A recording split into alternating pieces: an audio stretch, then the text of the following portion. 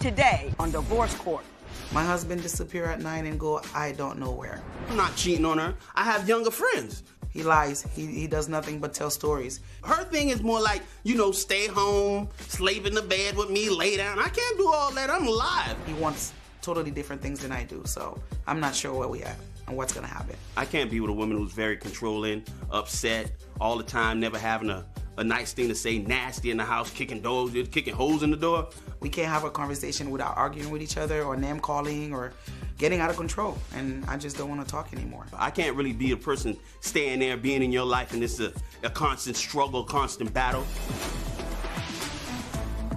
Divorce Court is now in session. Good day, ladies and gentlemen. I'm here with James Pascal and Marie Pascal. The two of you have been together for 22 years. Yes, married for 6, but you don't want to be married anymore. Mr. Pascal, you are asking for a significant amount of money for some broken items, and we will talk about that momentarily, but I'm going to talk to you first, Mrs. Pascal. Why don't you tell me a little bit about how the two of you got together those 22 years ago? We met when we were kids. I was like 16 when we met, and I got pregnant. My parents were divorced, so I got sent to New York. We split, and we got back together when I moved back to Miami, and we've been together since, and that's where we're at now. You pretty much agree with that? Yeah, I pretty much agree with that. Pretty much the basic fact. Right. I understand, however, that he had a significant injury early on in your relationship. Tell me a little bit about that. Well, he got really burnt at the house, and he ended up in the hospital. How did he get burned? From a grease fire. Oh, okay. He was frying or something, and it blew up the oil, went all over him. He was like 3rd-degree burnt everywhere. I was there for him. I spent almost a month in the hospital. She really wasn't there as much. Hang on, I'm gonna get your side of that story. Well, he ended up in the hospital, and I had to really quit my job for about a month to take care of him. And as soon as he started getting better, which is now, he's starting acting up again, like he always do. Okay. Mr. Pascal, you say she wasn't really there for you when you were burned? No, she wasn't really there. It was mostly my daughter that was there, but she wasn't really there. How long had you been together when that incident occurred? This is not too long ago. Not too long ago. Right. Not too long ago. So you contend that now he's all healed up and better, he's out running around. Oh, he done that before, Your Honor. Okay, well tell me about early on when you first met him. Well, the first incident was we were already living together at the time. He had a girl call my house and told me that she was sleeping with him. And I told him, I said, look, this girl called my house and saying all that stuff. He was like, oh, don't worry about it. It's a prank call. It's a prank call. Don't worry about it. At that point, he really didn't come out of the room when the girl showed up at my door. And my daughter opens the door. He stayed in the room. I said, aren't you going to come out so you can, like, talk to her and stuff? He's like, no, let's not worry about it. By that time, the girl left. Okay. Found out that Ben knew this girl, and his mother even knew the girl. So. Now, Mr. Pascal, do you know the woman about whom we speak? Yeah, I know about the woman, but it wasn't. Did she come to the door? She knocked on the window, but I wasn't. Were you hiding in the bedroom? No, I wasn't hiding in the bedroom. I just didn't know who was at the door. I was in the bedroom, but I didn't know who was asking me. So you didn't come out and inquire who was tapping on the door? She said there's a lady out there. I was like, who is she? But she gave me a different name of the girl that I called her by a nickname. So she gave me a name that I didn't know who she was. So were you fooling around on her in the beginning? No. Let's just it's at the end now. We can cop to everything. I'm not. I wasn't fooling around. Never at any point in time. No, at any point in time I wasn't fooling around. He's everybody's savior. He wants to help every young girl in the world. I'm just a nice person. I do things for people. That's what I do. I help people out. Why do you think Mr. Pascal is running around with younger women now that he's all healed up? I mean, I understand having friends. I have no problem having female friends. But when they start calling the house at 6 a.m., 4 in the morning, and if he spend one day with me, he don't talk to anyone, these girls are calling, oh, you ignoring me. And like, who are you to be worrying about what he's ignoring you? He doesn't want to talk to you today, period. And so he would tell me, like, why are you talking to them like that? You shouldn't be. And these girls literally know me. I don't know them. I had one told me that, well, that's why nobody likes you. I'm like, well, how do you know? I don't even know you. I don't know you. Now, Do you know about the young ladies that we're talking I know about? the young lady. That's not the problem. The problem is that she's mean. So I find myself hanging with other people. Let me give you an example. She's at the house, so what she does is, when she gets upset, she kicks holes in the walls. All my doors got holes. Every door I got. If I had a fixture problem, she's the fixture problem. She's the one putting the holes in the walls, kicking in the door, slamming. Most of my stuff is broken because of her. If she finds herself getting angry, it's over. Everybody. What does she get angry about? Is it always an issue of infidelity, or there are other matters that send her off? I mean, I really don't know what makes her so angry. The thing Mr. Pascal, I don't believe that. There's always a run-up to an argument. She says something. It may not make sense to you, but you know what she's talking about. It's her control problem, I think. Her control issues make it seem like she has to have everything in order for me. Everything's got to be my way, her way. No, it's not. It's not that. Her thing is, if I'm here doing what I got to do, she'll stop me. If I have friends, she'll tell them not to come over. She's very aggressive with my friend. I can't introduce her to somebody, or she won't even meet them. She'll stay completely rude and won't even meet nobody. Okay. Ms. Pascal, do you have a bit of an anger issue? And cop to it if you do. I do. But anger's an understatement. Your Honor, I'm not gonna lie. That's an understatement, anger. I'm not gonna lie. He thinks every woman is crazy. He thinks women, period, are crazy. I said, no, we're not crazy. It's you drove us crazy. Okay, I'm not crazy, Your Honor. I promise. I'm not. Whatever. Now, I want to talk about your belief that he lies to get attention, what he's lying about, and why he's doing it. Talking to these women, they'll talk like, since you didn't take care of your husband, that's why he's looking for a friend to talk to, obviously. Why don't you put your dog on a leash? My dog. That's my dog.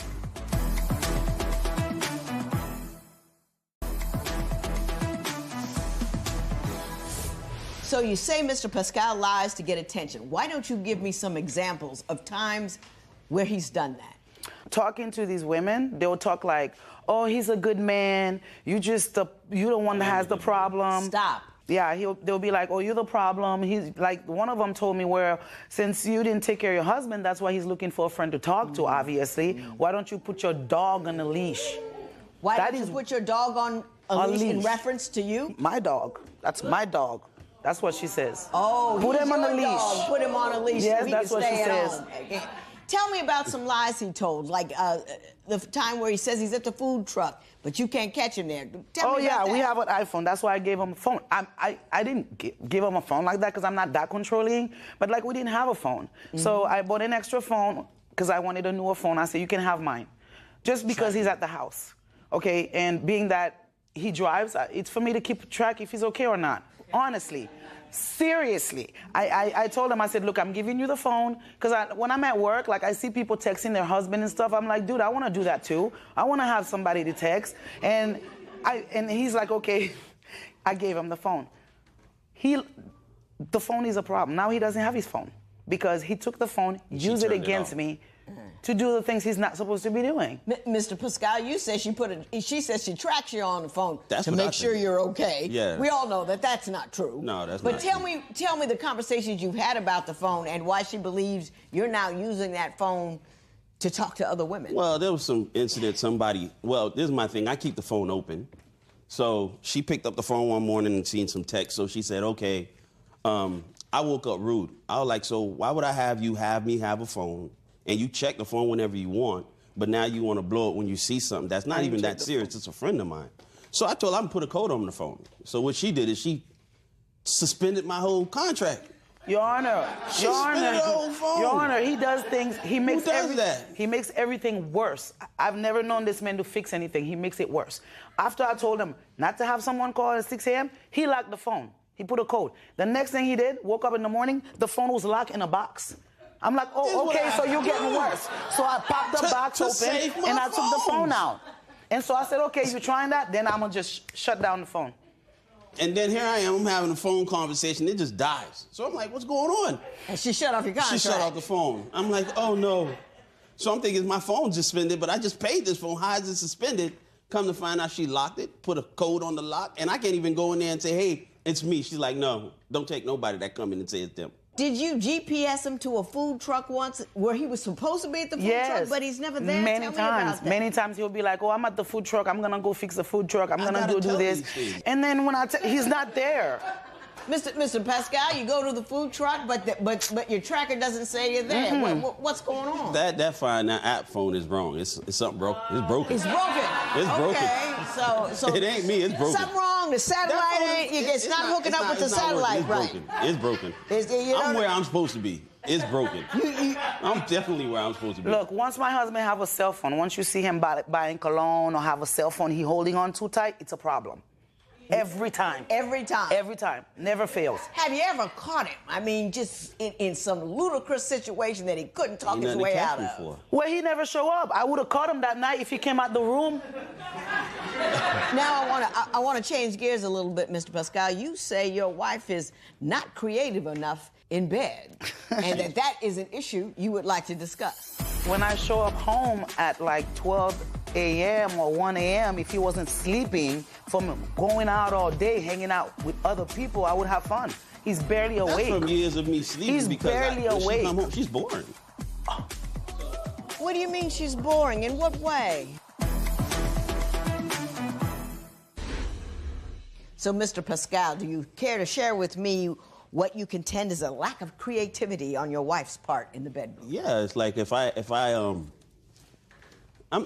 not mostly in bed. It's mostly like anywhere. If I want to go out, I like to have sex in a restaurant if I want to. Don't stop me. You know, don't come tell me. Tell me what restaurant you run, and I'll make sure never to go there. I mean, not in front of people, but like, you know, in the restroom or something. You know, spontaneous.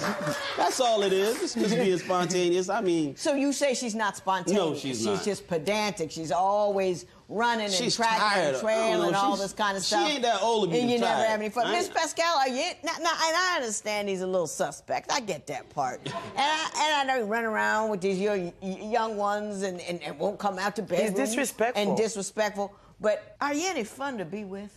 I'm not contending that he's not doing wrong, because I think he might be doing a little wrong. I think he might be.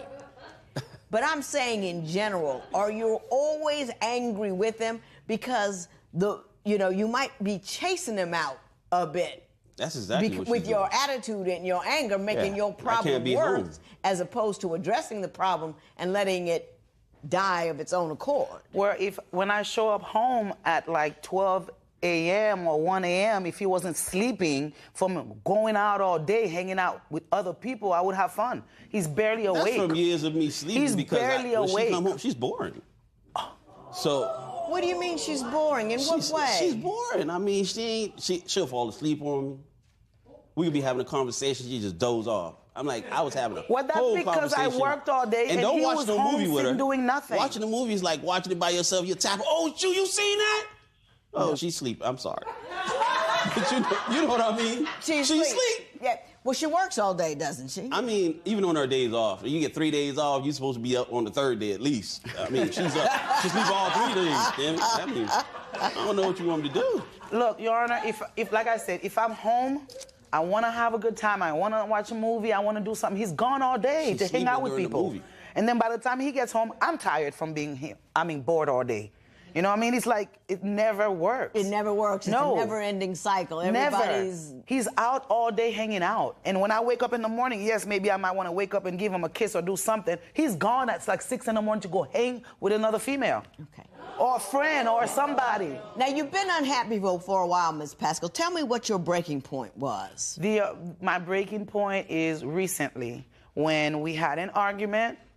He stood in front of my kids and called me the B word and told me he doesn't want me anymore and called me the H word again, and I was done. I said, that's it. I said, I can't do this anymore. Like, I'm done. Are you calling her B's and H's in front of that's your a regular children? name, Your Honor. What it is she was provoking me. She was very provoking. She's very provoking. Like, provocative. Yeah, she's provocative. I'm one of the people that's like, I'd rather leave the house like I do now, because it's just too much of an argument. I ain't got time for all that argument. That's too much for me. So what I'll do is I'll leave. But that day, she was like, she cornered me. You know, it's like a bear got you in the corner, you're going to attack it. So I told her what she was asking me to hear, I gave it to her. Thank She's like, you. oh, you don't want me no more? I I was got like, no, it. I don't want you. I don't want you because you're tripping. And it's not me. I really don't want to have these. I don't want to have these discussions in front of my children. Thank you. It is you. It is. No one can force you to say anything. You can fall victim to it. I fell victim to but it. you're not. Yeah, but that's your fault. Yeah, that is my fault. That's your fault. That is my fault. You know, your children come first. And I don't care. I mean, that's what I try to explain to her as But a that mean doesn't person. matter. You're in charge of you. If she want to act a fool in front of the kids, that's what she's responsible for. I You're understand. responsible for the kind of fool you act in front of the kids. Right. So now I want to talk about why you believe Mrs. Pascal should pay you $1,600 for your phones. Okay.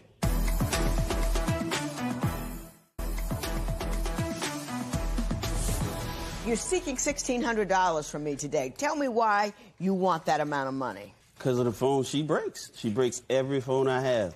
I can't have a phone for nothing. That's why I lock them in the box. Now you know why it's in the box. So I can keep Can it. you give me some examples of times when she's broken the phone? I mean, how many One time phones has she broken? What kind were they? And what was going on when she Okay, did well, it? we were having a conversation. This is about the incident about the girl. I didn't get up while she was knocking on the door. So what it is that I was trying to explain to her that she's not nobody serious. It's just a friend. But at the time, I guess a text came in, and while she was close enough to snatch the phone out my hand, she threw it to the truck. It just hit the 26-inch rims and shattered everywhere. And how many phones of yours has she broken? Throughout the years? Well, that you're suing for. I don't. What you're suing for right now? Oh, this is the one she broke here. Okay, so you just want this? Yes, this reimbursed phone. for this Yes, one. This phone. Now, how old a phone is it? It's a iPhone 7. It's an iPhone 7. Yeah. Okay. And Ms. Pascal, what happened to his phone? I broke it. Plain and simple.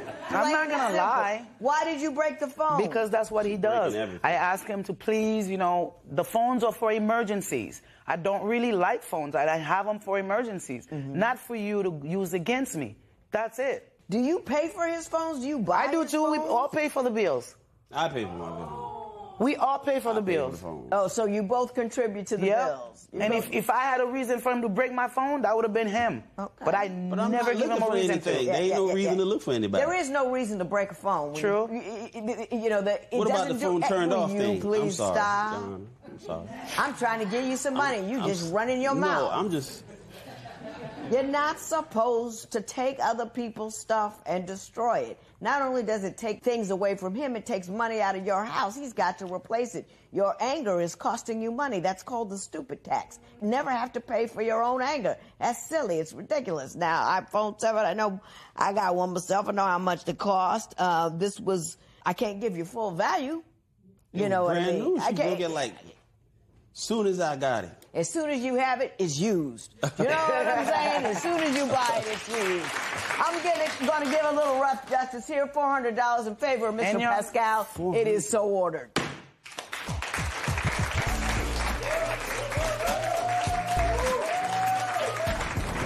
After 22 years, I think this marriage should be over because I think that she's just way too controlling. And me, myself, I need somebody that's nice and don't give me all them issues. It's been a long road, like I said. I've known him a long time. I don't know how I'm going to do it without him, but if I have to, I will. I think that's the way it's going to be.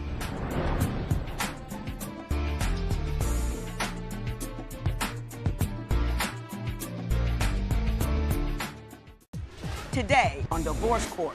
I'm his first girlfriend. He's never been in a committed relationship, so I don't think he understands how to be. We argue about me and my band. When Joe drinks when he's at his gigs, it makes me feel very disrespected. I come second to her phone every time. He is on his phone just as much, and he's on dating apps. I love her to death. I'm not cheating on her. I've been trying to get things straight with her. I want to be with Joe, and if he can tell me the truth, then we'll start new and we'll be okay. We need to start working things out as a couple, because if not, it is the last straw. I'm tired of it. I need for him to be honest with me about whether or not he wants to be with me or everyone else.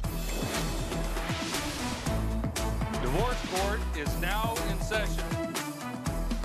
Good day, ladies and gentlemen. I'm here with Erin Malloy and Joe Edwards. Ms. Malloy, you're 20. Mr. Edwards, you are 22. You are here on the Before the Vows. You have filled out my compatibility test, and I have your license with permission to tear it up should I think your union is ill-advised. But you want my second set of eyes looking at your relationship to determine whether or not you should actually make it down the aisle. So, Ms. Malloy, I'm going to start with you. I know you love him, but what's concerning you at this juncture? Well, I feel like there's things that I don't know, and I feel like, you know, I just have this gut feeling that there's stuff that's not come to light yet, and I'd like to get to the bottom of it. Now, that's very vague, Ms. Malloy. What things do you think need to come to light? I feel like Joe's cheated on me, and I feel like there's other girls in the picture. I take it she's expressed this to you on occasion. A little bit. Okay. Now, Mr. Edwards. Yes, ma'am. Now's the time. Has there ever been any infidelity during the course of your relationship? No, ma'am. Nothing. No, ma'am. Not a little bit. No, ma'am. What makes you believe that he has cheated? Well, I have this, and this is from his email. It's messages from a dating website. He claims that it's not active, but if it's not active, why are you still getting emails? Oh, okay, I got you. Emails and date, July, you know. What's this about? I've had that since 2013, Your Honor. That's been way before I met Erin. I just have never had the time to delete it. Never had time to delete it. Right. Ms. Malloy, you also say, though, that you have an issue with how much he drinks and the fact that you used to have issues and you don't think he respects your sobriety. Why don't you tell me how that's impacting your relationship? Well, Your Honor, in October of 2016, I had to go to rehab. One of my ex-boyfriends, we kind of delved into a lifestyle that was not good. Mm-hmm. And I've gotten clean. Good for you. Good for you. And me and Joe, we've made an agreement that neither one of us would do anything. Right. And I've let it go, and I've let it go, and I've let it go. And he still does it. And when you say it, what is he doing? We've agreed that neither one of us should drink or do any type of drugs. And while he doesn't do any type of drugs, he still drinks. How much does he drink and how often? I mean, it's not a lot and it's not very often, but like he's a musician. Mm-hmm. He goes to shows. And I understand, you know, you want to have a drink to loosen you up before you perform live. But whenever you drink so much that I'm waiting for you outside the bar and you're telling me that I can wait while you talk to another girl because you're so drunk, and then you're accusing me of like sleeping with people to get drugs and all kinds of stuff and just like calling me all kinds of names, it's too far. Is that something he does when he's drunk, is calls you names and accuses you of cheating? Now, Mr. Edwards, I'm gonna start fresh over here. Do you drink alcohol? Yes, ma'am. It's perfectly legal. Yes, ma'am. How often do you drink? I'd say within a case every 2 weeks. A case of beer every 2 weeks? Yeah, between that, just a beer here and there. Do you drink to the point where you're intoxicated, or are you just a little tipsy? Pretty intoxicated, Your Pretty Honor. intoxicated. Yes, ma'am. Do you deny being somewhat unpleasant when you are inebriated? No, ma'am. Honestly, I do. I kind of, honestly, you know, the taste of alcohol tastes pretty good to me, and sometimes one's too many and one more's never enough. Do you not deny that you agreed with her that as a part of her ongoing sobriety, that neither one of you would indulge in any kind of intoxicants of any variety? Honestly, Your Honor, you don't remember that conversation? I don't remember that conversation. Okay. Do you understand her point of view? Yeah, yes, ma'am. Do you care? Yes, until I start drinking. Does that ever prevent you from drinking? The fact that you know when you get drunk you can be ugly and a bit belligerent? Yes, ma'am. It's helped me cut back a lot. It's helped you cut back? Yes, ma'am. What do you think is the main stumbling block to marriage?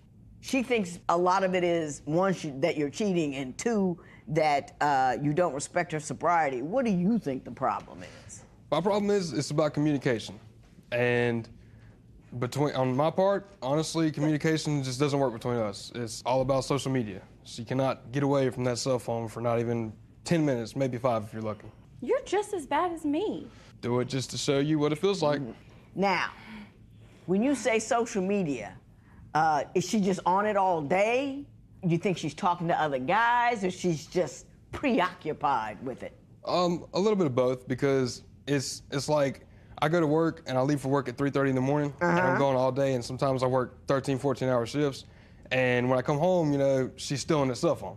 And honestly, I look at it like, you know, why are you still on your phone? I'm home from work. Don't you want to spend time with me? But honestly, I feel like she might be talking to other guys, but it's just too much. Right. Now, when he comes home, do you give him the time of day, or are you all involved in that electronic life? Whenever he's not playing his video games, as soon as he walks in the door, yeah, I'm giving him the time of day. He wants to say that because he'll come home and he says, I want to decompress. I want to, you know, play my game, play my guitar, whatever. And then, whenever I'm sitting there on my phone, I'll be watching him do whatever he's going to do, and then I'll get on my phone, because why am I just going to sit here and watch what you're doing? Like, right. Then it's a problem, because I'm not watching him, but you're either sleeping, playing your guitar, or playing your video games. Like, there is no reason. When I've always interested, you come home, you need to decompress. Isn't coming home to your woman and talking to her and touching her and doing all that kind of stuff, isn't that a form of decompression? Well, yes, ma'am, and I try to, and see, from her part, that's one thing. She's on her phone. So, okay, well, you're on your phone. Well, you don't want to talk? I understand. I'm actually going to decompress, play my games a little bit. So we got the chicken and the egg. You know, who started what first? Right, so she'll be on her phone. I'll go play my game, and then 5 minutes later, she wants to give me attention. It wants to be all over Joe, you know. Well, where was that when I go out in the door? Hey, honey, you know, how was your day? None of that. My understanding is, Ms. Malloy, you believe that he has humiliated you in public. And I want to get down to the issue, what happened, why it happened, and then get Mr. Edwards' point of view on it. Do you think she's overly jealous? A little bit. This female I walked up to the bartender was like, oh, who's that guy on the guitar? And she was on the verge of actually going after that girl and like getting ready to light into her. And that was... That girl came up to you after the show and was like all over you, and you said not one word about it, so I don't want to hear nothing.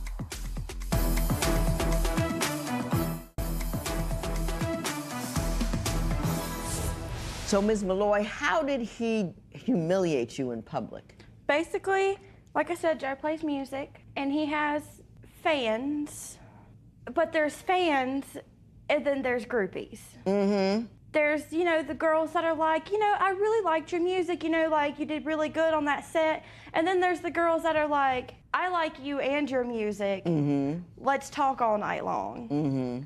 And then does he entertain that second set of girls? That's the question. Because anybody in public life is going to have fans and groupies. And you can't stop that, because that's just part of being a public figure. The question is the extent to which he entertains that. Does he entertain it? Not usually, but there was one instance that I was picking him up from a set one night, because I don't go to the bars because I don't want temptation. Right. And he's outside talking to this girl. Yeah. And I honk the horn because I'm not trying to get out. I'm not trying to be around those that life, people. Yeah. Mm-hmm. And he's like, well, you can wait. And he is talking to this girl and like laughing with her, and she's like touching him on the arm and stuff. And I'm so like, it looked flirtatious right in front of you. Yes. And granted, he was very, very intoxicated, but still. Yeah. I mean, that bothered anybody. Do you deny that occurred? In my defense, Your Honor, there was actually a guy there too, and we were talking about certain songs we played, you know, and how well, you know, I put them off on us as if it was, you know, the original band. And that female happened to have been there too, but it was nothing directed toward me as far as like, oh, you know, you're just, I could just eat you up, I want to go home with you, It wasn't like that. It wasn't that deep. Musician's an entertainer. You like to entertain. You like people to hear what you do. Yeah. Do you think she's overly jealous? A little bit. What are some of the most outrageous things she's done? Well, this is kind of understandable, but then again, it's like, really? Because I played a show one night, and she happened to have been standing there beside the bar, and this female I walked up to the bartender was like, oh, who's that guy on the guitar? And she was on the verge of actually going after that girl and like getting ready to light into her. And that was... Yeah. That girl came up to you after the show and was like all over you, and you said not one word about it, so I don't want to hear nothing. I wasn't hugging on her or nothing. Was he just ignoring her, or was he enjoying it? What was happening? Like, she's over here touching on him and is like, you know, you do really good. She's like, and I'm like, she's like complimenting his clothes and all kinds of stuff. And I'm sitting back watching this. I'm like, are you serious right now? What would have been the response you would have liked? A handshake. And, you know, thanks for being a fan. Like, this is where we're playing next, that kind of thing. Not like, okay, let me go ahead and, like, hug you back. Like, you're not that big. You're a local star. Like, you're not, like, I just don't think that it's okay. Yeah, you and I gonna have to have a talk about the life of a person in some kind of spotlight and the difference between just, you know, riding out a fan and engaging in illicit conduct. But my understanding is that the real concern that you have is about someone closer to home that might be an issue with him. And I do have some information that you might want to see regarding this particular individual. And that's what we're gonna do next. Honestly, Your Honor, I mean, it's nobody's fault but my own. I mean, I drank too much that night, and I apologize for that. But if we did, I don't remember. Really?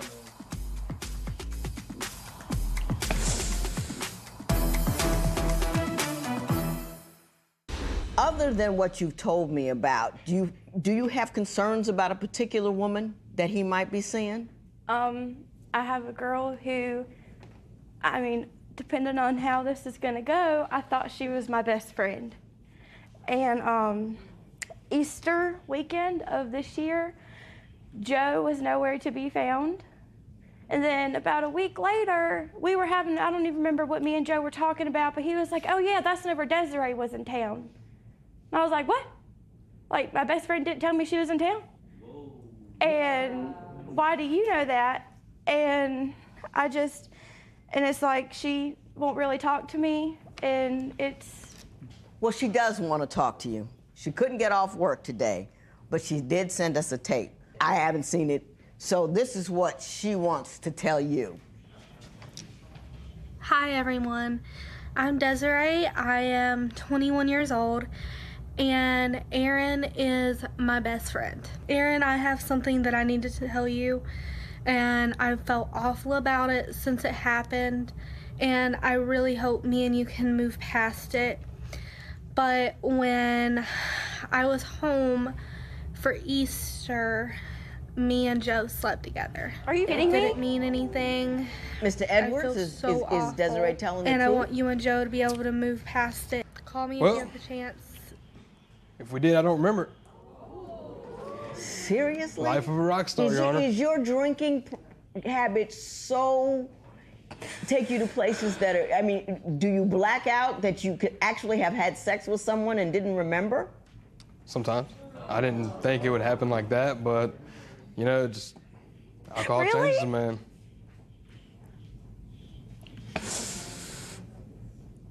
Life of But a rock it's star, not huh? outside of the realm of possibility, is what you're telling me. Right. Is there something you want to say or do at this particular juncture? I'll be quiet. Well, I can actually get help, quit drinking for good. I'm willing to do that. But I mean, honestly, in this case, I mean, you're so caught up in social media, and you don't give enough attention or want to be communicative enough. So I mean, it's. So instead of saying anything, I tried. You want to argue? You go and sleep with my best friend. I tried, and you want to argue. That's all you want to do. Mr. Edwards, that's not at all what I had in mind. You love this woman, do you not? Yes, ma'am. You're here on the before the vows, are you not? Yes, ma'am. You're trying to make a determination as to whether or not you guys should spend the rest of your life together. You get caught messing with her best friend, and you go over there and complain about social media. I'm gonna give you one more time not to look like a jerk. Turn around and say something. I apologize. I'm sorry, like dearly. You really think it's her fault, though, don't you? Honestly, Your Honor, I mean, it's nobody's fault but my own. I mean, I drank too much that night, and I apologize for that. But like I said, in this case, it's man. Sometimes a man has needs, and a man that wants more than just sex, and he wants to be communicative with. You his want woman. more than just sex, so you go and sleep with my best friend. Well, you Do stay you on your phone. realize how dumb that sounds? Okay, well, I get up and go to work at 3:30 in the morning, but I wake up and you're still on your phone at 2:45 in the morning, and you tell me you're Googling how to turn an outside cat into an inside cat? Really? You want to check How are you the going to Google that at history? 2:45 in the morning when you should be asleep? Why are you, Normally, at this time, I would ask for a professional love, but I'm not going to do that. I'm not going to look at the compatibility test. I'm going to talk to you, and then I'm going to talk to you. And then I want everybody to hear exactly what I got to say.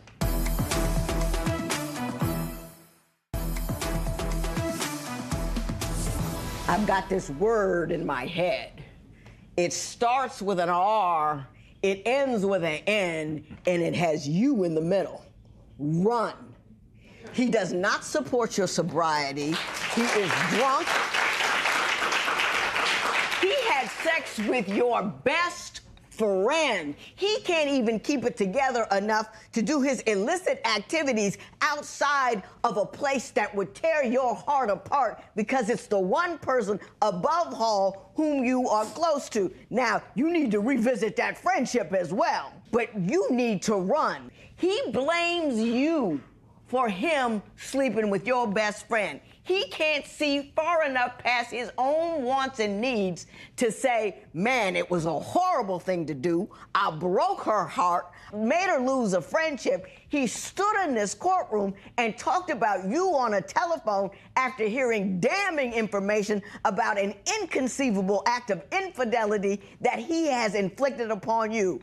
I said it before and I'm gonna say it again, run. You need to be a better person. You're over there, you ain't got no communication, you don't have anything to say. This is the life of a rock star. You're not Mick Jagger.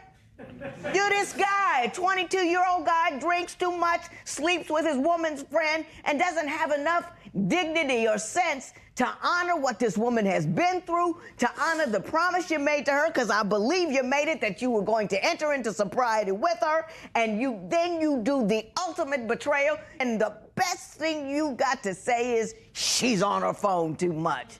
She's on her phone because she ain't got anybody to talk to. She's on her phone because there's less of a man standing next to her. She's on her phone to do something other than bother with some guy who's drunk and flirting and carrying on and doesn't have the dignity or the class not to touch one of her friends. That's why she's on the phone. Stay on the phone until you find a real man, and when you find a real man, put the phone down and deal with him. This matter is adjourned.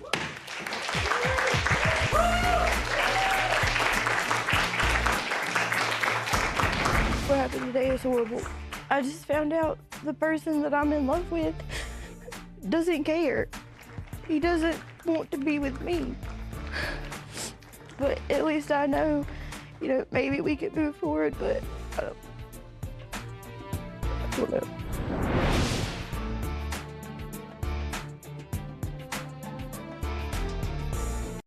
Today on Divorce Court. My childhood affected my relationships in a big, big way. It makes me become a runner. When Michael runs away, it makes me want to just run after him. Drinking is getting out of hand. It causes a lot of problems. I don't think I'm a mean drunk. I do feel like that I can get a little aggressive. She thinks I'm messing with a BBW when I'm not. She thinks they're more attractive than her when they're not, and it brings her self-esteem down.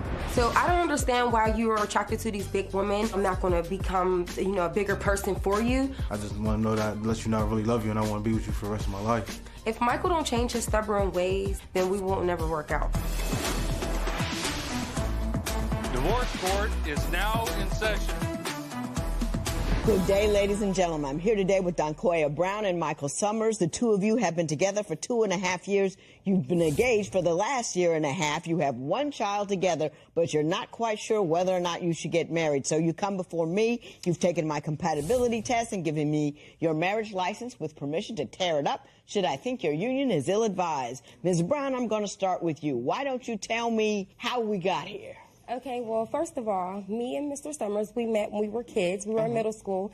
He was a football player for the football team, and I was a cheerleader. And we were talking, puppy love for 3 years straight, and then we ventured off into our own separate lives. And years later, about like 10, 12 years later, he hit me up on Facebook, texted me how I was doing, and I was going through something, with my ex-boyfriend, and it was very devastating at the moment. And so I needed that type of comfort.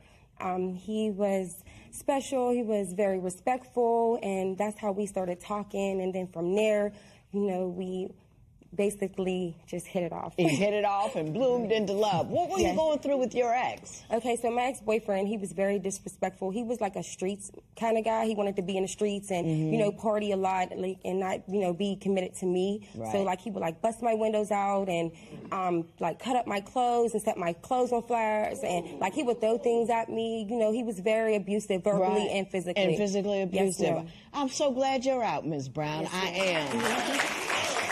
I'm so glad you're out and you're doing well and you ceased strong and together and you survived it and you didn't stay in it. And I just want you to know I'm proud of you for that. Mr. Summers, you were helping her out? Yes, I was. Good for you. Good for you.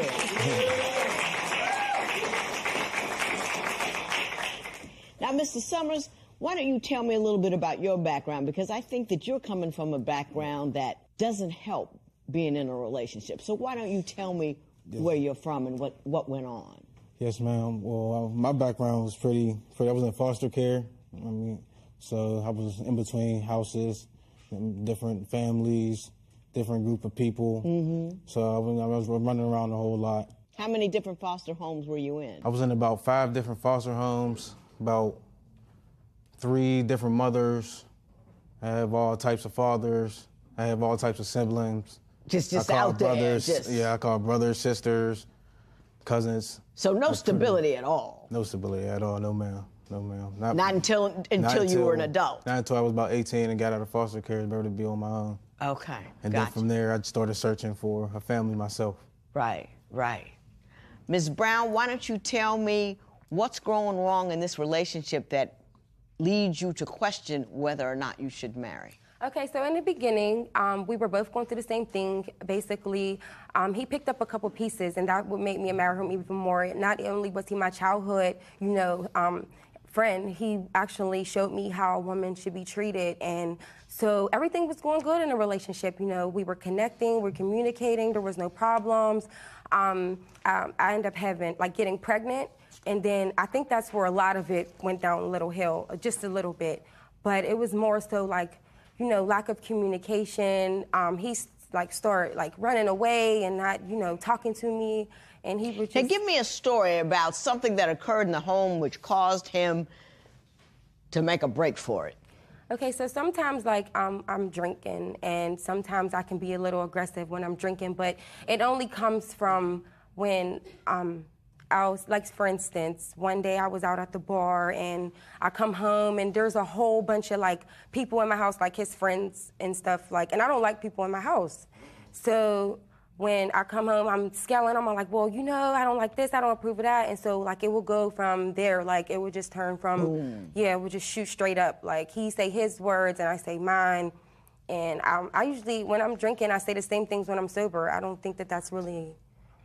Ms. Brown says she says the same thing she's sober when I don't even believe her. And I don't live with her. So, Mr. Summers, why don't you tell me what she's like when she's drinking and how it's different from other times? When she's way different from now. When she drinks, she's totally different. Her voice changed. One time I'm outside with my friends. She's out, at the bar. Gone, till the well in the night. So I'm outside. I'm chilling with my friends. I'm having a couple beers, just hanging out. She pulls up straight from what are you doing out here? Get in the house. What is wrong with you? Did you do this? I'm like, it just blew up from there. Baby, I'm just back up. Yeah, we just got back. I'm just outside. I'm just having a good time like you was out. I don't just pull up. She just pulled up and just straight went crazy. What was the reason? Well, one of the reasons was because, like I said, I don't like people, a lot of people in my house. You got these friends that they are not, they're not really your friends. And I don't think that he should hang with them. They're bad influences, and it... Do you think if you were sober, you would have approached it differently? No. Yes. Yeah, I would have maybe approached it differently, but I still would have said the same thing. No, I still would have felt sometimes approach is everything. Okay. Do you know what I'm saying? It's not what you say, it's how you say it. And liquor doesn't make you any more intelligent, doesn't make you any more... any more reasonable, doesn't make you any more persuasive. It makes everything more exciting, more irritable, larger, and more irascible, but not any better. Okay. You with me with that? Yes. Yeah. Because I'm not different when I drink.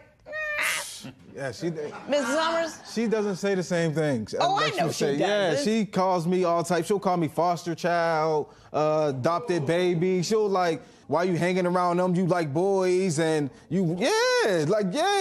She won't say this when she's sober though. This is only when she's drunk. She'll say stuff like that under the belt, like lower. Below the belt. He does stuff the to same make me thing, run. Beside the point.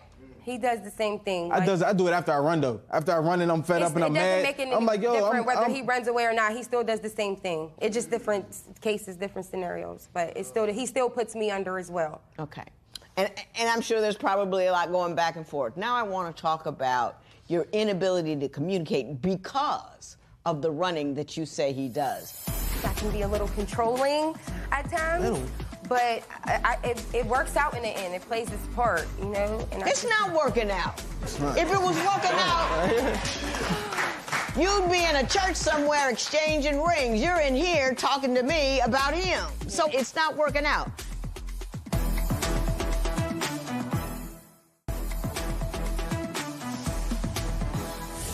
So, Mrs. Brown, you say he's a runner.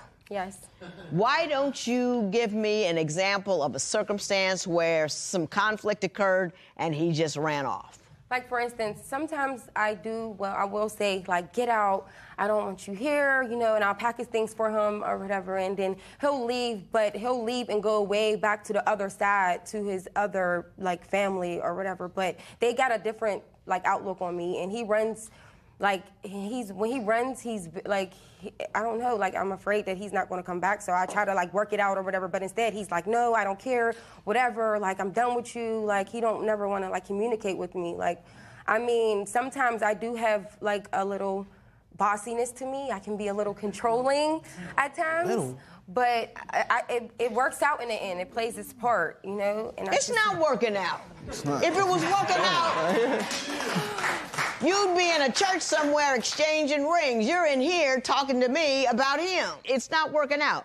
Okay. Mr. Summers, why don't you tell me what happens when you decide to leave the circumstance? I run. I've grown up in group homes. I've always ran. If I felt like it wasn't right in this home or with this family, I run. I'll run. I'll just run away from someplace else. Somewhere else to make me feel happy, make me feel, you know what I mean, good about myself. As you know what I mean, when I was a kid, I wanted to just be happy, run you know what I mean, play in the playgrounds, come home to a cooked meal, you know what I mean? Yeah. So what do you do when she breaks up with you? What do you do? I know, so don't lie. Tell me what you do. I mean, when we're on a breakup, I run. I'll go to one of my siblings' house, and I'll be all on social media. You go straight for the other women. Yes. Yes, ma'am. I go for other women. There you go. Because it's with me. It's like I want a family. I'm growing up. I want a family. I want a household. I want to raise my own family. I want to have something I didn't have. Mm-hmm. So if I feel like when I run, and I feel like it's done, like when I run when I was a kid, if I feel like I'm done with her, I go try to find another female to try to make my wife. I want a wife. I want a family. That's not fair on my part because it's not. I don't jump straight into the relationship though. I don't jump straight into the relationship. It's just like getting to know another female. But if you're searching for another female, why are you instantly so quick to run to another female when you just got out of a relationship? I be feeling like I'm done with you. So well, let me ask you this. I'm going to talk to you both about I feel like I'm done. I am going to talk about that. But Ms. Brown, you have an insecurity about the other women that he is in contact with because they're not of the same physical type and size. Tell me about that. Yes, so like I'm connected to his Facebook, and girls, like when we're separated, like it'll pop up on my phone, and these girls like be like BBW, like big beautiful women, and they're not my size, and it's just like they're always bigger than me or chubbier than me, and it's just like, why are you, if you want to be with that type, why are you still trying to, like, you know, try to make it work with me when you do decide to come back home? Like that. Well, let's ask him, okay? Mr. Summers, do you have a particular type of woman that you enjoy, and is she thicker? No, she's not thick. My crush is built just like her. She's light skinned just like her. I don't like BBWs. But you don't mind. So why I won't mind. I mean, it's a I like woman. it's a woman. I like a little drunk in the trunk. I mean, what man doesn't? I got But that's not what I want to marry. That's not something I want to. So why do you always go talk to them then if that's what you want? Because I really don't have a choice. I don't talk to her. I got you. First of all, Your Honor, I never really sat down and talked to his family. Like, I've been around them, but they always gave me like this little stink eye or felt like, Because the first impression of they got with her, she was drunk. And they didn't like her from there. They haven't seen her since. Do you feel his family doesn't like you? Yes. Why? Because, well, first of all, Your Honor, I never really sat down and talked to his family. Like, I've been around them, but they always gave me like this little stink eye or felt like, because like I wasn't the one for him because like I've never met him. But when he runs off, ain't no telling what he tells them because they're only hearing one side. So when they look at me, it's like. Gotcha. Yeah. I understand. Mr. Summers, does your family not like her? They don't like her. They don't. And why not? Because the first impression of they got with her, she was drunk. The first time she was drunk. No, that wasn't the first she was, time. like I said, she was walking around with the voice, prancing around like a little schoolgirl. They didn't like her from there. They haven't seen her since. And then every time they see me, it's when I'm running away. And you tell them all the bad stuff that's happening. I got you. That's a common mistake, but I get what's happening here. Now, we got to remember, this is a before your vows. I looked at your compatibility test, saw nothing that alarmed me. So I want to take a moment, and I'm going to start with you, Ms. Brown. I want you to tell me, and by extension him, give me a 30-second sales job on why Mr. Summers, above all others, is the man for you. Mr. Summers, he actually showed me how a woman should be treated. He's very respectful. He spoils me mentally. He gives me, the satisfaction that a woman should need coming from my man. Not only is he my childhood friend, he's my lover, he's my best friend. And he takes me, he motivates me, he supports me, and he pushes me to my success on being a medical assistant, which I want to be as far as my career. He enables me to actually push harder and do better. A+. Wow.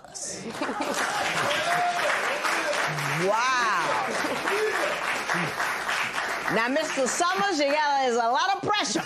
Because she showed up and showed out with the professional love. So, Mr. Summers, I'm going to give you, take a deep breath. And I'm going to give you 30 seconds for you to tell me why Ms. Brown, above all others, is the woman for you. Go. Well, Ms. Brown, she's the woman for me because I love everything about her. In the morning, like if she's not happy, I'm not happy. Like I can't go wake up and go a day and be cool if she's not cool. Like if I can't make you happy, her happy in that day, I can't be happy. Like she makes me smile. She's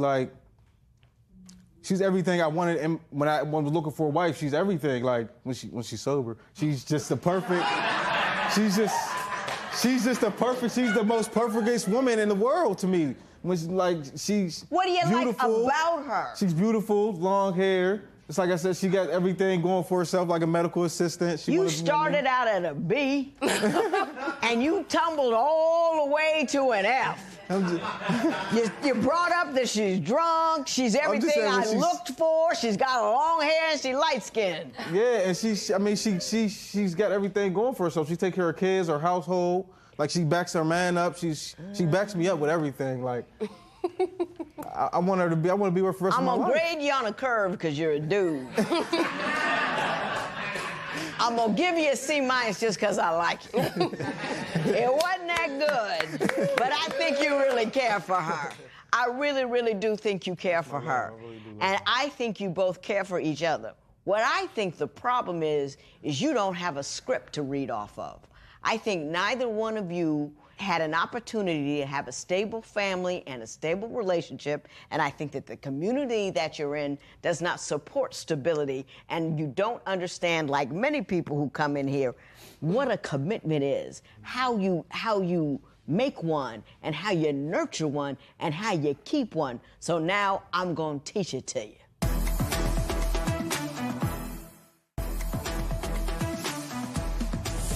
I like you people. You're good people that came out of bad circumstances. First of all, you need to be cool, calm, and collected. You got a guy who came from a circumstance where there was no stability. The last thing you need to tell that man is to get out. To get out is not a solution to anything. If you want this guy, just because you're angry in the moment, it's not a get out. It's like, look, give me a minute. Then let's sit down and talk about what I need from you and why I'm hurt and I'm upset. It's not an accusatory moment. It is a moment to connect and to confirm, not to confront, but to inquire. Are you with me on that? Mr. Summers, I'm going to say this to you. To the extent that you tell your family all the negative stuff you have, but don't call them up after sex and say, hey, she really knocked it out of the park, they're going to have an uneven picture of her. They're not going to see your love, and they're always going to advise you as if she's an ongoing negative as opposed to. So don't run home. Say, you don't want me to leave, baby. You don't want me to leave. I'm going to stay right here because I love you. I want you to calm down. You need to put down the bottle. If you can't handle it, put it down. Yes, ma'am. Just put it down. I think you're fabulous people who just got a rough start. I want you to press the reset button, put down the bottle. Stay away from telling your relatives about all the bad stuff she does. Love one another. You hear me? Yes, ma'am. Here's your marriage license. Go on down there and get it done. This matter is adjourned.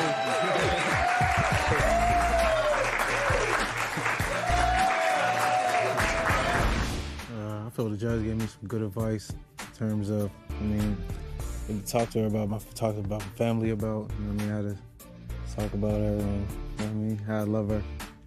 I think the judge's advice was also good because I'm going to put down the bottle just a little bit more, not be so aggressive and not kick him out so much and love him, and we can go from there. Thank you.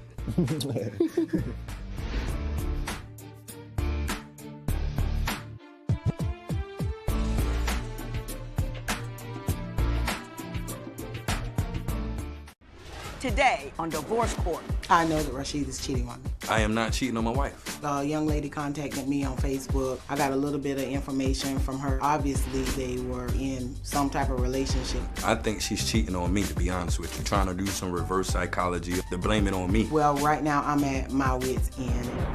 Sometimes I feel as if it was a mistake to marry him. I really don't need no woman. I am ready for a divorce today. I'm ready to get a divorce if that's what it comes down to. Divorce Court is now in session. Good day, ladies and gentlemen. I'm here with Melissa Benjamin and Rashid Raming. The two of you have been married for a year and a half, although you've been together for 9 years. You do not have any children together, and this thing is off the rails, and you want my help in getting it back on the rails. So, Ms. Benjamin, I'm going to start with you. What is the major issue facing you and Mr. Raming today?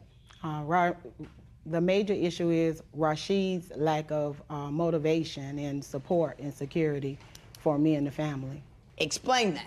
Rashid really has no goals. He doesn't want to seem like push forward in life. And so with that, he's not really able to support the family and give me the security and the support that I'm looking for. Is he currently working? Yeah, he's working odd and end jobs. Working odds and ends. Mm-hmm. How much money would you say he brings in monthly? I don't know. I'll say about maybe 50, 75. A month? Oh, a month? Yeah. No. A month, I guess about 300. 300 a month? Mr. Ramin, why don't you tell me what your take on your financial situation is? My take is I do work. And I do bring, she probably about 3 to 5, 4, somewhere between that range. And I would say there's no financial problem with me as far as with me concerning, but it might be financial problem with her. Hold up.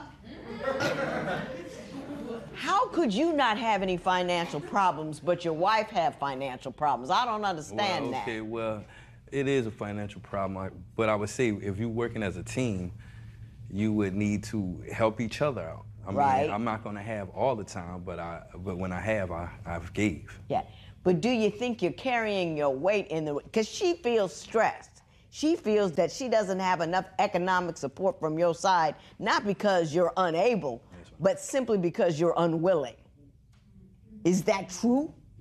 No, it's not because I'm unwilling. Why are you unable to provide more than that? Some of the jobs I work, I guess I would be honest with you, is under the table. I do car washing and I do installation. I put in installation. Yeah. So those are under table jobs. It depends on the contract and how long those jobs last. So if those jobs aren't enough, why don't you get another job? Yes, You can ma'am. always get a couple jobs. You can always get ma'am. one I'm 9 to working on 5er. that. Yes, ma'am. I'm working on that now. I do have an interview as soon as I leave here. Working on that now. How long have you been? Let me ask you, because you're about to have a heart attack over here. How long have you been asking him to contribute financially in a more substantial and meaningful way? About as long as we've been together. Rashid does not have. So for a decade. Yeah, Rashid does not have his GED. He will not go back and get his GED. So therefore, that leads him to dead-end jobs. He works at fast food and car washes, and therefore that's not bringing in enough money. And then he doesn't even want to stay on those jobs. At least I work. I mean, he stays like 3 to 4 months and then at the most. Then on he's the job. done. And then he's gone. Yeah. Why won't you get your GED? Because it does help. Because on the application they say, what do you got? And you know, if you don't have even at least GED on there, bam, file 13. And we can't even fill out the application. So why won't you get your GED? Lack of support. My wife. Okay. Lack of support. Now we're getting somewhere. Now, what kind of support do you need that she's failing to provide? I want to hear this. As far as her, you know what I'm saying? Like, just as far as her, you know, helping me out as a person. In what respect? She can't just. What specifically do you need from her that she has? Because let's say this. No. You don't have to worry about the rent because she got it. You don't have to worry about the food because she got it. You don't have to worry about the utilities so you got it. So I call that support. I'm asking you, what does she need to do in addition to making sure your body and soul is together? What else does she need to do in order to allow you to do your part? You said support. You got excited when you said it. Lack of support. So I want to hear, what kind of support do you need specifically? Support as far as like being able to talk to me, you know what I'm saying, on a level. And as far as like, I would say helping me set up getting into going to class, GED.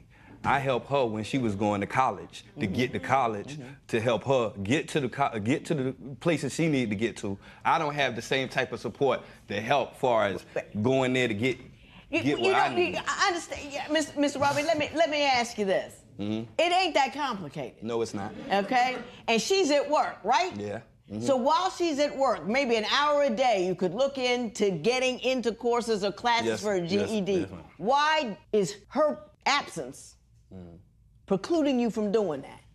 Well, I would say that's on my part. That's something I need to work on myself. You don't need to work on it. You need to stop it. I need to do it. Yes, do you know what I'm saying? Work on it. You understand? Work on. I need to work on working on something. You just need to do. You have to acknowledge, I've simply failed to do it. You've got to acknowledge I haven't held up my end. Yeah. All right, I can acknowledge that. Yes, ma'am. Judge, can I say something about that helping part? If this isn't helping, then I need somebody to explain to me what helping is. I took Rashid to a job site, a roofing job site. Sit in this hot car, filled out this whole application for Rashid, a booklet application. Turned the application in. Rashid went in and turned it in. When he turned it in, his phone was not on. They called my phone. I got in contact with Rashid some kind of way and told him that he actually got the job. I'm gonna let Rashid finish what happened with this job because he's no longer on it. Well, let's ask Rashid what happened with the job.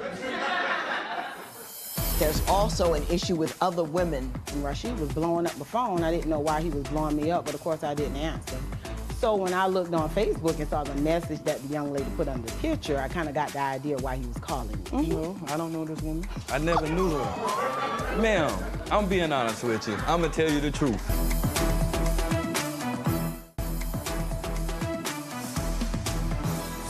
Mr. Ramin, what happened with the roofing job that she helped you get, filled out the application, handed it in, you got the job, what happened? I worked on the job for 3 months, yes, ma'am. And then what happened? Just strayed away from it. You strayed away from it? Yeah, I stopped doing that job and started back doing the same thing what I normally do, installation. Yes, ma'am. But you just kind of walked off? Did you quit? Did you find a better job? Yeah, kind of, like you said, just in the midst of the person I was working for that helped me get in the door. Because the person I worked for knew the man. That's how my name got called. And I ended up going back to them anyway and working with them anyway. Yes, ma'am. What happened? He quit the job. That's what happened. The job was $10 an hour, paying him every week, and he also got a second check like on Saturday or whatever, on Monday if he worked the weekends. And he called me and he told me he quit the job. He said he couldn't deal with the people. They weren't picking him up, which that's not their fault because you should have a transportation of your own. And so he just quit. You say not only is he economically unsupportive, but there's also an issue with other women bothering you with respect to him. Explain that to me. Well, just recently the situation came up where I reshared a picture on Facebook, you know, old memories. And lo and behold, I look and Rashid was blowing up my phone. I didn't know why he was blowing me up, but of course I didn't answer. So when I looked on Facebook and saw the message that the young lady put under the picture, I kind of got the idea why he was calling me. I guess what was the message? She put shaking my head. She really put the initials SMH, but that's what it means.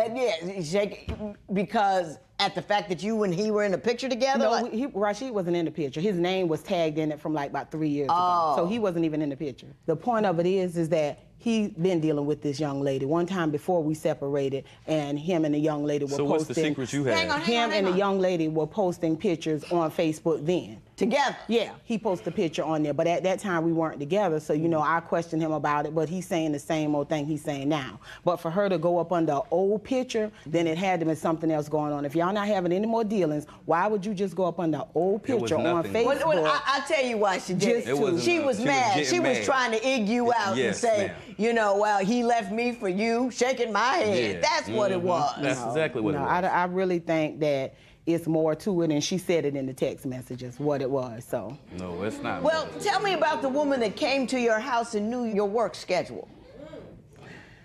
So Rashid and my son was outside in the yard playing. He runs in the house and says, come to the door, Melissa, this lady's out here acting crazy. I don't know who this lady is, never seen her before, but I went to the door simply because my child was out there. So get to the door, she begins to yell and scream and holler. I'm trying to ask her, what is going on? Why are you yelling and screaming at me? And he just called me to the door. So she's just yelling and ranting and raving about Rashid this, Rashid that. And so I'm trying to figure out, how do they know each other? Rashid is standing here like a deer in the headlights. He's not saying anything to her. So I'm saying, Rashid, who is this? His only reply is, I don't know this lady.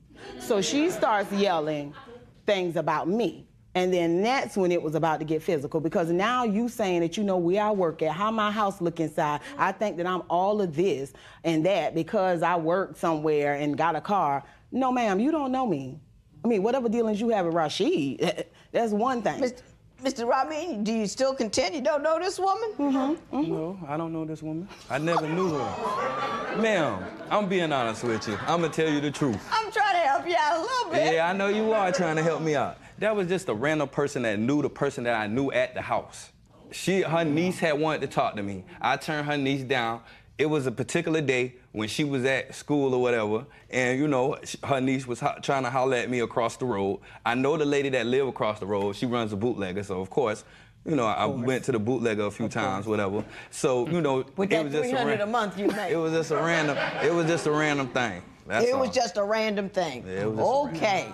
No, it was not random. Yes, ma'am. She said, Ms. Benjamin, now I got a question for you. Why? I mean, she already hiding secrets anyway. She already secretive. What kind of secrets is she hiding? She hiding from her family that the fact that she married. She ain't even tell them she up here. Because it's not a marriage. It's really not a marriage. Thank you. I do want to know why, and one of the whys that I wanted to tick off, I know why, but you say you're not even intimate anymore because you're afraid he might be carrying something. Is that accurate? Yes. Why do you think that? Because the young lady who he doesn't know yelled out that he has AIDS. Okay. Now, Mr. Ramin, what do you have to say about that? She done went with me to the place to go get checked. She went on the same time, and she knows I doesn't have anything. And ma'am, I only been messing with this woman, so, which is my wife. Right. So if I have something, she would have had something too. Okay, so did you guys go get tested? Yes, ma'am. We did. And everything was clear? Yes, ma'am. Well, you know, random people who do up hooping and hot, they tell lies. You can't go to them for the God's honest truth. You know what I mean? What's the real reason you don't want to be intimate with him? Because I'm at my wit's end. That's You just sick of it? Yeah, I'm sick of it. Mr. Ramin, do you want to remain married to this woman? I mean, if she don't want to remain married to me, no ma'am. I mean, she already hiding secrets anyway. She already secretive. What kind of secrets is she hiding? She hiding from her family that the fact that she married. She ain't even tell them she up here at divorce court. Actually, so I did they tell don't them know that I'm up that here. she's married to you? No, they don't. Did she give you a reason why she won't tell them? She ain't never give me no reason why, Judge. She just a secretive person. She hides secrets. Why are you keeping your marriage a secret from your family? Because it's not a marriage. It's really not a marriage.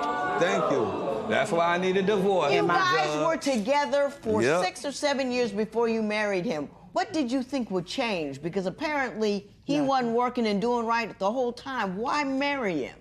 Thank you, Judge. Why marry me? Well, Mr. Ramin, why marry me? Hang on. Yeah, why marry me? Stop. Originally, in the beginning, like I said, Rashid was emotionally supportive. He was there emotionally. I was going through my separation. We were just having fun. No, she was going through another divorce. Mr. Ramin, I will give you an opportunity. She was going through her first Stop. divorce. That's the same thing. That's the same thing. And so, what happened is, like I said, he was being supportive. We were just having fun. Tell the truth. When it bloomed into a full relationship, I'm thinking that the man in him would have come out. But obviously it didn't. So me, living in a fairy tale world, I'm not even gonna lie, thinking that if we got married, he would step up to the plate and do better. Even my kids have gave him motivation, push, asked him to do better, and he doesn't want to do better. He loves living from pillar to post, all over the place, no place to stay. That's his MO. That's what he loved to do. Got it. I know what's happening, and I know what I'm gonna do.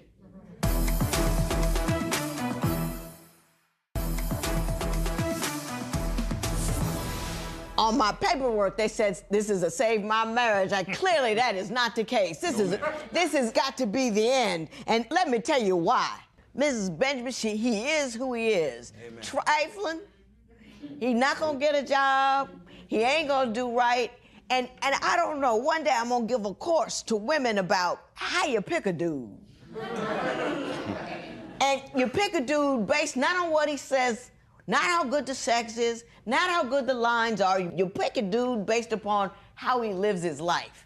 And you have to look, he doesn't have a job, you know, he isn't, you know, he hasn't graduated from high school, won't get his GED. That's who he is. And for you to marry him and think he's gonna be something else, that's not rational. You know what I'm saying? It's not rational. And I don't know if there's something inside us that says we are not complete unless we have a man. But please, Lord, let me tell you that is not true. All that pain and heartache you've been through, what's the upside of it? Nothing. That's No upside at all. Let it go. Be free. You need to go look in the mirror at yourself. You are a beautiful woman. Thank you. And whether or not some guy is in your life with you, it don't matter. Because you should have an interesting, fascinating, passionate life on your own because you're an interesting, fascinating, and passionate person. And if you're not one of those yet, make time to become one. You know what I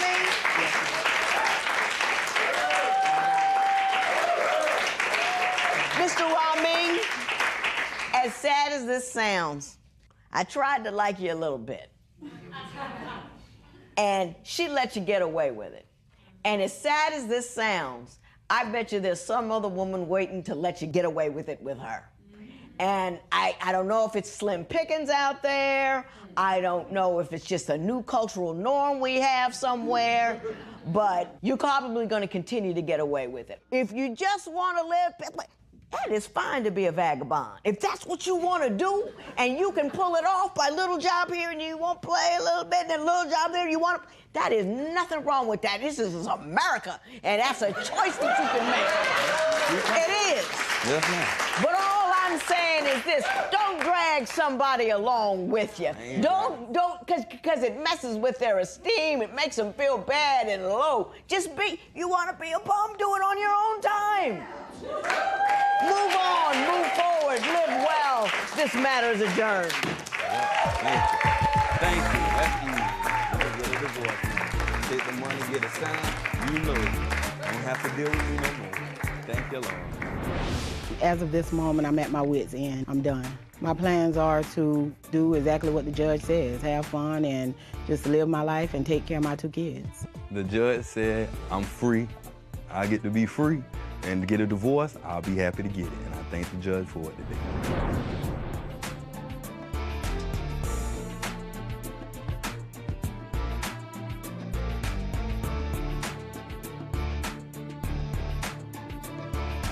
Today on Divorce Court. Antonio cheated on me. She never trusts me. I can go to the store, I'm cheating. He lied to me. If I go to the garbage can, I'm cheating. You know, I saw him actually cheat on me. If I go around her mama's house, I'm cheating. If I go around my mama's house, I'm cheating. Put a cat in the house. You probably think I'm cheating with the cat as well. Hold up. No, there's something is wrong here. I look in the window and I'm seeing them having sex. She constantly believes that I'm having sex with anybody who comes around. He needs to make sure that, you know, I'm the only woman in his life if that's what he wants to do, of marrying me. Divorce Court is now in session. Good day, ladies and gentlemen. I'm here today with Michelle Cheatham and Antonio Dillard. The 2 of you have been together for 3 years. You've been living together, but you do not want to live together anymore. Ms. Cheatham, I'm going to start with you. Why don't you tell me about this relationship and why we're here today? Your Honor, we're here today because I just don't trust him. You know, he cheated on me. Can I explain what happened? Please. We went out for drinks, me and a close family member, and we had a nice little party and get together. So we decided to bring the party home. Mm-hmm. So we continue, and as we continue, they wanted me to go to the store. I knew something went wrong. Why you want me to go to the store? Of all people, why not him? Why not you? You know, so I didn't trust the situation. So I went parked my car down the street and I walked back to the house and went round the house, you know, and I saw them having sexual intercourse. And I broke the window. And, you know. You broke the window? Why didn't you just go in the door? Because I was trying to get in the house. Oh, why didn't you just go in the door? It was locked. Oh. Now, Mr. Dillard, did you really go home and send her to the store and to have a quickie with the woman and lock her out to make sure she didn't get back in? Did you really think that would work? Of course I did.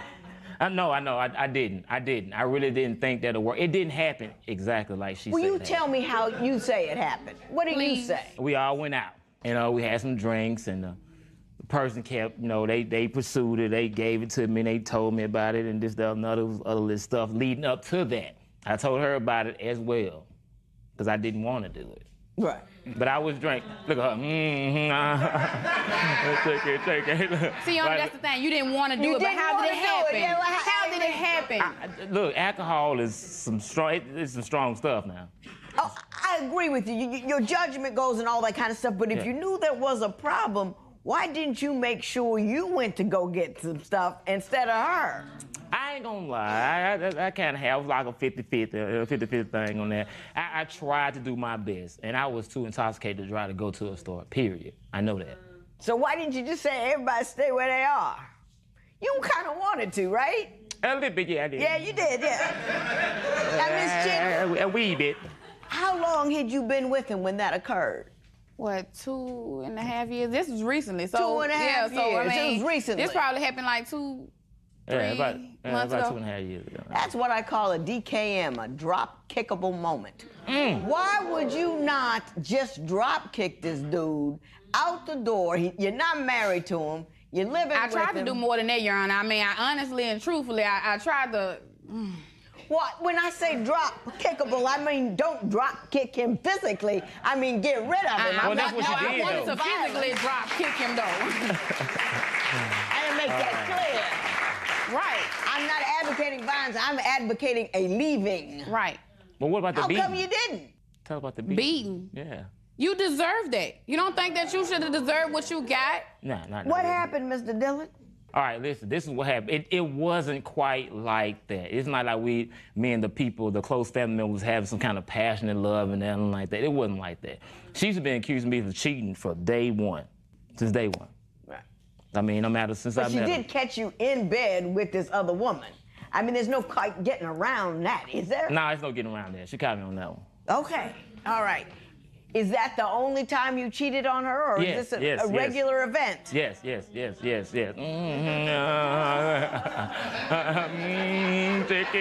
it. You, Mr. Dillon, why don't you tell me what the problem is? You say there's a lot of arguing and stuff going on. What's your problem with the relationship? She's lazy. She's very lazy. She's insecure no matter what. I mean, since day one, I had the same number that I've been having for years. Right. People call. You know, this was the past. I wasn't dealing with anybody else, but if people call, she would constantly check my phone, go on the internet, access my code to find out who all I've been talking to, who all I haven't been talking to. And no matter what I tell her, despite of what I show her there every day, I don't go out, I don't hang out with buddies, I don't hit the club.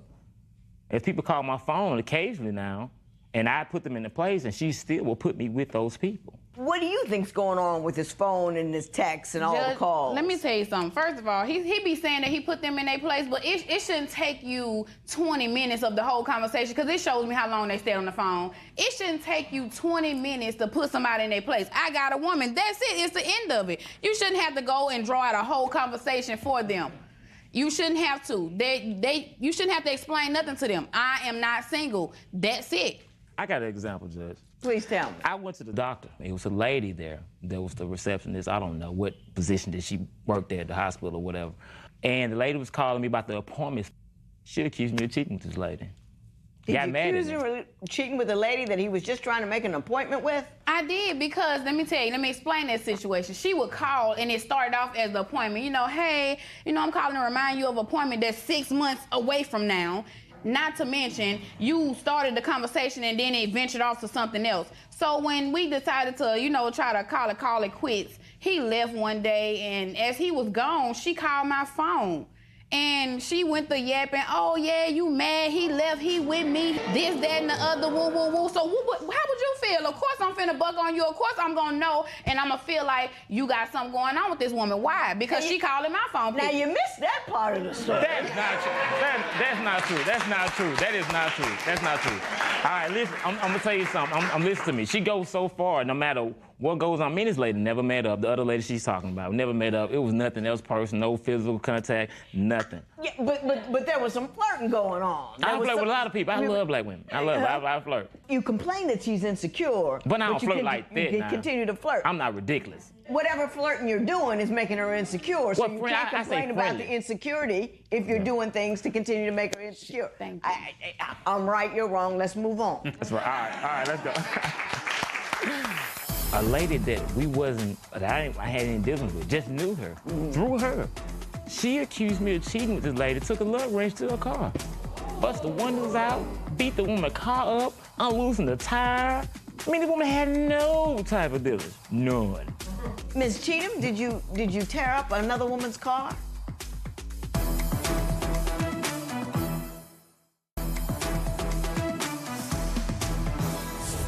Mr. Dillard, I want you to tell me about her rageful conduct. Give me a couple of examples of what she's done. A lady that I hadn't any dealings with, just knew her, through her. She accused me of cheating with this lady, took a love wrench to her car, bust the windows out, beat the woman's car up, unloosened the tire. I mean, the woman had no type of dealings, none. Ms. Cheatham, did you tear up another woman's car? And tried to tear her house up and her too. It was the thing they do. Based like he upon said, what information? He was over there. No, and I had asked him where he had been at. And he was like, oh, I had been... I went over there. What he said, at a friend's house. And I'm like, okay, no, you wasn't. How you knew I did all of this if you was over here? You wouldn't have never known it, right? The lady called me. So He told me exactly. Thankful, we know everything I done. You knocked on the door, you kicked the door in. So we was there. Yeah, you had to be there. You wouldn't know my every move. I mean, even if she called you, you still wouldn't know everything I did. I got to fuss at you. None of that does anything to secure a relationship. None of that. You probably committed a couple of felonies. You lucky nobody called on you. Then you could go to jail over some nonsense. That's number one. You mad at the wrong person. Number two, she's not your problem. She didn't make any promises to you. You're not in a relationship with her. Be mad at him. But keep your hands to yourself. Yes. That doesn't ever resolve anything. But now that I have said that, do you continue to be insecure about this relationship, and what kinds of things is he doing that makes you insecure? I mean, the thing that he does that makes me insecure is the innocent flirting that he does, the way that he acts. He would, like his phone, that is the biggest secret in the world.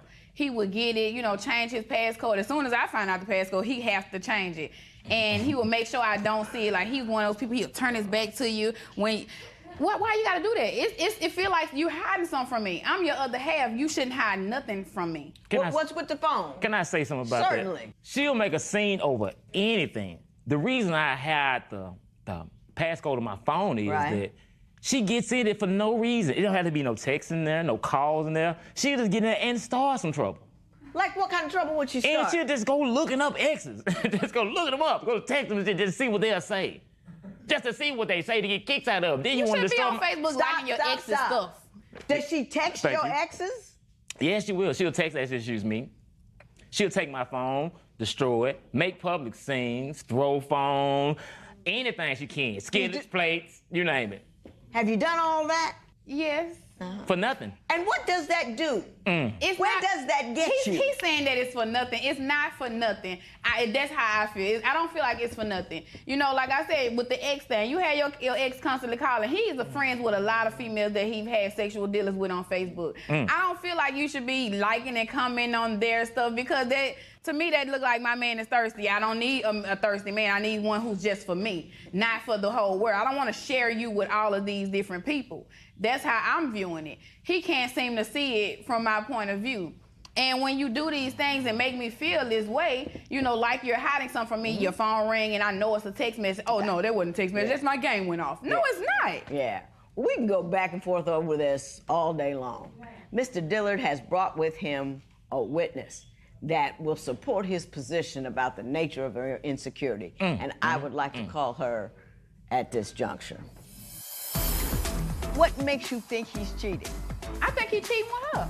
One day I come home, they got lube in the bathroom, bracelets in the bed. There's the evidence, so am I still crazy or let's ask what's going on? Ms. Thomas, is she all wrong? She got it all confused? Are you just friends?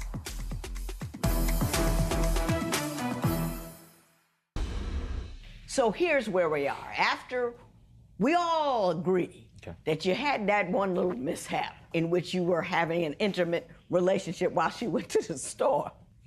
Now you say you're simply innocently flirting and she's overreacting. Definitely. So I brought in a witness here that you have shown me because she's going to support your position that she's overreacting. That's right. So your witness is Jennifer Thomas. So I'm going to have Ms. Thomas come up.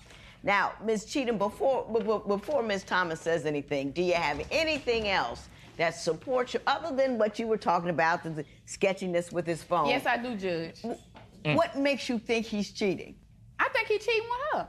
One day I come home, they got lube in the bathroom, bracelets in the bed, and I'm wondering where the heck it come from. So I asked both of them what happened, whose stuff is this? Oh, she's saying it's not hers, and he's saying he don't know where it come from, and both of them just looking at me as if I'm crazy. There's the evidence, so am I still crazy, or let's ask what's going on? Ms. Thomas, is she all wrong? She got it all confused? Are you just friends? No, I'm Becky with the good hair, baby. To sum up the story, we've been having sex for like 7 months. So wait, what do you mean? So you still been coming to my house and you been coming over here and you still been having sex? Hey, you know what I'm gonna do? I don't want anything to break out over here or anything break out over here. Becky with the good hair, you can come over here.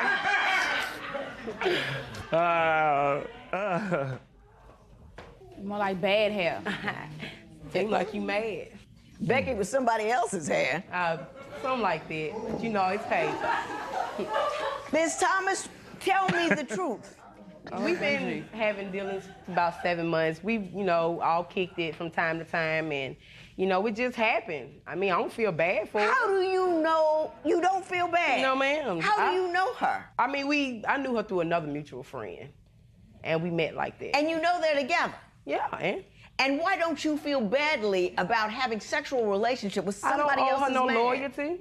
And see, this is the people that he choose to deal with. This is what I have to deal with constantly. That's why I said he want to make it seem as if I'm crazy and I always overreact. You are. But here's your proof. You are. Well, how could she be overreacting and being jealous when you are, in fact, sleeping with her man? If she know how to control her man, then she wouldn't have that problem.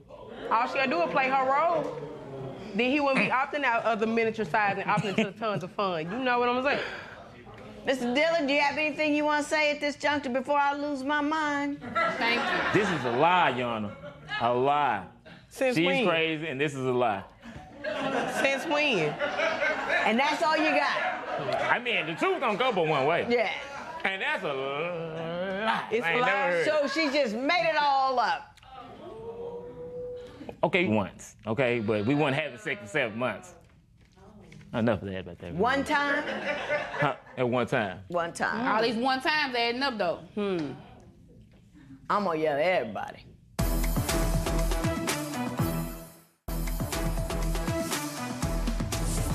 I'm gonna start to my left and I'm gonna make my way to the right. First of all, Ms. Thomas, if women don't respect one another, men are never gonna respect us. If you don't respect No. It's me and it's me.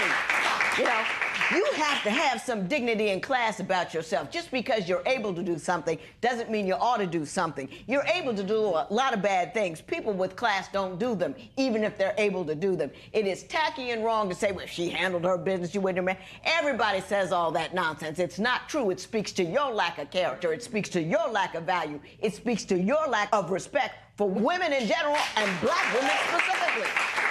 We're having a tough time. We are at the lowest socioeconomic rung. We're single mothers fighting over a piece of man that's never going to do right by us anyway. And part of that has to rest on us to the extent that we behave like you do. I've said enough, now get out.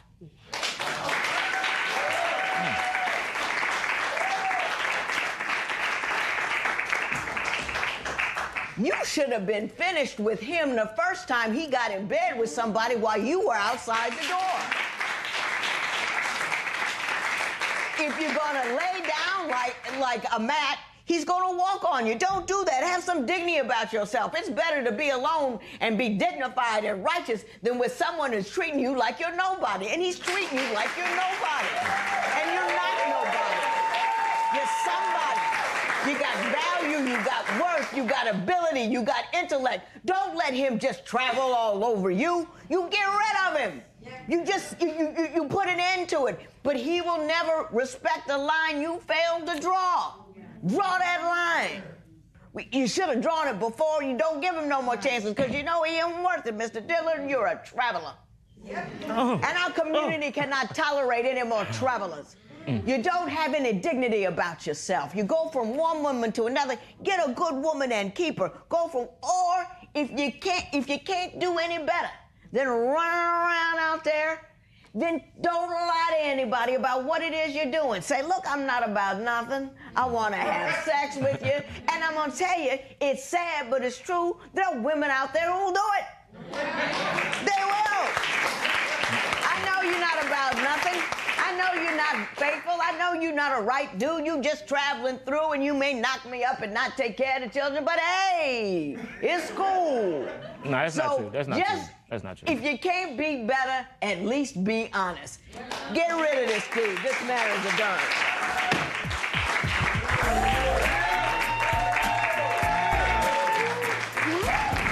I'm satisfied with the judge, however the judge ruled it. She put out some good knowledge or whatever, but it was just some lies. I see that the judge saw my side and she understood where I was coming from. She saw, the hurt and the pain that I've been through with Antonio and obviously dealing with these other females. So I'm glad, you know.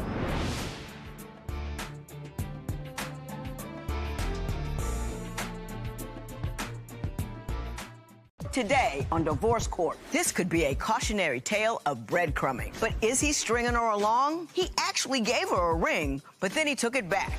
And now, after 8 years together, she's questioning if he truly wants to make her his wife and how much longer he'll make her wait for a real marriage proposal.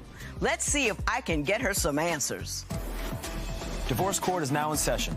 The Honorable Judge Lynn Toler presiding. Good day, ladies and gentlemen. I'm here today with Rodney Singleton and Melissa Lewis. The two of you have been together for 8 years, living together for 4. You have 1 child together and children from previous relationships. Have I got that right? Correct. Okay. We're here on or before your vows, sorta. She's ready for you to put a ring on it already. And you dragging your feet. So we're gonna see why this is happening and what we can do about it. So, Mr. Singleton, I want to start with you. Why don't you tell me a little bit about your relationship and why you believe we're here today? Well, Your Honor, I'm in love with this beautiful specimen of a woman. But we Oh, that was a line. I mean, she's everything that you could ask for in a woman. We have had a great relationship up until recently. We've been squabbling a lot lately. What you squabbling about? Well, Melissa has a very nasty habit of downplaying my feelings, trying to make them as if they're irrelevant, and that her feelings take precedence over mine. Give me a couple of examples that would show that. Well, the first example that I have, we were actually invited to go on a family friend cruise for a wedding. And there was a lot of turn up, so to say, at the reception. Sure. Everybody was having a great time. And it was somebody's very dumb idea to start a conga line. So, you know, I don't have any problem with everybody having a good time, but, you know, just keep it respectful. Right. And Melissa proceeds to get up, and I'm very observant of my surroundings. And, you know, I know how men are, and I saw a couple of men peeping her. Like I said, she's a very beautiful woman. So, you know, she got in the line, and some guy jumps up, and he wants to get behind her, and, you know, they're having too much fun. He's doing some inappropriate gestures, and... Was she...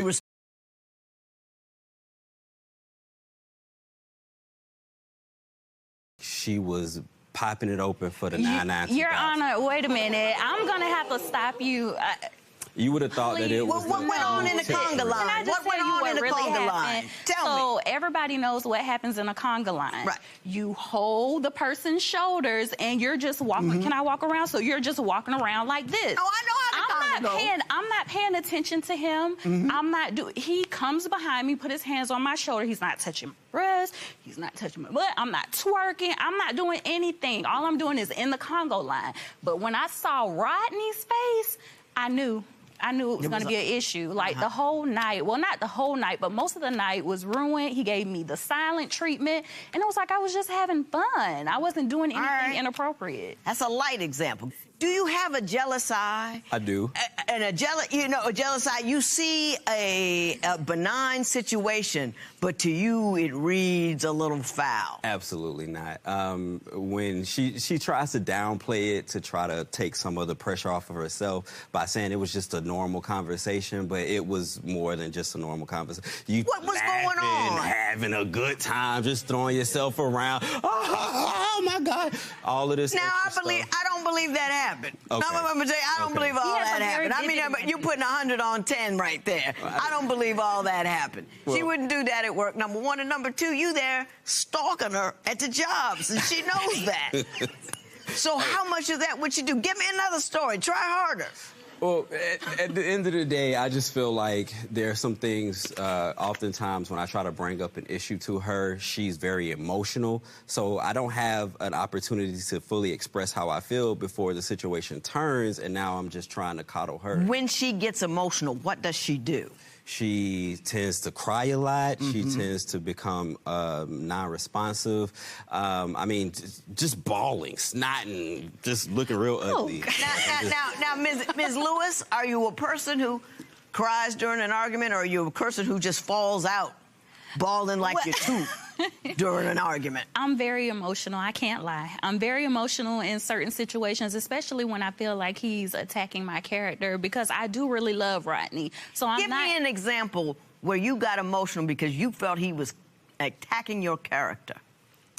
Oh my goodness. There has been many times that has happened. I just want one. Well, let's just say, for instance, this past weekend, we made a grocery list, and he said, hey, I need hamburger buns, I need hot dog buns. And I'm like, okay. I didn't necessarily go to the store and get those things, so when he got back to the house, he was expecting them. They weren't there, and he got like really upset with me, and he's saying, well, you know, why didn't you get them? That's the well, because I forgot. Judge. You got other stuff, I forgot. but not that? Well, okay, my thinking was we have a 24-pack of hot dogs in the refrigerator, so I'm gonna get hot dog buns. We only had like 4 hamburgers in there. Like, we could just use bread. But that's the thing. Like, Well, what happened when you came home? How did he attack your character about the buns? Because he's like, you know, you don't care about me. You're not doing anything at home. All you do is take care of the baby. So why are you so absent-minded that you can't get everything that's on the grocery list? And my thinking is that, well, I can just go out and get, because I'm not doing anything all day, so I can just go out the next day and get the hamburger buns if it's a big deal. But he just makes me feel like, you know, like I don't care about him, and that's not the case. Any small error is a big deal. Right. Okay. Next, I want to talk about why you, Ms. Lewis, threw Mr. Singleton out of the house. I took all of his stuff, neatly put it at the front door. So once he got there, he could just get his stuff and leave. Wouldn't a better avenue to take be, let's talk about this, I saw it, I'm uncomfortable with it, and I need to talk to you about it?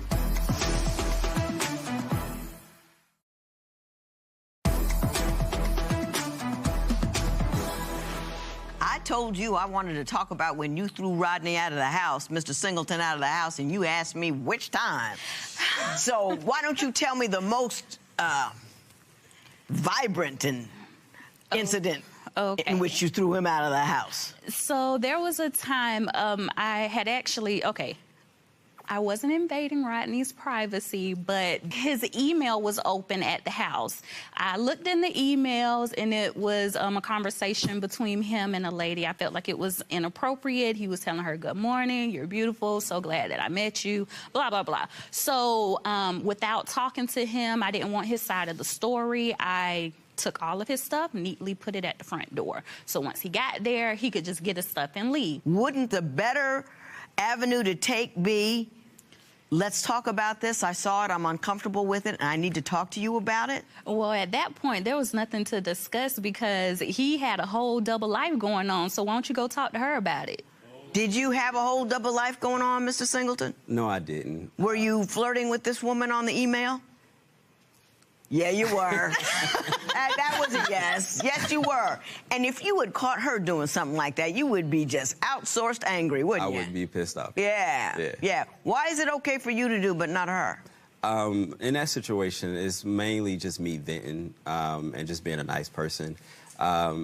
You know, it's times where I try to have a conversation with her, express how I feel, and she just shuts me out. It turns into one of her many, many tantrums. And so if you told her, good morning, how are you, beautiful, that would turn into a tantrum? I mean, I tell her that every day before I leave the house. I tell. So why are you telling some other woman that? She had a beautiful spirit. I mean, you know.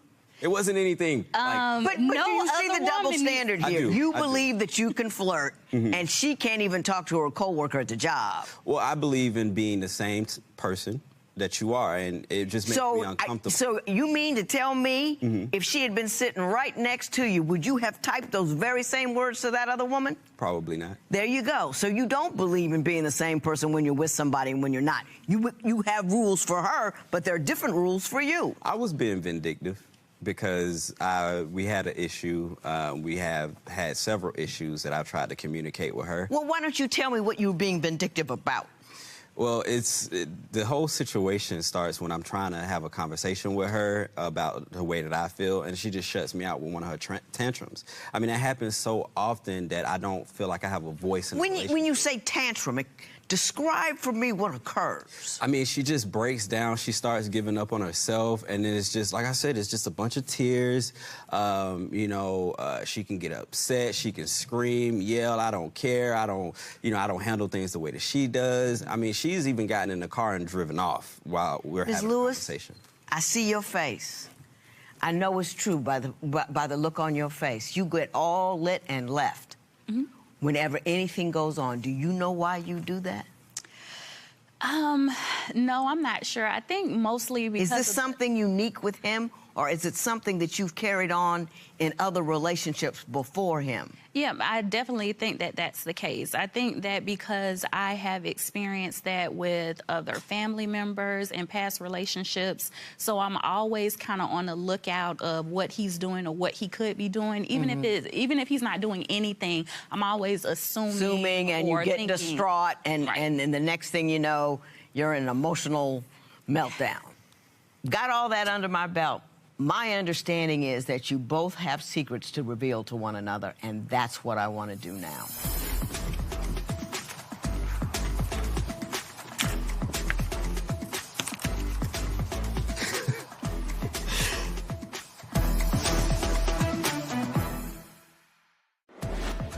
How would you feel if your partner was prone to temper tantrums and crying spells?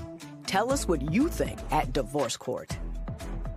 Today's question sponsored by Divorce Court. Will be right back. If you would like your case to be heard on Divorce Court, call us toll-free at 1-877-311-2222 or log on to our website at divorcecourt.com. Missed a show? Watch full episodes on our streaming platforms, and for exclusive content, go to Apple TV. Ladies first, Ms. Lewis, why don't you tell Mr. Singleton the secret that you have for him? Yes, why don't you? I have to tell you something, and you know that we always tell each other everything, but I have been keeping something from you. It's been, heavy on my heart, and I really can't contain it anymore, so I'm just gonna give this to Judge, and she can help me out with that. You want me to say it? Yeah.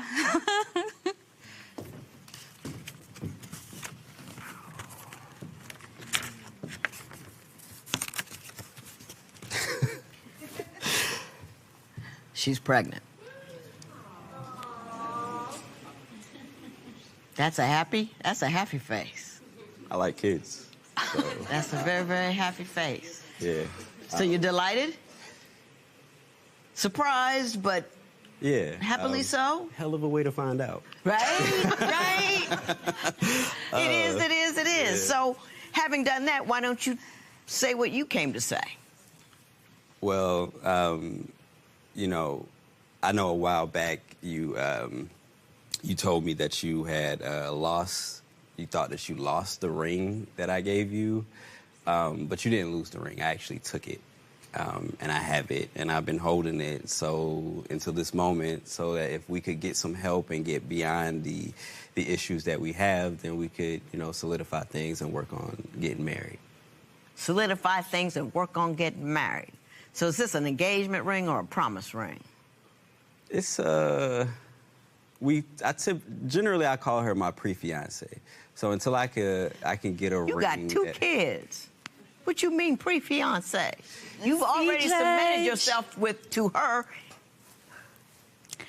indefinitely because you got kids together. What do you?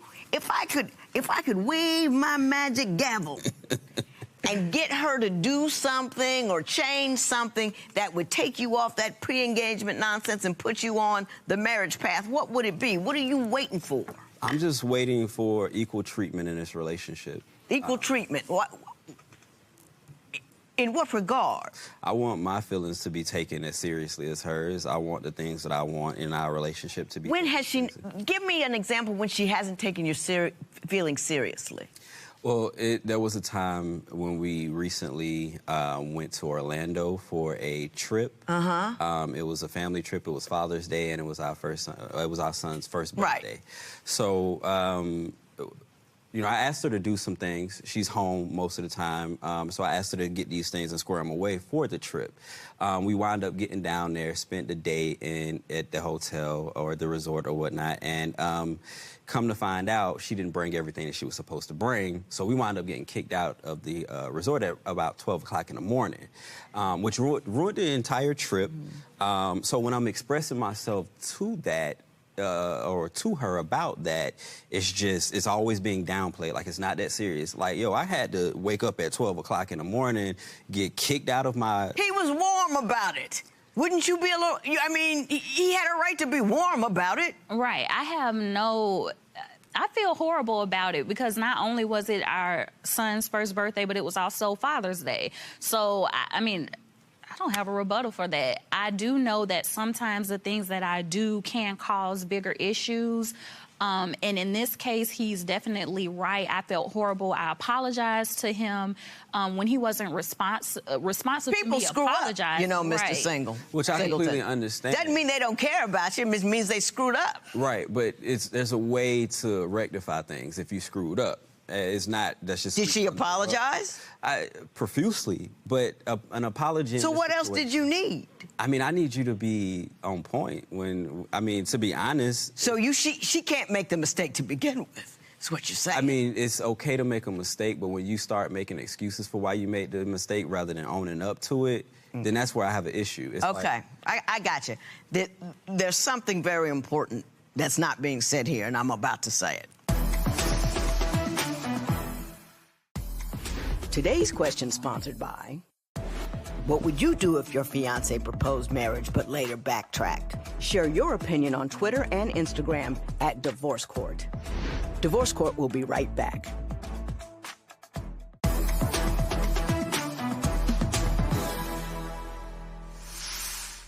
Here's the deal. All your life, the woman that you're with is going to make mistakes. She's going to screw up. There's never going to be a point in time where she's pristine, perfect, whatever. She may make a lot of the same mistakes all the time just because that's the way her mind works. Who knows? But if you're looking for perfect, you might as well step off now because it's not going to happen. You'll never get that with anybody.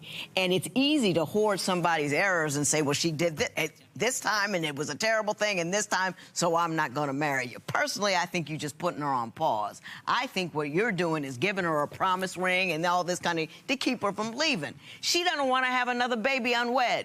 That's what that is. It may be 2018, but that's how she feels. She's got 2 kids with you. She loves you. She's working. Well, you know, she's home with the child and all that, and she thinks all of the reasons that you won't marry her, you know, she doesn't care about my feelings because she forgot to bring all the appropriate stuff. She didn't get the right buns. She doesn't care about me. That's ludicrous. Those are just excuses. You just don't want to put a ring on it. Now I'm gonna fuss at you. What you doing? Living with a dude, having his babies, playing wifey-do, and then begging him to ask you to marry you. What is that? You should put yourself in a position where he has to beg you to be with him. But now you stuck in a jackpot. You got 2 kids. What you gonna do? I'm gonna ask him, can I have his last name? Because I mean, we're getting too old, and I don't think that Man up, Mr. Singleton. Mm-hmm. Ain't nothing so wrong in this thing that keeps you from getting a ring. You just don't want to do it. And if you're never gonna do it, let her know and stop knocking her up. Okay. I'm done. I'm mad at both of you because it's the same jackpot I see everybody do. I'm gonna send you to a counselor. Would you go? Absolutely. This is the person who I want to spend the rest of my life with, and I think that we can fix our issues. He's like the perfect person. We have little small issues, and I think that we can your get through issues them. aren't small. You got 2 kids, man won't marry you. That's big. Don't get no bigger than that. This matter is adjourned.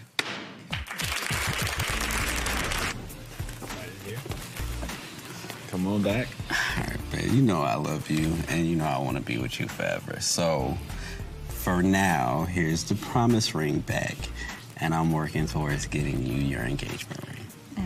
Okay. Thank you.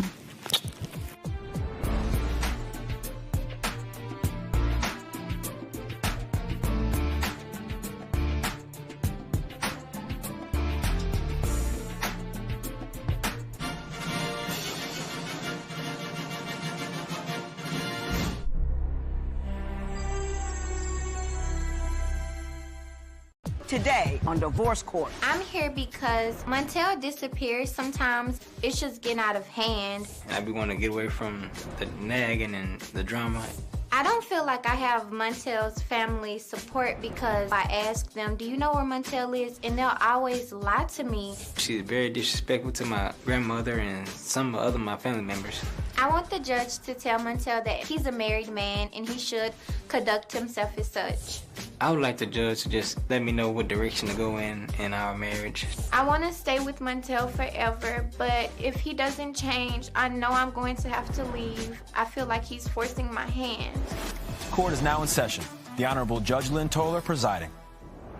Good day, ladies and gentlemen. I'm here today with Adrian Deer and Montel Deer. Mr. and Mrs. Deer, you have been together for 3 years, married for 1 year, and you have one child together. Is that accurate? Yes, ma'am. Okay, Mrs. Deer, I'm going to start with you. Why don't you tell me a little bit about your background and why you're here before me today? I met Montel at this restaurant I used to work at, and he and I began to communicate. We were inseparable. Things were moving pretty fast. 3 months later, I found out I was pregnant. I was really unsure. I was contemplating whether or not to give our daughter up for adoption, so I moved home. Montel, he tried to keep in contact with me, but I was just really scared and I was unsure, so I would ignore him. And now we're here. Now you're here. Is that pretty much what happened, Mr. Deer? I tried to contact her. She didn't even answer my phone call now. Well, what were you trying to accomplish with that? I was just scared because I didn't know this man, and I was having a child with this man, and I didn't want another child. And you panicked? Yes, ma'am, I did. Have you tightened up your birth control game at all? Yes, ma'am. You too. I got one child, that's it. All right, but you know. Yes, ma'am. Keep that group together. Yes, ma'am. Yeah, get away from you. Tell me what's gone wrong. You've only been married a year. Why are you here? Because, Judge Lynn Toler, Montel, let me tell you about this dude. I'm scared now, right? You don't know what's going to happen. Let me tell you about this man. I truly love this man with everything in me, but he has a problem of disappearing. He will disappear for days, and then when he finally does return, he'll act like nothing ever happened. And I really think Montel is also cheating, and I have messages between this girl and I through social media that I found out he was talking to. If I may, could I show you? Nick, if you go get them for me. And while I'm getting those. Just that. Thank you. Now, Mr. Deer, why don't you tell me what you have to say about A, your disappearing, if you are, and if so, why, and B, are you doing something you're not supposed to be doing? Okay, I disappear and go to my sister's house or my family friend's house just to get away. I get tired of the nagging. I work 10, 12 hours a day. Okay. And I be having to come home and cook. Adrian cannot cook. I gotta cook. You work a 10-hour day. 10 to 12 hours. You got hours. to come home and cook. Correct. Because she's been home all day. Right. Sometimes, with your children, no food. Right. I gotta come home and take the food out. Mrs. Deer, you coming up that late? No, Miss Judge Lynn Toler, that is so... that is not true. That is not true. Let me tell you about this man. I will get in the kitchen, and I admit, I don't know how to cook that well, but I attempt to cook. And if I make something and Montel doesn't necessarily like it, he will belittle and down me, and he'll say, this is disgusting. I'll cook. Now, Mr. Deer, does she try to cook? She's just not very good at it? Well, she tried probably one time. Right. The chicken was bleeding and He's telling the story. The rice don't be done. So I can't eat that. I can't eat that. Do you guys argue all the time? We do. What do you argue about? I know the chicken was bloody. Okay. Or if there's no food at all, which, by the way, you have the right to have when you get home after a 10 to 12-hour day. You know, you need to show up. But Montel treats me like a maid. I'm not talking to you yet. Go ahead. Tell me what else you're arguing about. She very disrespectful towards my grandmother and family and friends like that. Disrespectful to you? So we had no food, bad food, not nice to grandma. What else you argue about? when I come home, she want me to get my daughter, she'll say she off duty now. So she doesn't hand you a plate, she hands you the kids. Right, right. Now, Mrs. Deere, when he comes home from a 12-hour day, do you not only not have dinner, but do you tell him you're off duty, he's got to take care of the kids? Okay, it's 7 days in a week, correct? Yes. Okay. Yes. 4 of those days when Montel gets off work, he doesn't come to the house. He may return at 11, 12, 1, 2, 3 o'clock in the morning. So, yes, when he is there, I do tell him to spend time with our child, yes. And if I'm wrong for that, then I will accept that. When you do get off work, do you not come home so that your appearances are rare, and therefore she hands you the children so you can bond with them? I work 6 days a week. I just want 1 day to myself. That's all right. She can't even give me that, so. What does to yourself entail? Just to get away and just to clear my head, really. What do you say the two of you argue about? Let me try it from that end. Yes, ma'am. Montel says we argue because I nag. But I only nag because I care about him, and I truly believe that he's going down the wrong path. What do you nag him about? Some of his friends, they're not in relationships. They don't have kids. They're not married, so they don't understand how, for one, how to be a man, and two, how to be a father. And Montel he kind of soaks up other people's personalities like he doesn't have a mind. So of he's his hanging own. out with trifling people, and you afraid that he's going to be trifling too. They're very trifling. Is that what you guys argue about? Yes. Your friends and who they are and what they're doing? She just like majority of my friends and family members too. I understand what the thing is at home. Now I want to figure out why it is she doesn't get along with your family. She tried to hit my grandmother. Yeah. She even cursed my grandmother out. Did you cuss?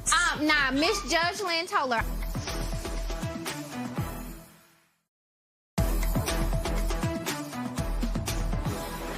So, Mr. Deere, why don't you tell me why it is your wife can't get along with your family? Adrian had a terrible attitude, and she's very disrespectful, especially toward, like, my family members and my grandmother. Give me a story. Tell me what she's done once. Okay, she tried to hit my grandmother. Yeah. She even cursed my grandmother out. She said, "Are you Montel?" She asked my grandmother that.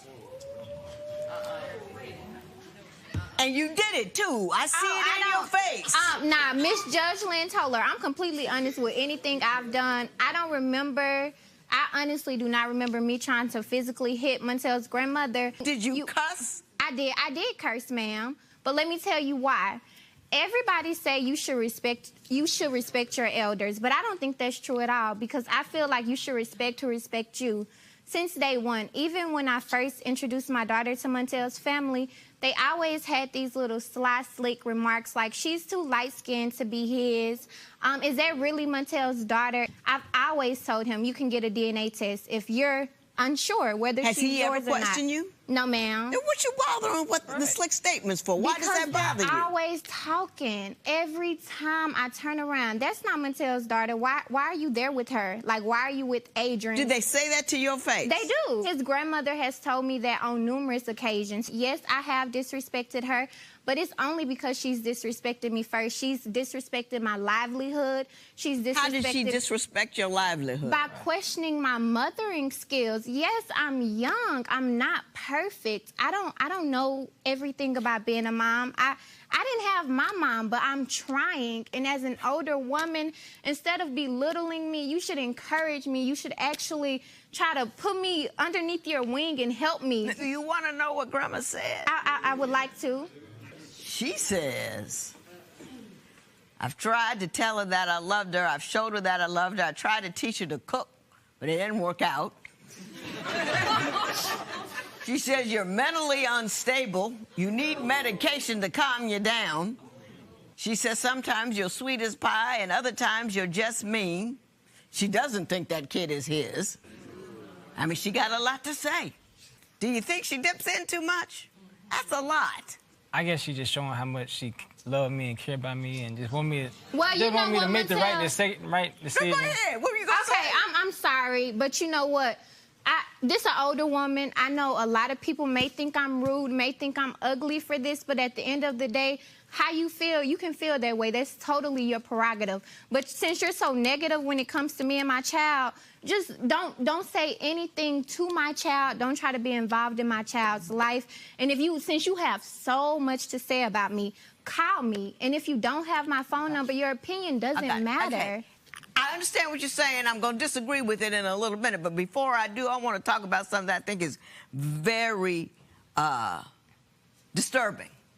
Grandma says that you call the police on him when you argue for no reason. And I want to know if that's really happening. Now, Mrs. G, would you call the police on him when you were having an argument? Okay, now, this... That's a yes.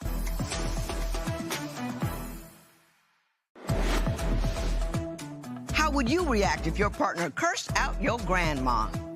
Tell us what you think at Divorce Court. Today's question sponsored by Divorce Court will be right back. If you would like your case to be heard on Divorce Court, call us toll-free at 1-877-311-2222 or log on to our website at divorcecourt.com. Miss the show? Watch full episodes on our streaming platforms, and for exclusive content, go to Apple TV. I'm going to get Mr. Deer's take first, because once I get on a train with you, we just out the station and gone. So, Mr. Deer, why don't you tell me, does she call the police on you when you argue? Or are you physical with her? What's going on? No, I never hit Adrian. Has she called the police on you? Yes, she has. How many calls were made? 1, about 5, 6, 10? 7. 6 or 7 calls. Right. There been time I leave the house, she'll call police and say I was a missing person. I did that once because it was like 4 days before I actually seen Montel again. Now, Mrs. G, would you call the police on him when you were having an argument? Okay, now, this... That's a yes. Oh, yes, I do. But yeah. PSA to his grandmother and anybody else, Montel has been physical with me. Why his grandmother is always evaluating me and, quote, unquote, my mental... whatever she tries to say, my mental health, she needs to evaluate herself and her immediate family because everything I want to talk about specifically you and him. This dude has kicked me out his car 1 or 2 o'clock in the morning. I did not know where I was. This dude has literally kicked me out his vehicle. She done me like that also. His grandmother has so much to say. I put out the car before, yes. And she put me out before, too. All late at night? I had just bought my car. Right. And she threw all my important information, like my title tag and all that. She threw it down in the river somewhere. What's that got to do with somebody creeping up on her and killing her? I wasn't thinking about that part. I was just mad and I just... How old are you people? I'm 26. What? I'm 26. How old are you? 23. Are you running around on her? No, ma'am. Oh, well, now that's a yes. I had, when it was just one time she knew about, that's all. Just the one time? Is that the one time I have here in these text messages? That is so not true, Or is that the one time you got caught? And that's all you willing to cop to? That's the one time she knew about, that's it. And then at language, time, young lady, I know, language. I'm sorry, I was, woo. At the time, we was on a break, matter of fact. So why would you say I'm cheating on you? Do you see the messages? Don't even worry about what he's talking about. What messages? We was on a break, and she was saying she had a boyfriend. I don't believe in breaks. Right, okay. I don't believe in them. That's just, we're mad at each other, so since we're mad, I'm going to do whatever I want to, label it a break, and then come home next week. That's not real. Montel does that anyway, even if everything is going good between us. Listen, I'm going to fuss at the two of you for the remainder of this proceeding. Today's question sponsored by... What would you do if your partner called the cops during arguments? Share your opinion on Twitter and Instagram at Divorce Court. Divorce Court will be right back.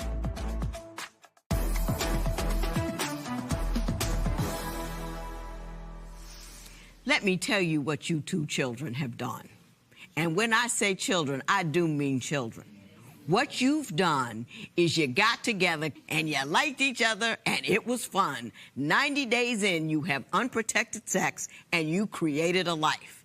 And then what you did was you ran off like a 2-year-old because, oh, I don't know what to do. So your decision was just to not talk to the guy that you didn't know who you had a baby with. Then when he finally caught you, you came back and you decided, well, we're going to get married. And he didn't want to get married. And now he's resentful that he's stuck with you, married to a woman he really didn't know, really wasn't ready to get married, and now this is where you are. Your response to his resentment is to be hysterical and undone all day long. You can't anger a man into your arms. And that's what you're trying to do. You're trying to make him Ward Cleaver when he wasn't even ready to get married. And you too, you should have wrapped it up. And then you made a baby, and then neither one of you has decided to grow up at all. You have not skipped a desire that I'm not feeling good today, I'm not, to heck with the kids. I'm going to leave them home with their crazy mama and go out there and hug corners with my friends because, hey, that's what I feel like I'm doing. I've worked 10 to 12 hours a day. That's all I'm going to contribute to this relationship. And then instead of saying, man, let me make this a home this brother wants to come home to, you coming out, you keep taking them long nails and you poking and digging. He disrespected me. Talking about your grandmother, it's just killing me. Your children don't have a shot. They don't have a shot. You don't have any extra money. You throwing his paperwork out the door. That's the reaction of a 2-year-old. You are a grown woman. You have a conversation with this man. You don't throw his stuff out the window. You have a home that he wants to come home to. You don't make it a place where he's nagging and and this is disrespecting me because, you haven't earned her respect. You showed up, knocked up, reeled him in, and then what'd you do? Home all day with the kids, can't cook a meal? I mean, I can't cook, but I paid the mortgage.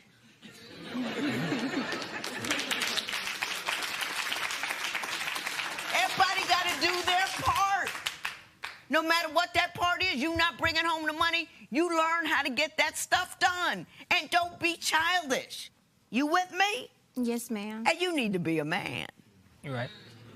You need to show some leadership in your home. You need to set an example. You need to stay home. What do you got, boys or girls? A boy and a girl. A boy and a girl. Oh, yeah. You know how much work you got ahead of you? Your daughter is going to marry you one day. You want this for her? No, man. She's going to see that you should expect no love and care from your man. Your man ain't going to do that. That's what she's going to come away with. She's going to come away with you. I should be hysterical and screaming all day because that's what women do. Is this the lesson you want them to learn? No. No. Good Lord. What I want you to do is leave here today and decide that you're going to behave like adults. That you're not going to do whatever you feel like at the time. But you're going to do whatever you want to model for your children one day. Don't worry about grandma. You know what I mean? You can talk about me all day long. My husband's mother, father, anybody can talk about me. I don't care. I got the brother. He comes running home at night. And he ain't going nowhere because I make sure he don't go nowhere because he don't want to go nowhere. I mean, talk about power.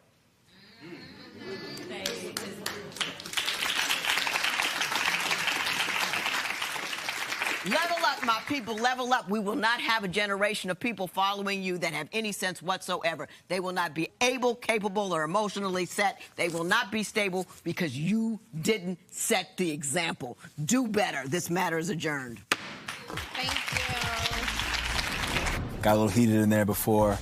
What's your take on Judge Lynn's assessment and what she had to say? I like the fact that she told Adrian to step up and be a mom and start growing up. I am a tad bit childish, but I just love this person. And if I'm childish for wanting him to love me in return, then I'll be that.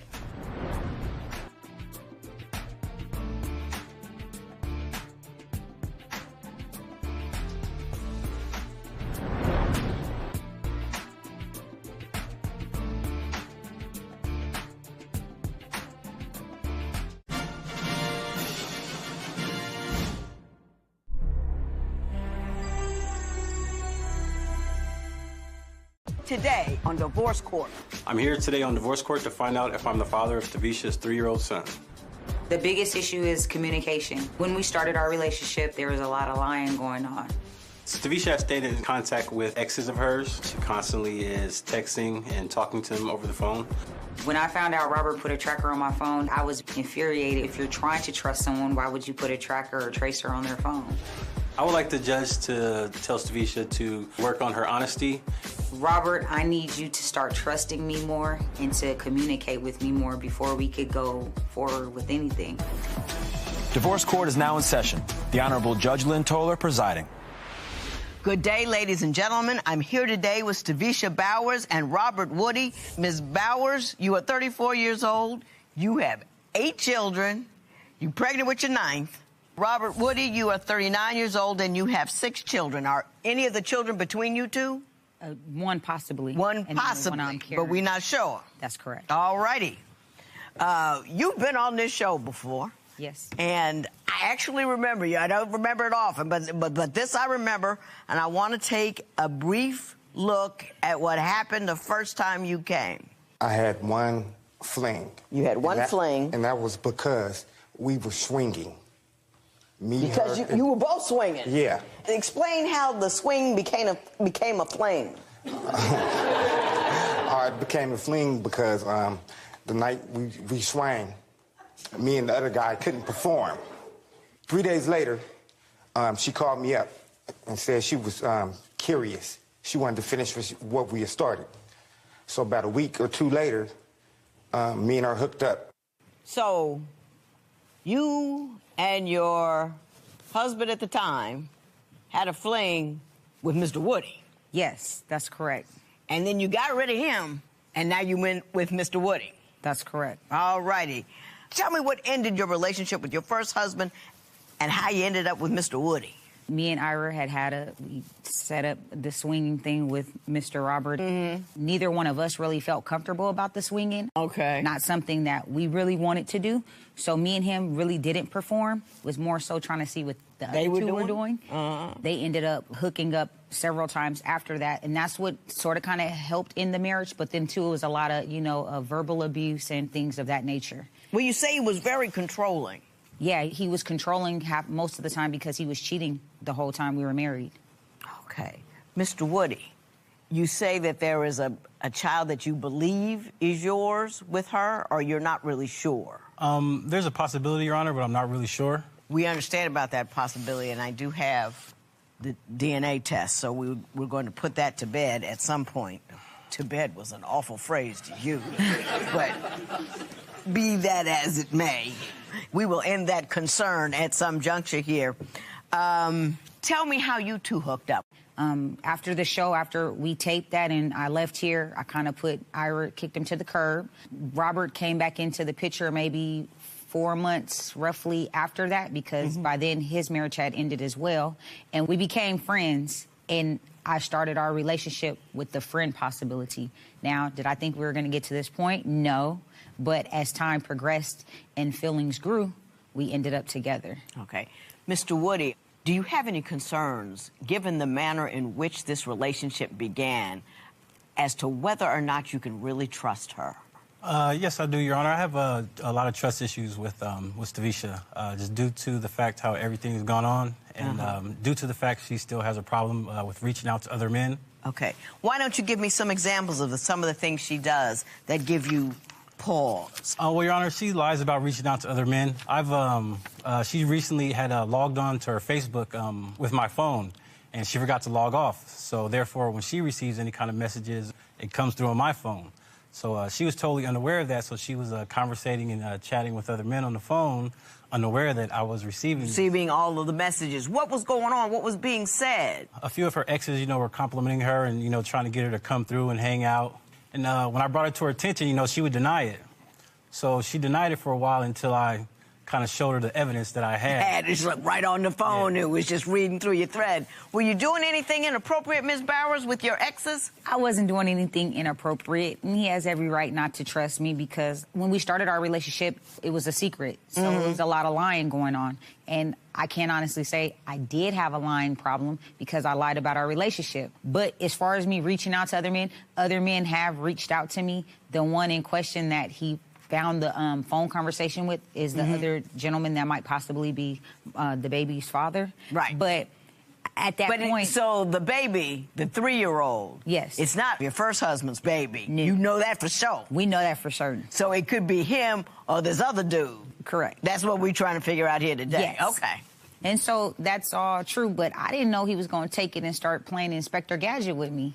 But he did. So with that phone stuff, the only reason why I actually believe that he did have the proof is because, like he said, he screenshotted some stuff and then sent it to my phone. So he asked me the question, and then he followed up with the proof that he had. With the proof that he had it, yeah. I was still going to deny it. Was it sexting? Was there any inappropriate conversation going on? No, it was just more so him complimenting me, telling me I had a beautiful family and so forth. You know, he was trying to hook back up with me, but it wasn't anything inappropriate from my side. Is that true? It was a one-sided, he was reaching out, but she wasn't reaching back? Oh, she was reaching back as well. She's trying to make me believe that chatting and texting is not cheating. So she feels like it was okay to do what she was doing. Well, I understand you put a tracker on her phone. Yes, Your Honor, I did. Did she know about it, or Nope. did you do it slyly? No, I did it slyly. And did it produce any results? Yes, it did. Tell me what you found out as a result of the tracker. There's one instance where there was a gentleman contacting her a while back, and I asked her if she could please stop being in contact with him. So she said she stopped contacting him. So I put the tracker on her phone, and then, you know, I'm checking my tracker, and I see all these deleted messages in her phone. So then I asked her about it. So, hey, have you talked to such and such? She would deny it constantly. It got to the point to where I got fed up, and I finally showed her, like, look, so you haven't been talking to this person, but yet all the messages are in there asking for him, you know what I'm saying, to write her and So do this. did you deny that you had been in contact with this man and he had proof that you had been? Yes, I denied it in the very beginning. Why? If nothing untoward was going on. Because I know he's an insecure person and he's already having doubts about me cheating, so I didn't want to give him what he already had. Now work with me on this. You in a relationship with a dude who's insecure, got a reason not to trust you in the beginning because you were cheating on somebody else with him. Wouldn't it behoove you not to do things that would cause him concern as opposed to doing things and hiding them? Yeah, but he's not so innocent himself. I'm not going through the lengths that he's going. I'm not putting trackers and trackers. He's a truck driver. Right. He's on the road a lot of times. And that's every time I'm gone, Your Honor, that's when all this stuff is happening. Yeah, but I'm a when I'm at firm home, when I'm at home, Your Honor, with the Papa family was and a the Rolling kids, Stone. He can have kids in all different states. there's nothing going on. But do you have any evidence of it? Like I said, I haven't caught him cold hard. I got you. Next, I want to talk about both of your families, because I believe neither one of your families likes either one of you. My family were just set against it, like that's not right. I even had a family member offer him money to try to talk me into having an abortion. Of the baby that we don't know whose it is. That's correct. No, the one in her stomach, Your Honor. Oh, this one? Yeah. Yes. My first responsibility is to my children and not to a man that wants to degrade me and put me down. When I met him, he didn't have anything, nothing. Now, that was a clip from your first appearance with your husband at the time, correct? That's correct. Your husband was good friends with him. That's correct. And that's the reason why your families don't think you two should be together. Is that accurate? That's correct. Explain that, what they have said to you about that. So basically, due to the fact that I was introduced to Robert and to his ex at the time, him and Ira were really good friends. I believe they are childhood friends. In the very beginning, I think a lot of people had their reservations on, I think they might be doing something, but no one really had concrete evidence. Because like I said, he was like a secret. Me and him were each other's secrets. So we didn't really come clean, but when we did come clean, yeah, my family were just set against it, like that's not right. You guys shouldn't be together. I even had a family member offer him money to try to talk me into having an abortion. Of the baby that we don't know whose it is. That's correct. Okay. No, the one in her stomach, Your Honor. Oh, this one? Yeah. Yes. Oh, okay. Now, you're sure this one's yours? Yes, Your Honor. How come you sure? Ooh. The dates match up? No. The dates match up? His dates and I mean, you have questions about her infidelity in general. Yes, well, the time she conceived, though, I kind of checked my calendar and, checked my tracker and everything. Everything seemed to be, copacetic. Everything It seemed to be a problem. Okay. All right. You say your family thinks everything that happened throughout this entire convoluted course of romance is your fault. Yeah, they do. Well, they feel like we both should be with other people. I'm not saying they feel like I should be back with my ex, but I know for sure his family definitely wants him back with his ex, without a doubt, because I've been banned from family members' houses. You've been banned from his family members' houses? Yeah. Mr. Woody, what is your family's opinion of your relationship with Ms. Bowers? They don't approve of the relationship because of just everything that's gone on. Because of the way it transpired? The way Or it do they not like transpired. her personally? No, it's not a personal thing whatsoever. It's just they feel like we shouldn't have got involved with each other just based on the history that we Because it's have. messy. Yeah, it's messy. Because you have children with the guy you came here first. Is there any complications on that end? Robert does get kind of upset sometimes when me and Ira do deal with each other because we still share 4 children together. And it's kind of, the dynamics is kind of weird because the kids went from knowing him as Uncle Woody to now. Mommy's man. Yeah. Uncle Woody is now the main man at the crib. So it's kind of like, it's not so much a problem for me because they're older now and they understand and see. Mom wasn't happy with Dad. You know, things just didn't work. But there's other adults, yes, they feel like it's weird and we shouldn't be doing it. Does Ira have a problem with Mr. Woody being the main man now? I'm not going to say he has a problem, but sometimes he finds himself calling me at weird hours of the night trying to reminisce on what used to be. Really? Yeah. Do you know about that? At times I find out about it, but I'm mainly on the road when this is going on. So we're going to move on to your belief that Mr. Woody is very insecure. And we're going to find out why you believe that and if it's true. If you're constantly accusing someone of doing something, eventually you're going to find something when you're looking. If he's not looking, he's not going to find anything. If I didn't look, I would never know. Yes, I would never know what's going on.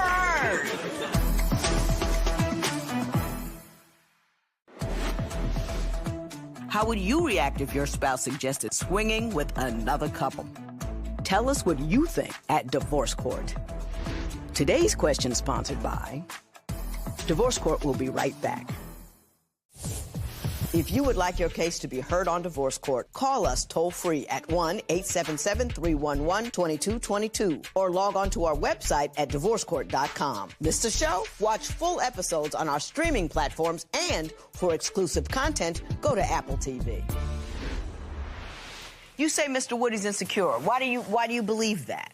Because who goes through the lengths to put SMS trackers and tracers and all that on your phone? And then you got to corroborate, you got to check with people in general about certain things. I might be in the restroom, I might be cooking something, and he might call in just because I don't answer his phone call at that present point in time. I'm either face chatting or I'm texting somebody else. I can't say that that wasn't the case in the beginning because it was, because we were just dating. It's still happening now, Your Honor. It's still happening now, Your Honor.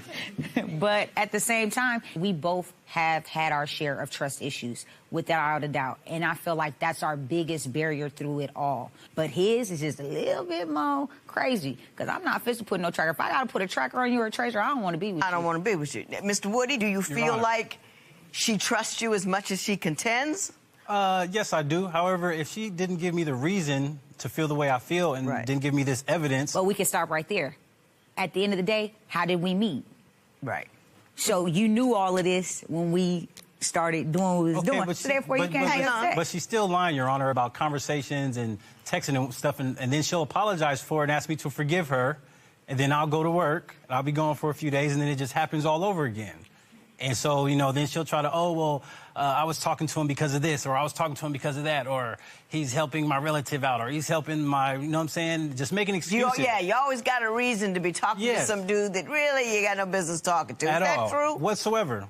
So then she wonders why I feel the way that I feel, Your Honor. I'm going to say yes and no, because since the first incident that he's speaking of... When was the last incident?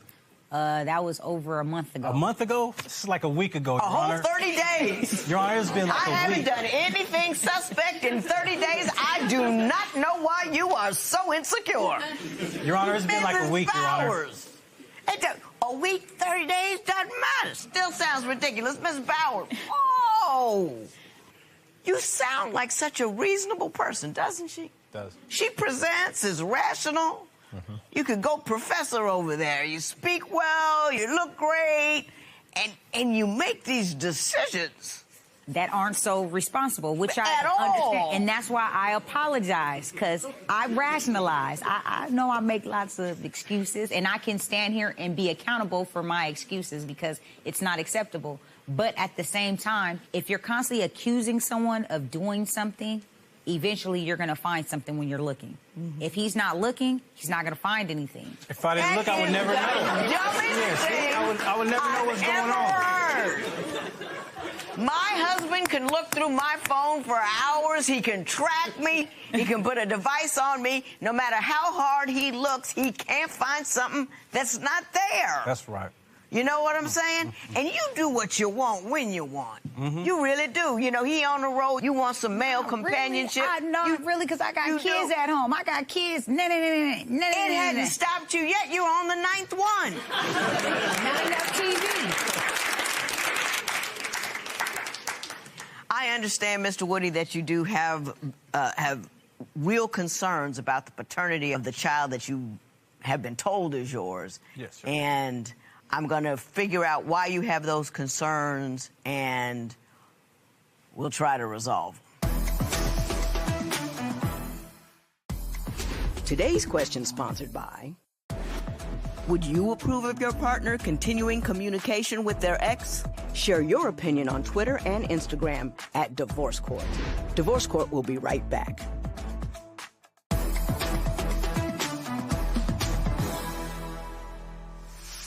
So, Mr. Woody, with respect to the 3-year-old, your concerns are based on what? I know that there's a possibility that that I could be the father. However, the timeline doesn't match up, Your Honor. Right. Was she seeing another guy around the time that this baby was conceived? Yes, she was. Do you know this other guy? No, I do not.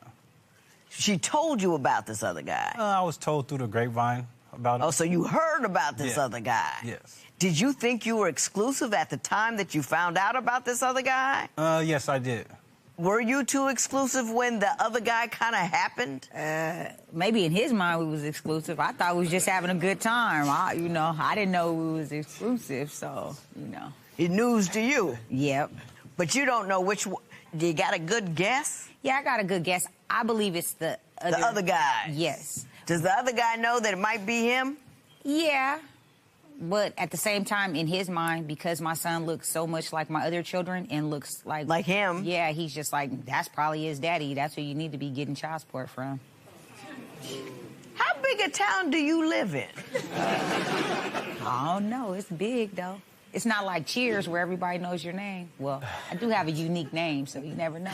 A few people know it. I must say, a few people know it. Listen, you have 8 children, 3 different fathers. That's correct. And possibly a 4th. Yes. With a 9th child on the way. Yes. And Mr. Woody, you have 6 different children with how many different mothers? 5. 5 different mothers. Yeah. And that's including her. No, that's not. No, that's not including her. So this will be the 6th. This will be my 7th child. 7th child, but with 6 different mothers. Yes. And 2 possibly with her, but 1 definitely with her. Yes. I hope I cleared that up. All right. We're going to take some time off, figure where we're going to go from here, and we'll resolve your paternity issue at that time. Thank you, Your Honor. This matter is temporarily adjourned. I don't reach out to a lot of my exes or to men. They reach out to me. And you respond back. And I do. It's the reach back problem that we have here. Yes. She went out and spent $400 on an iPhone. Mind you, we already have phones, so there was no need for this phone, which gives me reason to believe why she needed a secret phone to do something. Are you worried about it? The paternity of that 3-year-old? If I am the father, I would have liked to have known this 3 years ago. So have you not thought that this was your child all along? This is just, just brought to my attention just recently.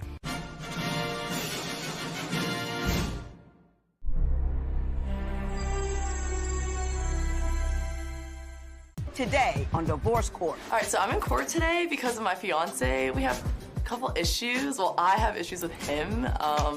Pretty much an addiction to video games. My favorite game, they track your time, and since I started playing that game, I've recorded over 3,000 hours. And I'm like, oh wait, just 1 second, one more game. And I'm like, no, we have to go. I want the judge to explain to her that I'm a great man and that I am the one for her. Stephon, I want you to put down the video games and pick me up a little bit more. Divorce court is now in session. The Honorable Judge Lynn Toler presiding. Good day, ladies and gentlemen. I'm here today with Nosha Rose and Stephon Jennings. The two of you, you're young, 23 and 22. You've been engaged. You've been together for a year, engaged for 2 months, got no kids. Hallelujah.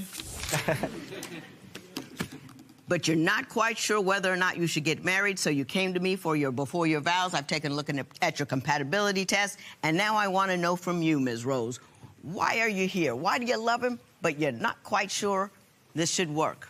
Well, I love him to death. I think God made him specifically for me. But God didn't tell me about the little issues I was gonna have. One mainly in particular is his addiction to video games. Video games. And okay, I know he's a boy, he's young, like you said, but it's a problem. Like, it's a How much video gaming does he do? 300 hours in 2 months. In 2 months? Yes, and that's just one game. Remember, he plays other games. This is just his favorite one. Do you have 300 hours in one game over 2 months? I mean, I only play 2 games currently, so yeah, kinda. Do you think that's a little much? Not really, because usually I do all my work first, and then the games are always my second thing. Yeah. What do you do after that? Hang with her. Hang with her? Yeah, hang with her, chill with her, anything else we kind of want to do. Yeah? Yeah. You don't have any other hobbies or anything that you do? Do you go places? I mean, my hobby is kind of my job, my career, so... Your hobbies, what's your career? Oh, I do photography and videography, and I also host my own events. Okay. Photography, videography. And when you say you host your own events, what kind of events are those? I host car shows, and I also host parties at, like, clubs or my own venue that I'll find out and scope out. Lucrative? Very. Really? I think that's fabulous. What do you do for a living? That's what we do together. He you do it he put I instead of we, yeah. Okay. I'm the brains behind all this. And I'm the hard work one. Do you think you have a video game problem? I mean, 300 hours in 2 months, that's a lot. I don't think so. Like, for instance, let me tell you this. I took away all your video games for a week. Would you be upset? Would it bother you? Would you be nervous? Would you have to have a drink? No, I'll just find something else to do. If it's not available, I'll just find something else to do. If it's available, I'll do it. But if it's not, then it's just not. It's not a problem. Not an issue. No, not an issue at all. Not an issue at all. Do you think she wants you to spend more time with her? Let's ask her. Hey, Ms. Rose, would you like him to spend more time with you? I would like him to spend more time with me, I guess, like, at night. But, like, there's certain things that I want to do. Just lay, cuddle, watch a movie, watch Netflix, We do that in the day, but, like... So you're telling me he lacks intimacy with you playing that game? We'll be having sex, and there's one time specifically that we, doing it, and he was behind me, and I had to put my head down for a second. So much more information than I was looking for. Oh, I thought I was making it, But yeah. Well, go ahead and finish. So we're there now. I had to, put my head down a little bit, And I look up. He has the controller in his hand and the headset on. And he's not playing the game. Oh my God. In my defense. Mr. Jennings. In my defense, she gets what she wants. I get what I want. We both happy. Oh my goodness, Mr. Jennings, really? You're distracted. Not at all. Honestly, you're not doing your best work. You're not dedicated to the proposition of pleasing. Well, I had no idea until I looked up, so he was doing a decent job. Oh, boy. Do you go outside much? A lot. Do you really? Where you go? I go out, she's usually with me, so we usually do things together. So we usually go to the movies, or I'll take her out. Like, we'll take random trips to, like, Naples, which is, like, 2 hours drive to the other coast of Florida and stuff like that. Like, oh, that's a good thing. yeah, we do That's a good thing. extravagant things like that, you know what I mean, with our time. I don't like doing, like, the small things, like... You know, what are the small things? Small things are, like going out to dinner or stuff like that. Like, I'd rather plan bigger events for us and stuff like that. I don't usually go out with my friends because I don't really have that much friends, so... Is that true? On the daily, he's kind of absent, but he goes big when he goes? Well, he's very antsy. So, you know, like I said, I like to lay down and watch a whole Netflix series, like, for the whole day. He can't do that. He'll be like, all right, so, babe, what are we doing next? What are we doing? Let's go somewhere. Let's do something. Like, come on, go. And just, like, relax. And then if I'm, you know, not down to do anything, then, oh, that's the whole leeway for him to just hop right on the video game. And that's it. Exactly. So, you guys ever sit at home and just talk? I guess we're together so much that, like, you know, he hears me yap as much as it is, so he just sits and listens. Oh, he doesn't listen. I'm telling you that right now. I know he doesn't listen. I mean, I'm a communication... He lets you yap, but he ain't listening. This is experience talking. Married 30 years. He's heard like about 1/10 of what I said. And that's on a good day. I'm going to switch topics here and go on to something else. I understand, Ms. Rose, that you come from a very religious background, and that the fact that you and Mr. Jennings, and now the whole world knows that you guys are intimate prior to marriage, your family has a great deal of problem with that. So I want to talk about how that is affecting this relationship. They don't think that we should kiss, hold hands, none of that, out of wedlock. They believe all that should be done with... No kissing or holding hands? Yeah, like they've told me their stories, like our grandparents, about how they would just read the Bible together until they got married, and then after they got married, that's when they started doing all those... They just figured it out from there.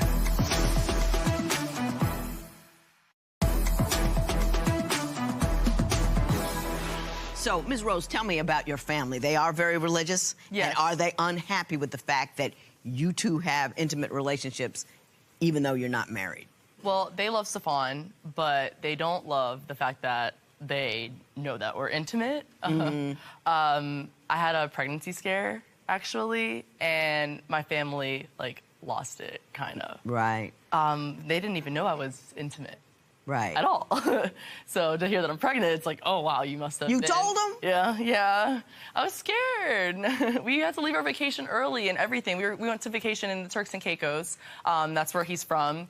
And it was amazing. We were supposed to stay for like a month, and I cut it short to a week because I was scared that I might have been pregnant. Why didn't you just find out down there? I'd have stayed on vacation, because if you were pregnant, the damage is already done. The hospital care on the island is non-existent, so her doing all those things down there was not an option. Do you think that her family's views on sex at all impacts your relationship, or you really just kind of blow it off? I don't blow it off because I respect her and her family, so I try to keep like the PDA to a minimum, private or away from them, from their eyes. Exactly why when she had her pregnancy scare, they just found out, oh, she's having sex. Like, that's a big thing.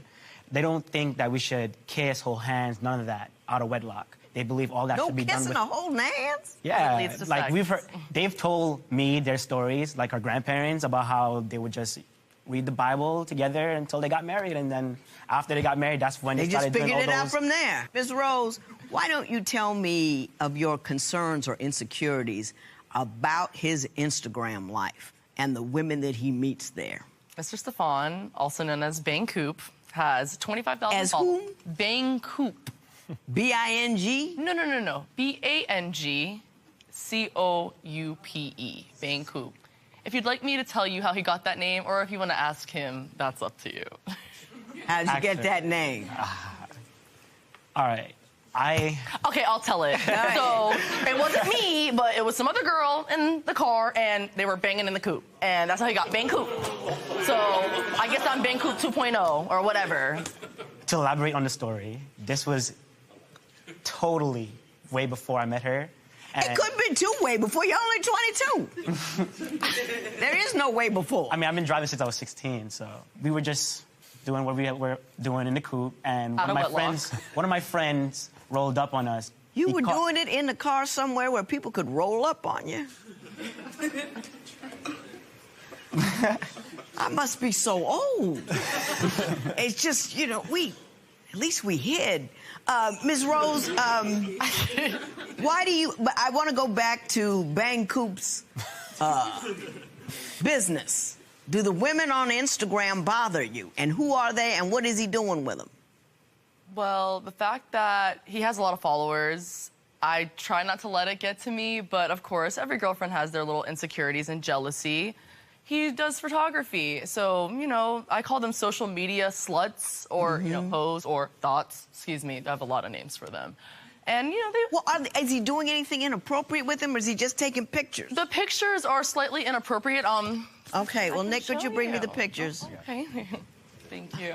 Mr. Jennings, why don't you explain to me what you're doing and why? Only thing I think she could say that I do is that when they DM me, obviously everything's run through my social media. So when they send me instant messages and stuff like that, she also has the password to my phone and everything. She can clearly see who hits me up, what I'm saying back to them. And she comes with me to some of my shoots also, so she knows what's going on behind. You got nothing to hide. Huh? You got nothing to hide. Yeah. Like, she has the fingerprint to my phone. I really have nothing to hide. You joined in this picture. Was she there that day? No. I want to go to the next issue. You know, you have proposed to her, but she has concerns that you only proposed to her because you believe she was pregnant at the time. So I want to discuss that next. Oh my gosh, very religious, no sex in a wedlock, and might be pregnant. Did her family lean on you when they thought she was pregnant?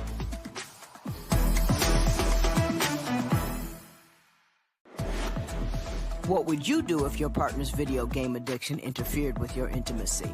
Tell us what you think at Divorce Court. Today's question sponsored by Divorce Court. Will be right back. If you would like your case to be heard on Divorce Court, call us toll-free at 1-877-311-2222 or log on to our website at divorcecourt.com. Miss the show? Watch full episodes on our streaming platforms, and for exclusive content, go to Apple TV. Ms. Rose, do you really think he only proposed to you because he thought you were pregnant at the time? Not just the fact that I thought I was pregnant, but also my family and how their customs are and, you know, rules. I know that they had a talk with him at some point in our relationship, but I could just imagine what was, you know, talked about in that conversation. So I'm kind of putting two and two together, like, oh my gosh, very religious, no sex in a wedlock, and might be pregnant. That baby needs two solid parents. And did her family lean on you when they thought she was pregnant? When we got back from vacation and she kind of just let everyone else in her family know, they came straight to me and were like, look, listen, if this is true, then you definitely are gonna have to go down to the church right now, get married. Like, you cannot move any more forward without being married, and so on and so forth. So I did feel the pressure, but yet again, I know what we want, and I know we don't want that running to a church and just getting married because someone told us. I think it should be something we choose and decide and give. And you only get married once. Well, you should in an ideal world. Yeah, you should only get married once. And that one time should just be that magical time. So running down to the church and getting married because she's pregnant isn't ideally a magical. But had she turned out to be pregnant instead of just a scare, would you have gone on and married her because of the pressure and because of how much consternation she would have had? Then why did you propose just at that moment? I bought the ring before we went on vacation to Turks and Caicos, which she didn't know. And I took her to, because I at least lived there, I know all the private spots. So I took her to a nice little private beach spot. And I was just gonna it was supposed to be like a promise ring kind of thing to solidify our relationship together. And I don't know, like literally 5 minutes before I actually talked to her right there on the beach, something just told me, I don't know, skip the promise ring part and just go to the engagement part. Let her, that shows that you're actually serious, you know what I mean? Anyone could just buy a promise ring and give it to a girl, you know what I mean? But being engaged and having an engagement, that's a lot bigger than just, you know, a promise. Mr. Jennings, I like you. all grown over there at 22. I got 40-year-olds in here don't have as much sense as you do. That was wonderful. You got a good brother over here. I like him. I like you too, but he's a little special. Do you have any temptation at all from those women that hit you up on Instagram? Oh, not at all. None? Not at all. What can they offer me what she can't? You know what I mean? That's how I look at it. Is there anything you've seen him do, say, in his DM, anything like that in the comment sections that leads you to believe that he leads these women on? Girls are crazy. They'll do anything, you know, if Really? it means, you know, their followers. This big thing about followers today is like, it's nonsense. It's like a disease. Like, they need more followers or else they'll die. Like, it's crazy. And they can get it from him if they get a photo shoot from him or maybe some more, you know? No, I got you. You're not interested, though, are you? Not at all. I'm here for the money. Okay. I heard that. And I ain't mad at you either. Let me tell you what I think about this whole thing. Today's question sponsored by... What would you do if your family imposed their extreme religious views on your relationship? Share your opinion on Twitter and Instagram at Divorce Court. Divorce Court will be right back.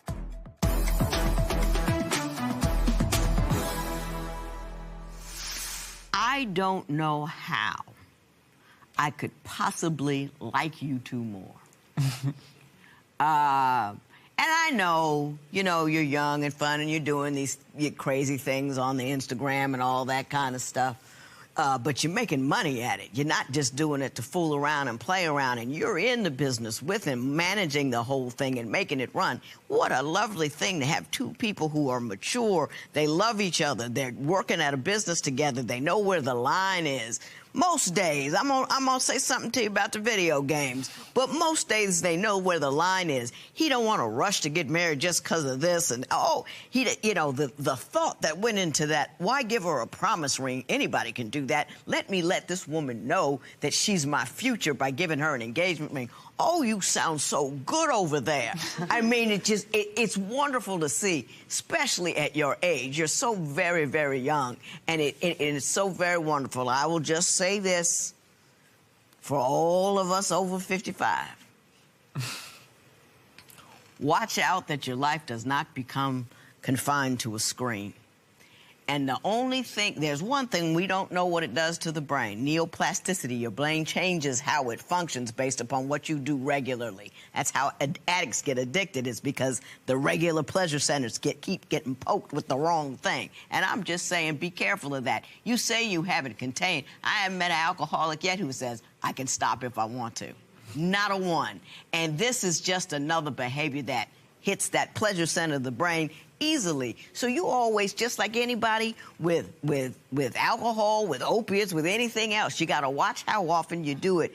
And you always have to do everything in moderation. You go too far with anything, it could just go off the road. And you've got a great woman here. I mean, she's fabulous. She's beautiful. She loves you to death. She doesn't mind if you play video games while having sex with her. This is deep. That is a deep, abiding love. I'd have hit you on the head with something personally. But anyway, listen, I wish you the best. Go, you know, take your time, do it in your own time, but take this woman on and marry her and have a wonderful, fabulous life. And I may even follow you on Instagram. This matter is adjourned. Are we convinced this is it? This full on, full throttle? Absolutely. This is my twin, female twin. What are the wedding plans? Wedding plans? Turks and Caicos Grand Turk. You're invited. I got it's coming up. Great. All right, cool. I appreciate you guys. I wish you best of luck. Thank you. Right.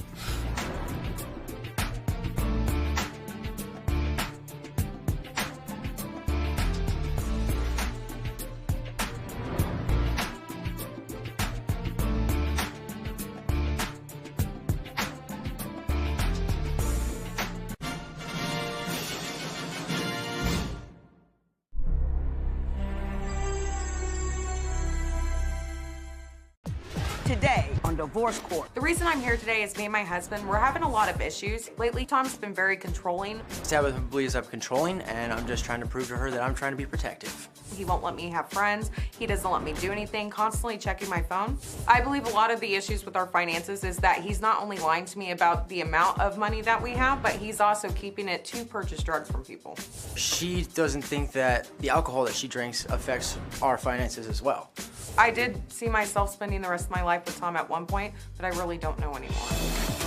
Divorce Court is now in session. The Honorable Judge Lynn Toler presiding.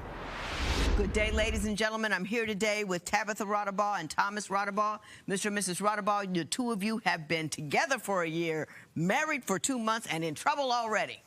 You are here on a Save My Marriage because you need me to help you get through what's going on in your life. You have 2 children altogether from previous relationships. You have no children together. Correct. Mrs. Rodabaugh, I'm going to start with you. Why don't you tell me why we're in trouble 2 months into this marriage? There's been several issues. The reason we're in trouble is he's very controlling. For example, the way me and Tom met is we actually worked as energy consultants, and we lived in company housing, which means everybody that we worked with, which was all guys, might I add, we all lived in the same apartment building, depending where everybody lived. And he's very introverted. I'm a very extroverted personality, and so I would invite the guys over for dinner, you know, drinks. We'd listen to music after work. Him, on the other hand, wasn't fond of that, so he would literally come out and like drag me back to the bedroom to the point where I literally was, in a sense, being held hostage. He's introverted, you're extroverted. I got that part. How long did you know him before you started dating him? Let's start there. Just a couple weeks, honestly. A couple of weeks? Yeah. When did you first notice that he was controlling? After we had moved in together. And how long after you knew him did you move in with him? Ooh, about a month or 2. A month or 2? Yeah. Give me one more story that would demonstrate to me how controlling he really is. Well, for example, my phone. I use my phone quite a bit to keep contact with lifelong friends. And it's like every message I would send, he would read and then ask me questions about. Like, he has to know exactly what I'm doing and when I'm doing it. For example, when I wake up in the morning, I'm a morning person, he's not. If I even leave the bedroom, he'll wake up and get upset because he wants me to be around him at all times. Now, Mr. I just like to know where she is. Why don't you tell me your version of the control list? Do you believe you're controlling? Do you have an issue, or do you believe she's not trustworthy? She looks at it controlling. I look at it as protective. Okay. I'm looking at it protective. Hey, hear me out now. Her history. She's a previous escort/stripper. And when you work on an all-male crew, there is a flirtatious attitude with the gentlemen that she likes to hang out with, some being a little more flirtatious than others, and some would like to flirt back. Right. And so, as for the cell phone, sometimes previous clients from when she was an escort or a stripper would reach out to her. So I would always like just to keep tabs on her to make sure that she wasn't getting messages from them. You describe that as protective. I describe it as jealous and fearful, which is 2 different things, because you are not protecting her. You're protecting your own feelings because she can handle herself. So you're not protecting her. We got to call what you're actually doing, because if we don't, we're not going to get anywhere. Because I'm here to help you. This is a Save My Marriage. Yes, ma'am. You know, and from what I read, y'all need a lot of help. Now, has she done anything in the year that you've been together that would make you believe she's actually doing the wrong thing? Well, the first time we slept together, it was, she was dating her ex, and it was a threesome, might I add you, with another guy, so. A trifecta. Yes, ma'am, it's menage a trois. She's not a boyfriend with 2 different guys at the same time. Is that accurate? Yes, Your Honor.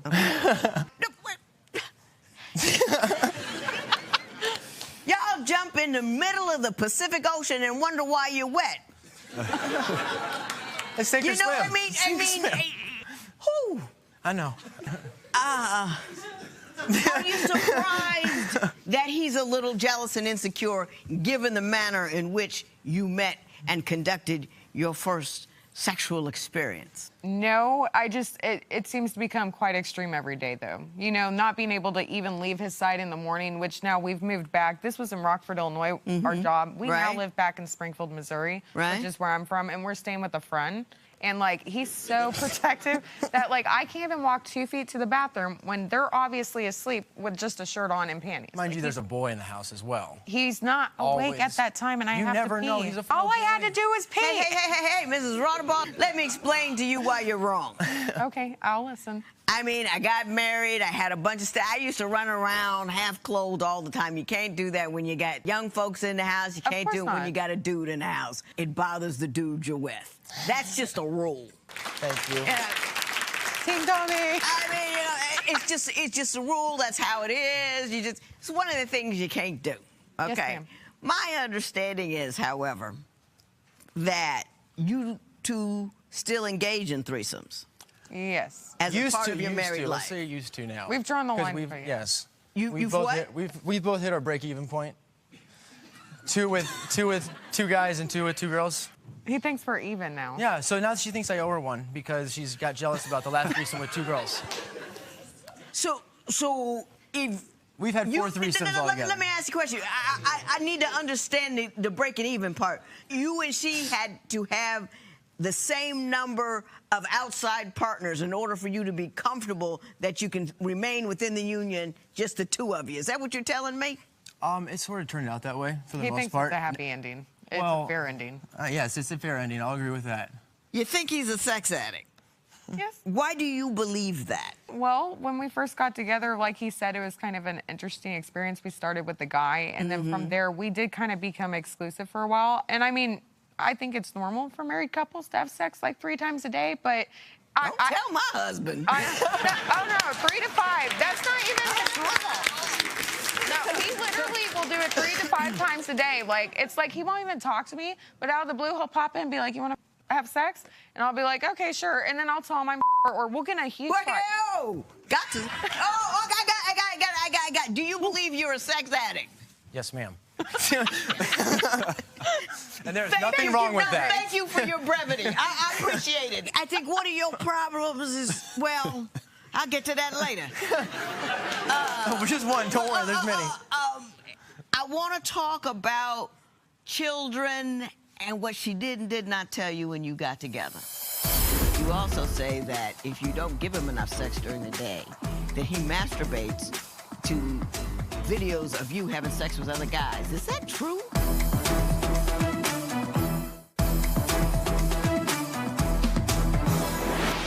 Mr. Rodabaugh, you say your wife was dishonest with you about her situation and about her fertility. Why don't you tell me why you believe she was dishonest with you? After the threesome, we actually got together and we were just me and her one-on-one. Right. And so we slept together again.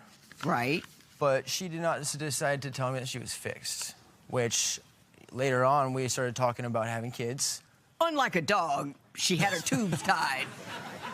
So be it. Okay. Yes. She had her tubes tied. But she thought it would be a turn-on for her if she didn't tell me that she was fixed. I want to see if had her tubes tied. I'm sorry. Mrs. Rodabaugh, Tubes why tied. don't you explain to me what occurred with respect to that particular piece of information? I had kind of talked with him, like, I just want to know if he wanted kids, because I'm a mom of 2. So when we first hooked up, it was important to know. We ended up having a pregnancy scare, which I knew that wasn't going to happen, but he didn't. And that's when I actually told him. I've given up. Thank you, though. Yeah. And the only reason that I ended up telling him is because he was really convinced that I was pregnant. And when I finally did come out to him, he was a little upset by it. To be honest. I just didn't want him to leave me. You know, as a woman in a marriage with a guy that has no kids, I don't want to let him down and not be able to give him a kid one day. It is reversible, but that's something that's way in the future. Right. I understand there's some substance issues. Used to. Yes. Well, Ms. Rodabaugh, why don't you tell me what you believe the substance issues are in your marriage? When we first got together, you know, he was the sweetest, quietest guy ever. And I mean, I never would suspect in a million years. When we worked together, he would frequently leave and just take off to a bathroom. He finally did, like a week or so in, admits me what he was doing at the time. He was doing heroin and crack. And that was a big issue because as a mother of 2, I really liked him. It's not someone... No, it's not something you want to bring home. I get that. Mr. Rodabaugh, you say that's no longer an issue. Yes, ma'am. How long have you been free of those substances? Since January 3rd. Since January 3rd of this year. Okay. Now, and good for you, because that is a hard thing to catch. Now, often what I find is when somebody's just kicked, one thing, they have a replacement substance. Yes. Do you have a replacement substance? I'll jump into alcohol every now and then. How often is every now and then? Every day. Every day. Yeah. And do you get inebriated every day, or is it just a glass of wine in the evening, or do you get lit? Tell me the truth. Well, it depends on how good on the terms we are. If y'all fighting, we getting lit. You get lit. Getting lit. Do you then it drink gets worse. as Then well? it gets worse. Yes, ma'am. Do you drink every day? That was one of our issues. Is I recently went to detox because I was concerned about the drinking, and just kind of back to controlling. He was really concerned because he couldn't go into the facility with me, so I actually ended up checking out early, but was able to at least use the resources to, better drinking on my behalf. I got to ask you this. I saw in your paperwork, once you claimed that he was a sex addict, you also say that if you don't give him enough sex during the day, that he masturbates to videos of you having sex with other guys. Is that true? He thinks he's sneaky, and so during some of our sessions, he will tape me while he's me, and I don't know. And I have found these. There's about 3 or 4 videos. She found them and right then after I did it somewhere in anyways. my Google Photos, which is what your phone backs up to from an old phone of mine, I had a sex tape with a guy I was seeing, and somehow he found it, and I found it downloaded Why to his have it on phone. your phone if you shouldn't it be gone? Okay. I got it. I see what kind of trip we're on. Now I'm going to switch gears and talk about something I'm more comfortable with. Money. When I asked, what do you want from your spouse? You said, guaranteed sobriety. And then when I asked you what you're willing to give to him, you said, an effort to go to therapy. You can guarantee a trip to therapy, but you can't guarantee sobriety. Do you see how wrong that is? What would you do if your partner requested sex 5 times a day? Tell us what you think at Divorce Court. Today's question sponsored by Divorce Court will be right back. If you would like your case to be heard on Divorce Court, call us toll-free at 1-877-311-2222 or log on to our website at divorcecourt.com. Missed a show? Watch full episodes on our streaming platforms, and for exclusive content, go to Apple TV. Mrs. Rodabaugh, you say he is so controlling that he doesn't want you to have a job that he doesn't have because he won't be able to see you while you're working. Tell me about that, the conversations that you had with respect to that. We had a job that we just got together, and it was in a field that I'm used to that he's not with job history. It was for customer service, and it was working with credit repair.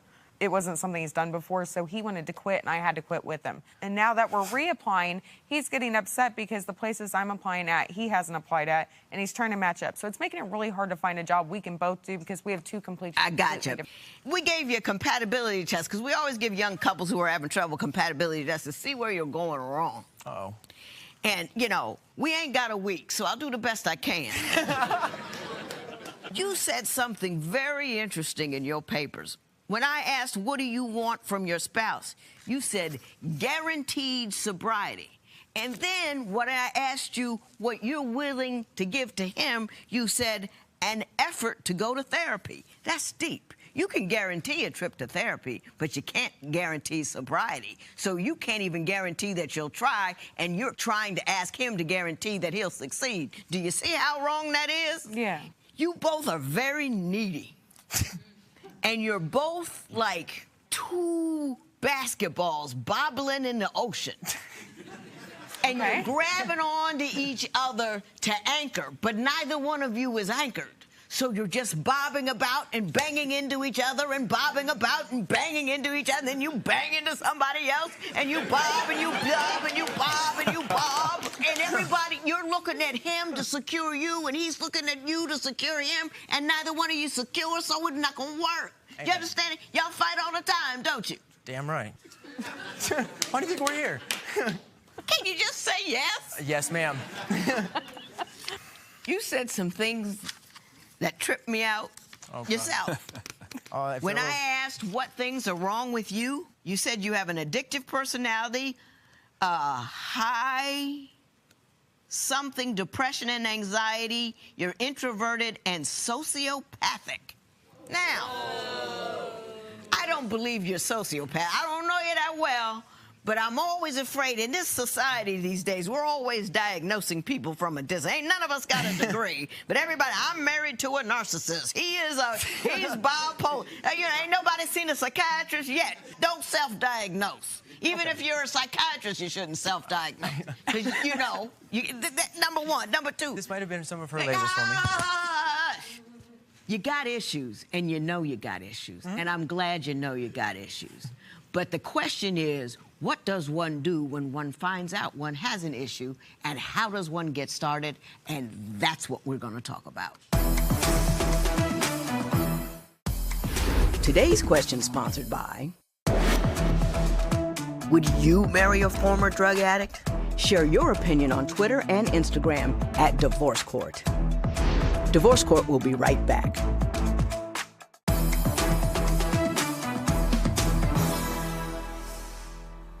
Y'all a hot mess. But I like you. That's an understatement. And let me tell you why I like you. You know what's wrong. Wait, I don't think you know what's wrong, but you know that something's wrong. And you don't sit out here and pretend that something's going on that isn't going on. You're not justifying, you're not deflecting, you're just so deeply in your dysfunction, and you call it what it is. And the first thing you need to do in order to solve your dysfunction is to ID it. Listen, I got a psychiatrist on speed dial. I don't even know his number. I press Chris. Hey, Lynn, what's up? And then I tell him what's up. You know why? Because if something's going wrong with me, I want to be the first person to know. I want to step in early, step in hard, and take care of it because I've got people counting on me. You got people counting on you. Her people are counting on you now because you're married to her. So you guys got to step forward at that. But I really want you to seek counseling. There is a weakness in both of you, and you cannot stand discomfort. People who are going after these addictions, one after another, are seeking to soothe and not dealing with the discomfort of an uncomfortable situation. It's much easier to have sex than it is to deal with a difficult situation. It's much easier to pick up a bottle or a needle than it is to fight through a circumstance. And I want you to understand that you're avoiding the issue by engaging in your addictive conduct, and then your addictive conduct becomes an issue in and of itself. You see what I'm saying? Two separate things are happening. I think you're good people that just got stuck in it. Now, let me say this. Any guy who deals with a woman who has that kind of history, it's really hard for them to get over. So I just want to say that it's not personal. That's just those creatures over there. Now, let me tell you about that. You've got plenty of reasons to distrust her, no doubt about it. But you married her. So now that you're married her, enjoy her. Don't wonder about where she's going. Yes, don't wonder about what she's doing. Don't control it, because you can't control it. If she wants to sleep with somebody, she will. Trust her and know that if she does the wrong thing, you can very calmly, in a relaxed manner, say, baby, I don't like you no more. And I'm going to go, because I don't want to deal with a woman who runs around on me. Yeah. Out the door. I love her. But don't be miserable every day on the off chance she might hurt you one day. I think that is a bad trade, don't you? Yes, ma'am. I wish you both the best. I really do. But you got to get somebody on speed dial. All right, well, let's talk to yours first. No, I like my guy. You can't have him. But were you with me? Yes, absolutely. It's doable. It's fixable. You willing to do that? For your kids. Absolutely. Yes, good luck to the both of you. This matter's adjourned. So the judge threw a lot at you guys today. You're willing to open up and accept? Absolutely. I've never given him a reason not to trust me. My phone's there if he ever wants to see it. Well, he sees it. We know that, right? Oh, yeah, he does. Not anymore, but we used to.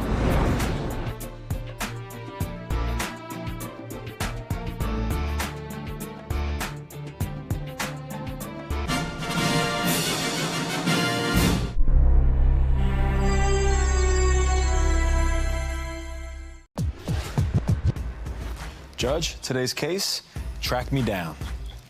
I have a beautiful, great couple here, but there's only one problem. She's doing wife duties at girlfriend prices. I'm gonna have to talk to her. Court is now in session. The Honorable Judge Lynn Toler presiding. Good day, ladies and gentlemen. I'm here today with Giovanni Mendez and Brianna Graham. The two of you have been together for 2 years. You do not, however, want to be together anymore. Mr. Mendez, I'm going to start with you. Why don't you tell me a little bit about your relationship and why we're in divorce court today? Your Honor, we are here today because my girl Brianna think I'm way too overly sexually with her, and she be thinking I'm just driving every woman in Los Angeles. Like, that's just not the case. She be thinking I'll just be out here, you know, wild and doing my thing just because I'm very sexual with her. Okay. Now, Ms. Graham, do you believe he's cheating on you? I say it's a possibility. He thinks he has a high sex drive, but I think there's having a sex drive and then there's being a horn dog. And they're two different things. Like, realistically, well, what makes him a horn dog? Well, okay. He's genuinely always in the mood. Okay. I don't know anyone who's in the mood that often. Oh, you don't watch divorce court. You should watch the show. I've seen some things. Well, I don't want to live with it in my household, okay? Well, when you say that that his sex drive is beyond normal, how often does he want to have sex every day, give or take? I'd say about 7 to 10 times a day. 7 to 10 times a day. Do you think that's normal? It just be because I'd be too attracted to her. It's just like, come on, look at her. I just be sometimes in the mood every time I look at her. It's just hard to keep my hands to myself. And you're young, you're 22. I'm 22, I'm Latin, you know, I'm pumping it, I'm in my prime, I'm good. Like, I thought she would find it a little, you know, more nicer than that, but apparently not. No. You know that I was in the kitchen the other day just trying to make him dinner, trying to be a good girlfriend, and I'm bending over trying to get some cheese, and I just feel this behind me over and over. Like, I can't get anything done if you're going to constantly initiate sex all throughout the house. What am I supposed to do? I would have said addiction. Mr. Mendez, you didn't give her any kind of warning or kind of like a warm-up or something? I was just laying down. I got up. She was in the kitchen. She was getting something from the fridge, and she was bending over. So it was like, when I peeked at the kitchen, all I saw was her right there. So I was like, it just, you know, it was like, let me just go behind her real quick in a very playful manner, though. You see, it was like... Oh, well, it didn't feel playful at all. So I don't know what playful is to you, but... Well, that's how you play with people. Now, Mr. Mendez, do you think she's less than... I mean, 7 to 10 times a day, that's a lot. Is she exaggerating, or is this pretty much what it is? I wouldn't say she's exaggerating to the point. It just be like, during the day, there's a lot of times that it kind of just comes up, or I just feel like, you know, it's just certain things No pun that... intended, I'm guessing. Certain things... Do you work? No, yes, I work. Constantly. That's one of the issues. She don't work. She doesn't work? She does not work. No, she's at home most of the time. At your home? At my home, yeah, our home. Our home. Our home. Yeah. So what you doing at his house not working? Like I said, I am cooking, I'm cleaning, I am walking the dogs, I'm doing my job. Thank you very much. Thank you. Don't applaud that. You should applaud that. What do you mean? Don't applaud that. This is how it starts. One day you're gonna come in here, 32 years old, 3 kids in, and he won't marry you. And you're gonna say, why? And he's gonna say, why would I? He's got you installed in his life. You've got too much to lose because you've given up achieving and pursuing to clean and care. Never do wife duties at girlfriend prices. Ever. That's just me to you. Good advice. Do you think he is leering at or pursuing other women, or do you really feel that you're the sole object of his desire? I don't know what he's doing when I'm not around him. So I could feel one way, but he could be doing something totally different. But now, do you have any real reason to believe that he's doing anything inappropriate? Because so far, you know, horn dog, I'll give you. But I don't see any evidence of a cheat. Do you believe that he's doing inappropriate things with other women? I do, because how do you have that much drive and you're not around me all the time? It's constant. His sex drive is constant. So it's not just around me. There are other women all around, at his job, everywhere. So you're not just... But you have no information. You have no texts, no posts, no phone calls, no drive-bys, nothing like that. You see, and what she don't understand is when I'm at work, most of the time, you know, I'm keeping my energy composure and all, like, you know, calm. And then when I go home, that's when I leave it out. That's when I'm like, I see her, I save it for her. You need some self-control, you know, like... But I mean, he can't control himself with you. That's all I got right now. I don't have anything to tag him with. And I want it because that's my job. But can I at least show you so you know what I mean about the sex? Because I have a video of him... Okay, let's see that. ...being in public and being gross. My lady.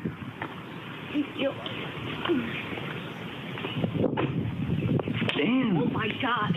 Honestly? Oh, my God. Do you see what I'm talking about? I don't think that's happening with just me. Do you see what I'm saying? You opened the door for her. You tapped on for her. You called me my lady. Job. You know, being it's what you're supposed respectful. to do. Mr. Mendez, you're in good shape with me. Don't worry about it.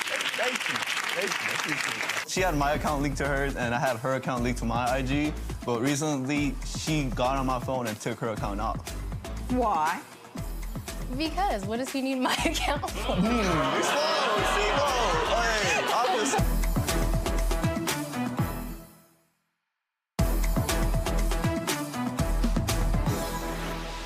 The thing B also is that she has the passwords to my social media account. And as I should. What she don't understand is she be getting upset when I change my password. But the only reason I be changing my password is because when she gets in it, she changes my password constantly. And I don't remember what password it is. Do you change his passwords? I change his passwords if he changed it before. We knew what it was. He changed it. So when I went in his phone, I changed it so I would know it. Well, how did you get in the phone to change it if you didn't know it? His social media password. I have the thumbprint in his phone. So I can get in his phone at any time. But his social media, he'll change. Now, why are you logging in and out of social media if you're not hiding nothing? Do you follow him on his social media? Yeah. No, you see, she has she had my account linked to hers, and I had her account linked to my IG. But recently, she got on my phone and took her account off. Why? Because what does he need my account for? I'm just saying. Ooh, Miss Graham. Yes. What you doing over there?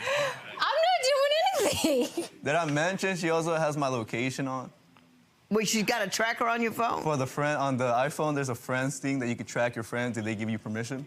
Really? Yes, and it's not very effective. Let me tell you that. But she don't believe that because when I'll be driving and I'll be at a stop and it shows that I'm at a certain location. For instance, there was a time where I was driving by the bakery, I believe, and I caught a red light. I was cool for a while, and then I left. She later on messaged me. She's like, "What the hell are you doing at the bakery? What you doing?" Well, I'm like, "What are you talking about?" No. You see, the way you paint the picture is so wrong.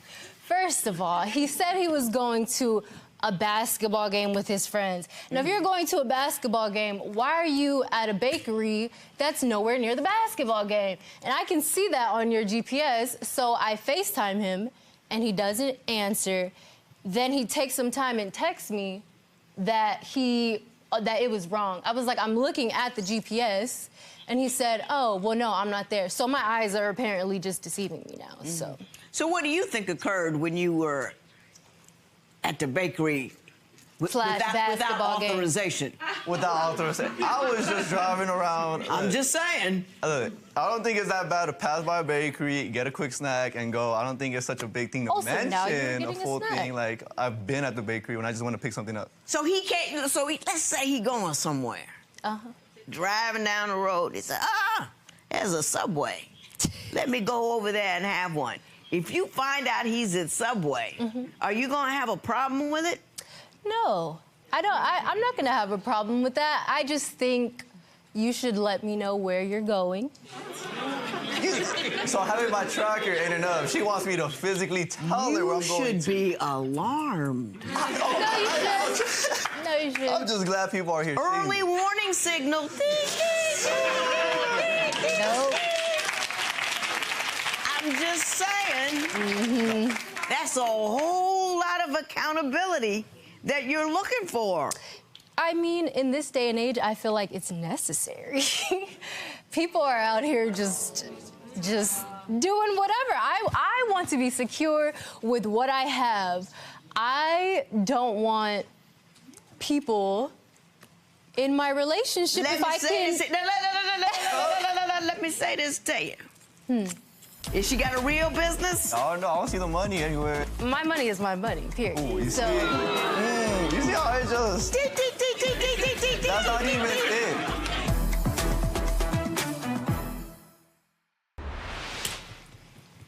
You'll never be secure in what you have if your sole security is dependent upon somebody else. He may be the man of your dreams. He may be Mr. Forever. He may be the guy you can make it with for 40 years, but he could also get hit by a bus tomorrow. I hate it when women come in here and have their game plan attached just to a dude. You should have a game plan of your own that includes this dude. I do. But it's not about this dude. Yeah. No. Well, what's your game plan? I have a business. I just don't work for someone else. So I'm not gonna So you're making money? Yes. A real business? Yes. You're not just goofing around? No. Is she got a real business? Oh, no, I don't see the money anywhere. You don't know what business you think she's talking about? I just charge my bills. Because my money is my money, period. Ooh, you so, see? You see how it just... That's not even it.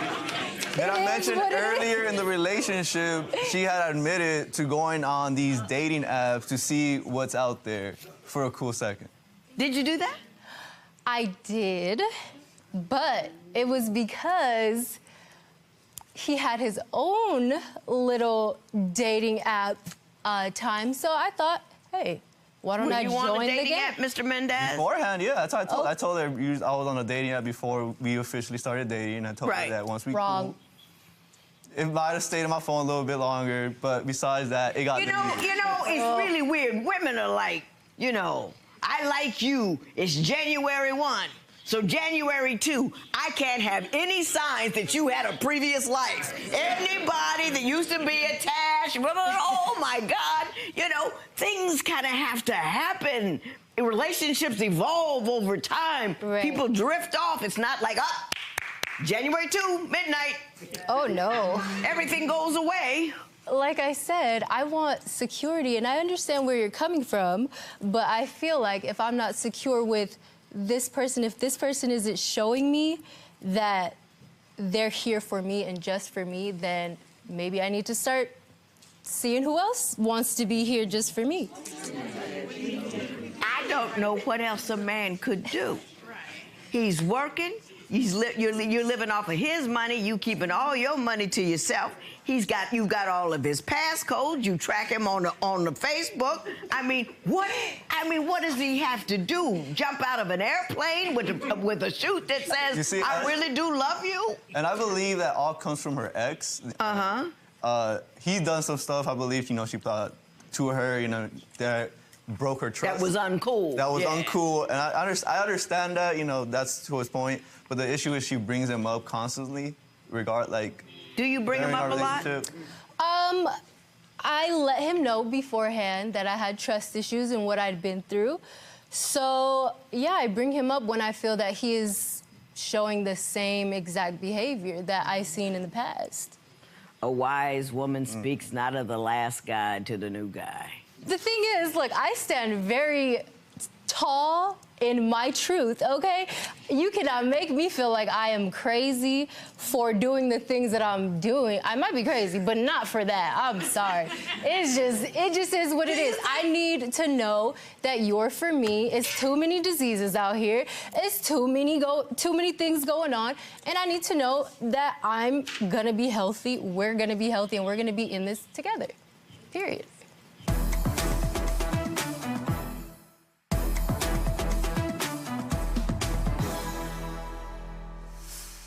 Mr. Mendez, you brought her here because you said you want $700 for the iPhone back because you're leaving it, but you ain't going nowhere, right?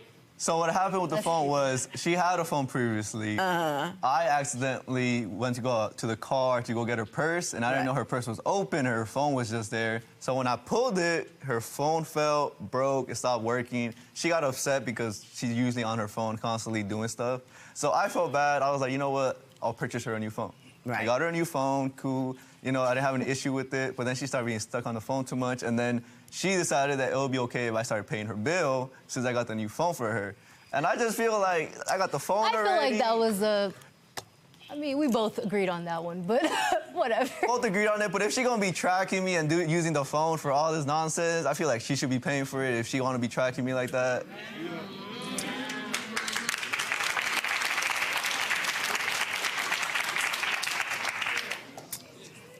First of all, I'm not awarding anybody any money because I know ain't nobody leaving nobody here. You living at his house and you just think she is the best thing since sliced bread. So I know that you two are going to leave here together. I also think that, number one, you're an attractive couple. Thank you. Number two, you're good people. Number three, if you were my daughter, I'd pop you in the head for letting you and I'm with a dude not married. That's just me. That, you know, that's just between you and me. Right. If you were my son, I'd pop you in the head because she's got you on a short leash. Okay. You know what I'm saying? I get that. You see, get a little distance there, brother. You know what I mean? Just. Well, I mean, no. There's a way to be happy in love. Oh, I and it's know. got nothing to do with GPS tracking or knowing where a dude is. Happy in love is I ain't heard from my husband in 3 days and it don't bother me. Yes. You know what I'm saying? That's Something happy could be in wrong, love. though. Huh? I'm just saying. 3 days? 3 whole days. A chick is busy. She I have things to do. Hey, I guess. That to be secure is to not know where they are and not know what they're doing and really believe that he's not doing anything to hurt me. And he believes the same thing. And if you get that kind of love, then that's the kind of love that will secure you. You can only secure love from the inside out, not from the outside in. There's absolutely no way to do that. I think you're charming. Thank you. And I want you to be careful. Be loving. Always. Continue to use birth control. And there will be no recovering this matter. It is so ordered.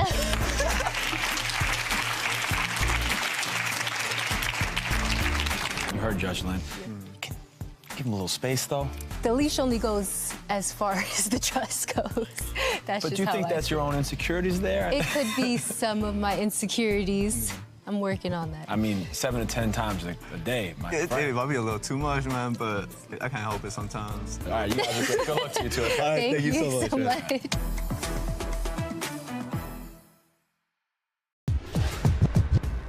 Judge, today's case, mixed signals. She has been shot. She had a heart attack, and he didn't care enough to be there. We gotta find out if that was just a bump in the road or the end of it altogether. Court is now in session. The Honorable Judge Lynn Toler presiding. Good day, ladies and gentlemen. I'm here today with Danielle Richardson and Darnell Daniels. The two of you have been together for 10 years on or off. You don't have any children together. Ms. Richardson, you are seeking $170 from Mr. Daniels, and we'll talk about that momentarily. But before we do, I'm going to start with you. Why don't you tell me a little bit about your relationship and why we're here in divorce court today? Your Honor, I'm here this morning just because I'm tired of fighting for something that I have no idea if it's even real, if he wants to be there anymore. I'm tired of exerting all of my energy into someone who's not giving me the same thing back. It's a lot to give your all to someone that's not giving it back to you. I was shot 3 times. I haven't seen him in 4 months, but I was shot 3 times, and when I was in the hospital, I was just in the wrong place at the wrong time. And when I was in the hospital, Darnell had already moved to Atlanta and I wasn't, you know, he didn't come and see me. From there, were you in another city, or were you in Atlanta as well? I was in another city. I was back at home. He had moved. He got a great opportunity for a job, and he left. And I was at home. And like I said, I was just in the wrong place at the wrong time, and I was shot 3 times. And I actually did he call? Did he? He called. He called. But it's a blessing that I'm even here today, because following me being shot, I ended up having a heart attack in this March, and he wasn't able to come to Buffalo then either. So I've been going through a lot of this by myself. I ended up. How long after you got shot did you have the heart attack? It hadn't even been a year. It was just from all the stress and everything. I lost my vision in my left eye. I lost. I mean, you're in your 20s. That's early to have a heart attack. There wasn't any underlying. It's the stress of everything. I didn't understand what was going on with myself. I started suffering from PTSD. I started having a lot of issues. And take your time. Take your time. Even with him not being there physically, Darnell,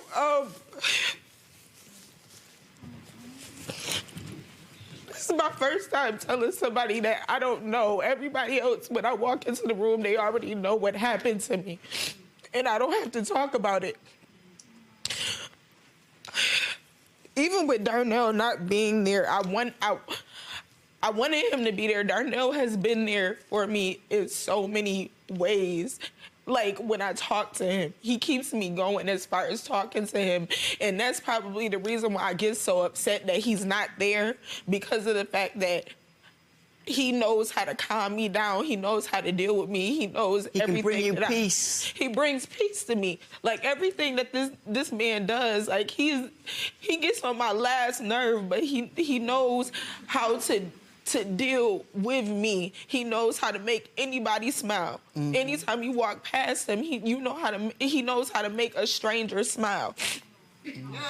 And all right, Mr. Daniels, don't smile yet. When she got shot, were you two in a relationship? You say you've been on and off. Were you together then, or were you not together? Yes, Your Honor, we were together at that moment. Why no flying in like Superman? Well, sometimes you can't just drop everything and go. I had literally just moved to Atlanta. Mm-hmm. I wasn't able to just financially get up and leave at that moment. I did talk to her every day on the phone as much as I can, but due to finances, I was not able to just drop everything and leave right away.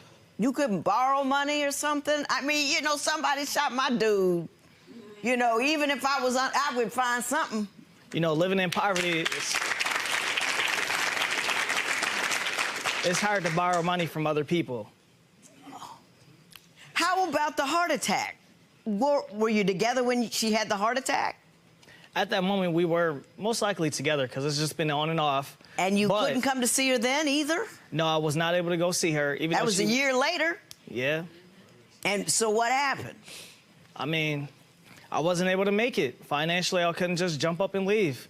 You never know whatever other people are going through. Like, I always tell her all the time, like, you know, I had to take care of things on my own out here. I'm by myself. I got to make sure my bills are paid and things like that, so I'm not living out here on these streets. So, with that being said, I couldn't just jump up and leave when people just tell me to jump up and leave. I mean, I'm there mentally, but I'm not there physically with her. So in a crisis, anybody in your family have a life and death crisis, you know, your cash ain't right, you just ain't going? No, ma'am. Okay. Did you hear that?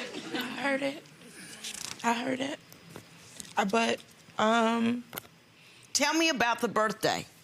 When he said he was coming into town for your birthday. He said he was gonna come to town for my birthday. Like I said, this is the heart attack happened this year in March, and this was my first birthday after the shoot, and so I'm really celebrating life at this point in time. I went ahead, I got myself a new outfit, I got my makeup done and everything. I dyed my wig, you know, it was a lot of stuff that I did, and then, you know, he was just like, it was like, can't make it. You know what I'm saying? Like, this new job that he got, I'm proud of him. He got a new job and he's been working hard, but I guess the job, he wasn't able to make it, but he didn't tell me until I was waiting Is for him. that you on your birthday? Looking all cute. Oh, yeah, that's me. See how cute I was? That's a short whatever you got on. You don't look cute. I don't look cute. Darnell is the type of person, I promise you, I could call Darnell. Darnell done had a dog that he had to walk. Darnell has never had a dog. I could call Darnell. And I start talking to him about something that he doesn't want to talk about, and he's gonna tell me, let me call you right back, I gotta fold the dishes. Did you tell her you had to fold the dishes?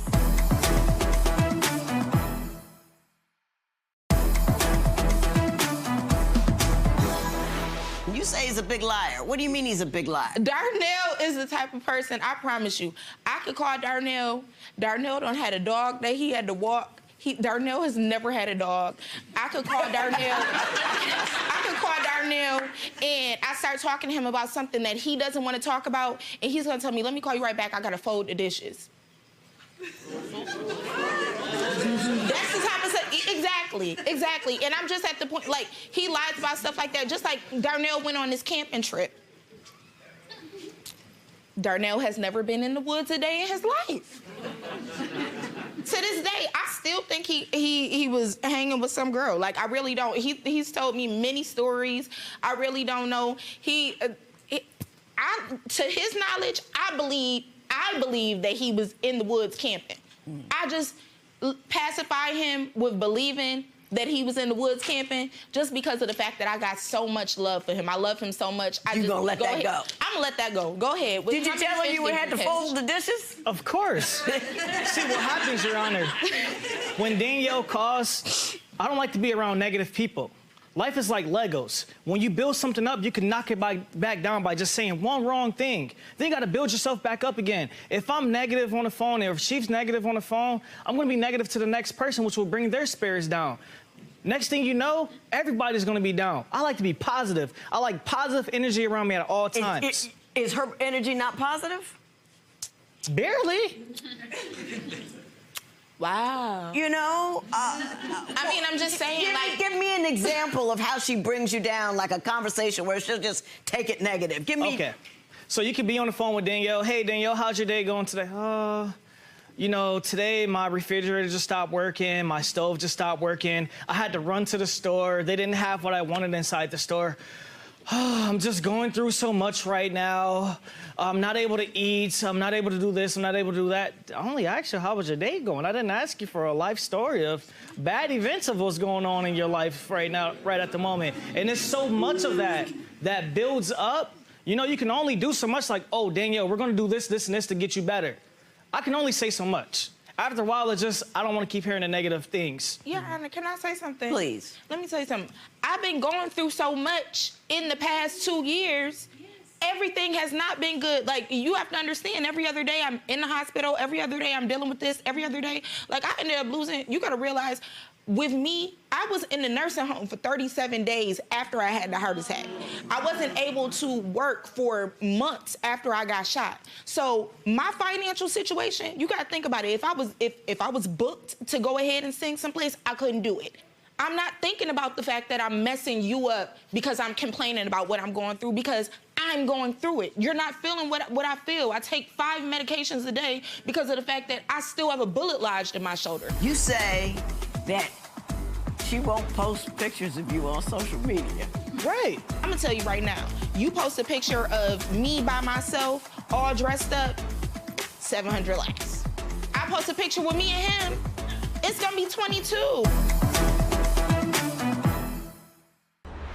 I know how I am. Right. I'm hard to deal with. But he been dealing with me since we were friends. We were friends since childhood before we even got into a relationship. He knows exactly how I am. I've been that way. Why are you trying to act like I'm just pissing you off now? You get, I don't get it. You've Mr. always Daniels, been the same way. Has her attitude changed over time? Has she gotten increasingly dark as the years have gone by? Or is that darkness a function of a particularly hectic and horrible period in her life? Danielle's always in drama. Always in drama? Always in drama. So there's not a part of life where I just don't remember her not being in drama. I mean, don't get me wrong, she was picked on as a kid and things like that, and you know, I had to stand up for her and stuff, and she stood her own grounds. I mean, well, so he maybe picked that up on is me a too. part that, my apologies. Thank you. Maybe that is a part of, you know, why she grew up the way she grew up and things. But I'm just blessed and glad that she's not the same way that she was a few years ago. You say that she won't post pictures of you on social media. Right. How are we in a relationship but you don't post pictures? Mr. Daniels, I don't understand the whole concept of if you love me, you'll post me. But that's just me. What doesn't she do and why does it bother you that she doesn't do it? So, usually, you know, you see people living their best life, you know, posting with their significant other. I've never seen Danielle post me on Facebook. Never.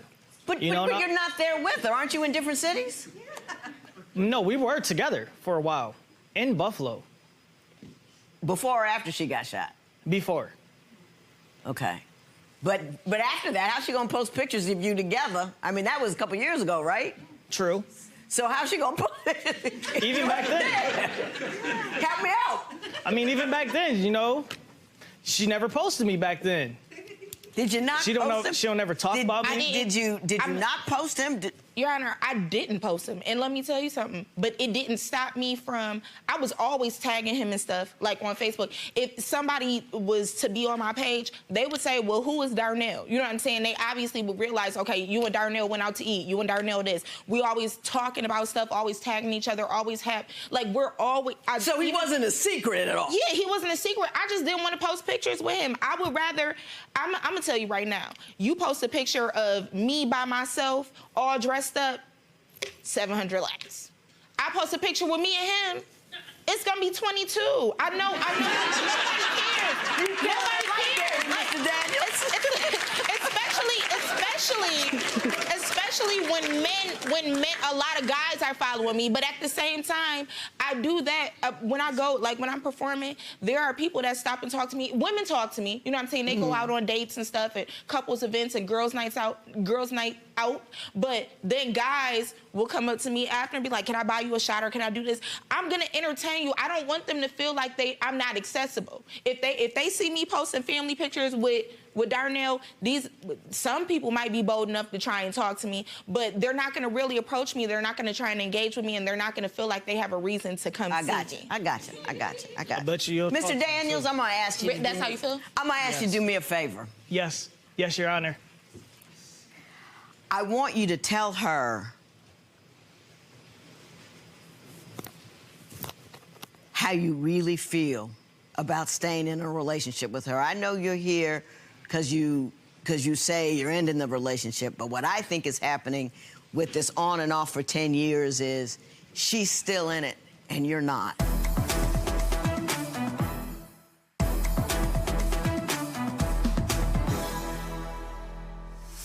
I want you to tell her, look at her and tell her what it is you want, what you don't want, what you're in for, and what you're not up for. To be honest with you, at this moment in time, Danielle, I am truly done. I cannot keep going on back and forth and things like that. I don't have time. I'm trying to live my best life just like you. So with that being said, we can still always be friends. I will always be here for you. I'm only one call away, but relationship-wise, I'm done. I'm sorry. Now, Ms. I hate to say it that way, but it is what it is. Ms. Richardson, here's why I asked you to hear that. Mrs. Richardson. See, he won't be an active fool. That's no. Oh, no. No. Ms. Richardson, look at me. Before, when he said a couple of things, remember I asked you, did you hear him? Mm-hmm. He said that he don't want you 19 different ways. He said it when he didn't show for the heart attack. He said when he didn't show for the gunshot. He said it twice in here when he was talking about live your best life and all that kind of stuff. He keeps saying it, and I don't think you hear it. My mother always told me, never make a man tell you he doesn't want you more than once. He done told you 19 times. And I know you're hurt. Ms. Richardson, I know you're hurt, but I need you to hear that. Because he's telling you, I don't want you, and you know what? It don't matter. You're beautiful, you're talented, you have abilities, you're in your 20s. I got a book for young women in their 20s. I'm gonna show you something. See, it's a whole big, thick book. The part about men is that big in the back. This part is about the beauty, the depth, the breadth, the passion, the love, the excitement, the greatness that it is to be a young woman. It's to the daughter I never had. He's optional, not definitional. He should be something that you can choose, but he does not define you. No man ever does. And I want you to believe that, and I want you to feel that, and I want you to know that and understand that, because that's what he's telling you. And often women have a very, very hard time hearing it. They can say, I don't want you, I don't want you, I don't want you, I don't want you. And all we hear is the and miss the rest of it. It doesn't mean nothing about you. You're fabulous. You're absolutely fabulous. And I want you to remember that. I want you to know that. I want you to read that book and remind yourself how fabulous you are. Now, you have absolutely no legal recourse for that $170. However, since he made that snarky comment about how Cash App you the $170, I'm gonna make it an order. $170 in favor. All right, after hearing what Judge Lynn had to say, what's your reaction? I'm just finished with her. I mean, I'm done completely. I don't have time for the mixed signals and keep going back and forth with Danielle, so I'll just go ahead and move on with my life like I've been doing, and that's about it. Do you regret not going to see her when she did get shot and the heart attack and all those... My biggest regret is the fact that I was actually the one who paid for that Uber for her to go over to that place, you know, but I do regret not going to go see her because I should have been there for her. Mm-hmm. What's next for you? Next for me? Live my best life, you know?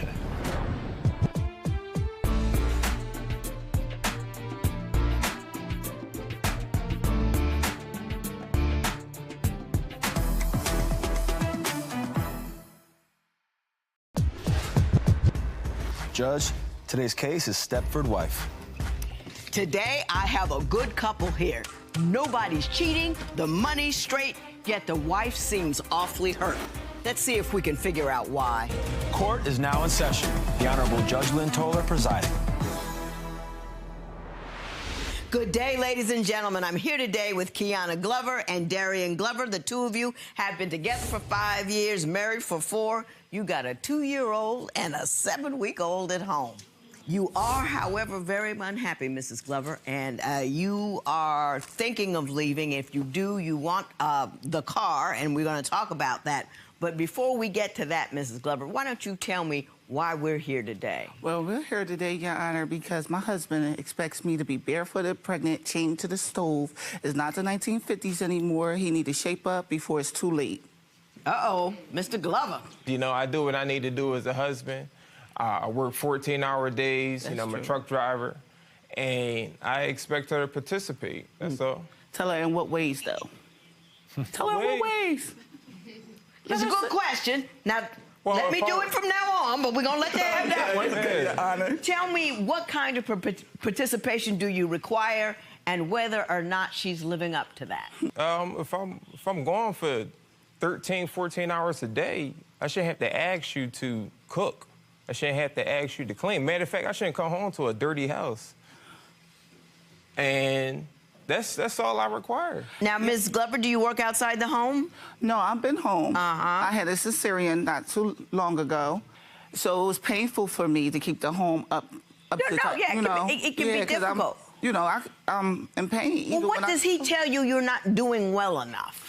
It was signs from the door. Let me run it back to the beginning, okay? Yeah, let's go back. We're Let's gonna go go back, back, yeah. brother. So, yeah. In the beginning was signs already. Like, this brother expected me to cook him meals every day when we were just dating, okay? Like, I'm expecting us to go to the movies every Friday, Saturday, you know, get to know each other, go to, movies, dinner, dancing. This brother looking for a stuffer wife straight from the door. She flip-flamed me first. I did. Yes. Okay. Wait a minute, Mrs. Glover. Mrs. Glover, hang on. Mrs. Glover, I want to hear about the flim-flam. What did she do? Oh, my God. She said when we first started that, I wanted her to cook. No, this is how it went. She said, if you put some food in my refrigerator, I'm gonna cook for you. No, I said Then as a wife, and don't bring that story up. Before. Now, Mrs. Glover, that sounds like a story that may have happened. No, that wasn't. I swear. Listen now. I said I would make my man a sandwich every once in a while. I'm not cooking all the time.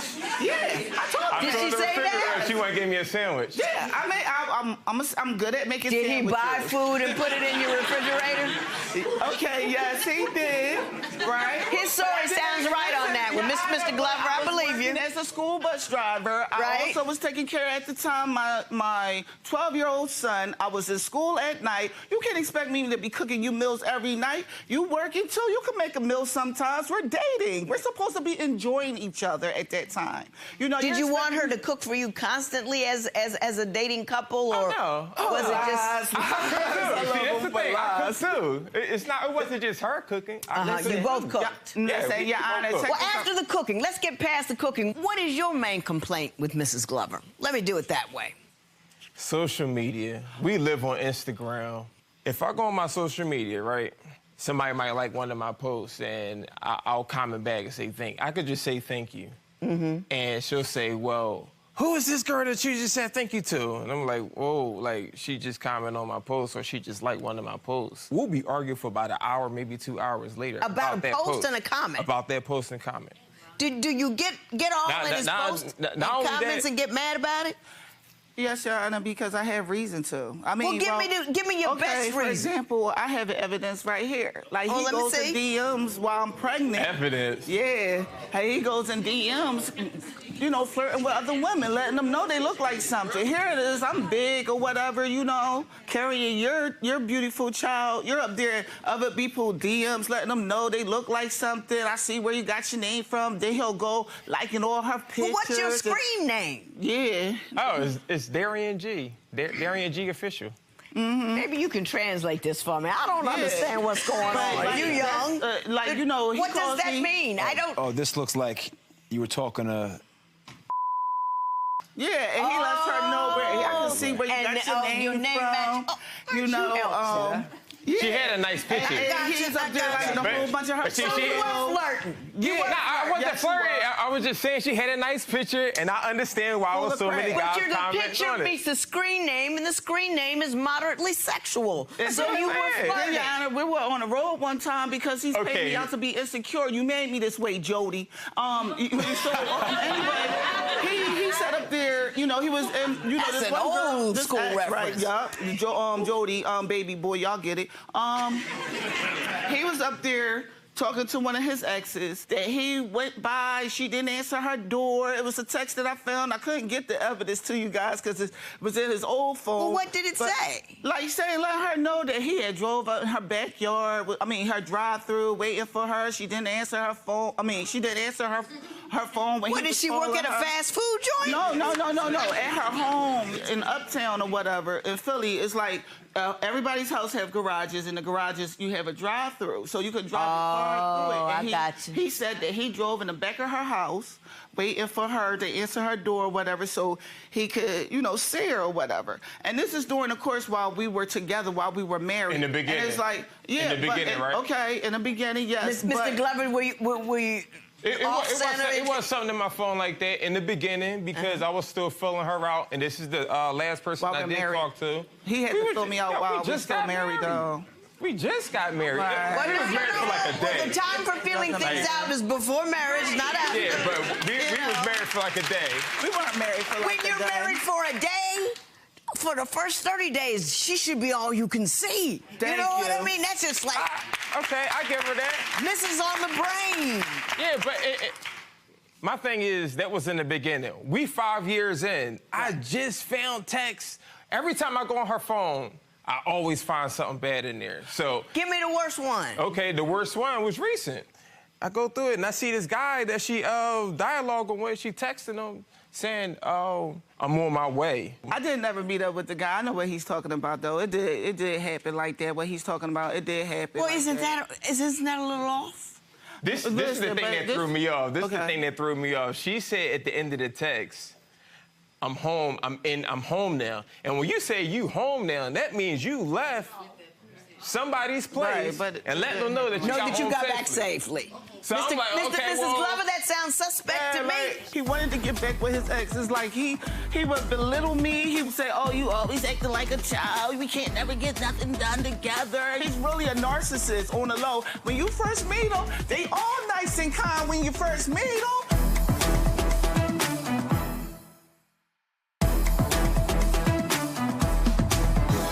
So, Mrs. Glover, talk to me about it. At the time that he's talking about this text, I was pregnant with our son, right?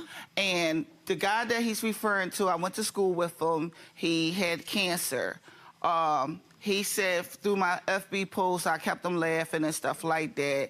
And he was like, you know, if you are through the West Philly area, just stop by and holler at me, because he didn't see me in a long time. I said, okay, I will. Right. I said, I will be on my way shortly. That's what it's referring to. So now you get to know the So whole you story. went to see him? No, I didn't go see him that night, because at the time that I was thinking, no, I'm not. At the That's time, a whole lot of conversation for a quick text. I don't know. Because she would have told me if he was going there. Mr. Glover, you say dealing with your wife is like dealing with a teenager. Why would you say that? Yeah, why would you? Everything ends in an argument. Everything. Give me an example. Okay, we had a situation where we was coming out. Well, we was actually going into the studio, and we had in the building, like the front door and all that. We had to walk through the door, and there's other people that's coming from different studios. So a couple was proceeding out, and we was proceeding in, and I said, "How are you guys doing?" I didn't speak to I didn't just speak to the female. I spoke to both everybody. of them. You know, they said hi back, and once we proceeded up to the studio, you know, oh, why you say something to that man? Oh my God, no, I did not. Like, what? I did not call her a bitch. I did not know her to call her a bitch. Like, oh my God.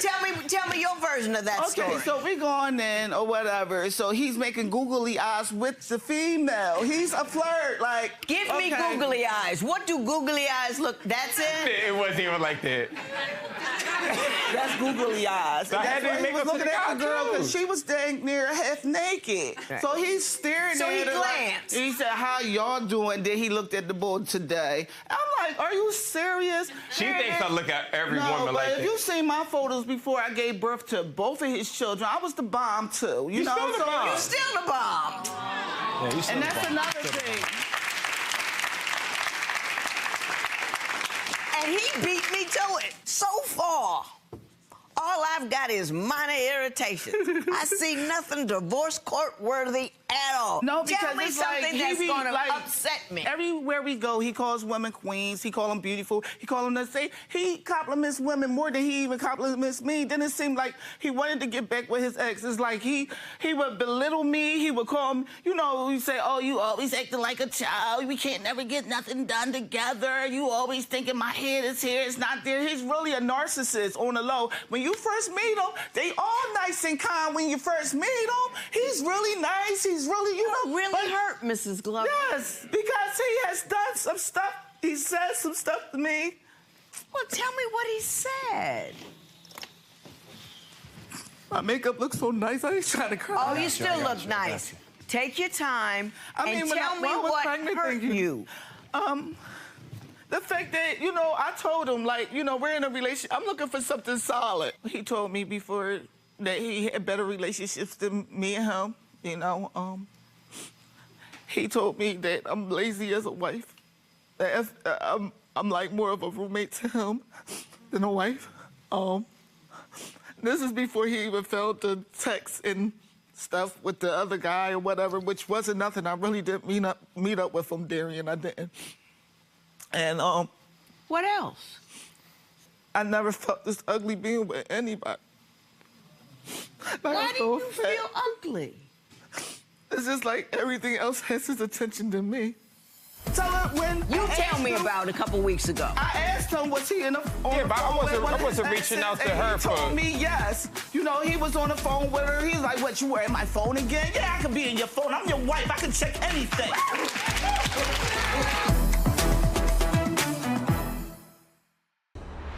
Is it what he says or what he doesn't do? Or is it a little bit of both? What he doesn't do. I mean, Who gotta tell their man that they would like to have flowers every now and then? I accept him. I'm perfect. You know, like I accept him when he leaves his jobs and stuff. I done helped this man with his child support before. You know, I done paid bills. Like then he'll turn around and tell me, "Oh, that was just a little bit. You know, I gotta hurry up and go work because your money ain't enough." And it's like, damn, well, I ain't have to pay your child support. You know, that's your responsibility. You know, I done put a lot of stuff on the line. Like even him telling me I'm not a good housewife. I'm trying to follow his lead on how I'm be honest, I don't know how to be a housewife. I never seen my mother be a housewife, my stepmother be a housewife. I see everybody work. I'm used to working and, you know, getting my own money. I like that, you know. He would compare me to certain family members. Hang on. Mrs. Glover's very hurt about something, and I'm hearing what she's saying, but I'm not quite to get there with her. Do you know what she's talking about? That's one of the main reasons why I came here, to try and get some clarity on what is the issue. Why can't we exist in the present? It just seems like every time we have a argument, we always go to far, far away, long, far ago. No, because you call your exes every single time we get in an argument. It's another you thing. Call your exes up. You look for clarity through them, like you're still with them, like you still want to be with them. Yeah, but it's assumption. And then when I ask you what's going on with that, you turn around, you tell me some nonsense. You can't assume, though. Here's what I think I just figured out. Like I'm not. You're a constant critic, and when she's less than perfect, you reach out to someone that you used to be with, and it's killing her. I have done that in the past. I don't do that anymore. No, tell her about a couple weeks ago. Tell her when You tell me about a couple weeks ago. I asked him, was he on the phone? Yeah, but I wasn't reaching out to her he told me yes. You know, he was on the phone with her. He's like, what, you were in my phone again? Yeah, I could be in your phone. I'm your wife. I can check anything. You check my phone. I don't never give him no problems. He can check my phone. He can do whatever he want to do. I've been solid since day one. Since day one, I've been loyal to him. When he tells me stuff, is with me and him. I'm not running behind his back. Yeah, you know, Darian, he left his drawers on the floor. Yeah, you know, Darian, and it really pisses me off. When there's something going on with me, I'm not looking for somebody to blame. I got you. I'm with you. Like I always say, it sounds good. Mr. Glover, first of all, I'm not going to deal with the money thing because I know y'all ain't leaving one another. You love him too much and you're a decent guy and all. So I know all that. I know that's going to happen. And I'm not altogether sure what's going on here, but Mr. Glover, I'm going to give you my best shot.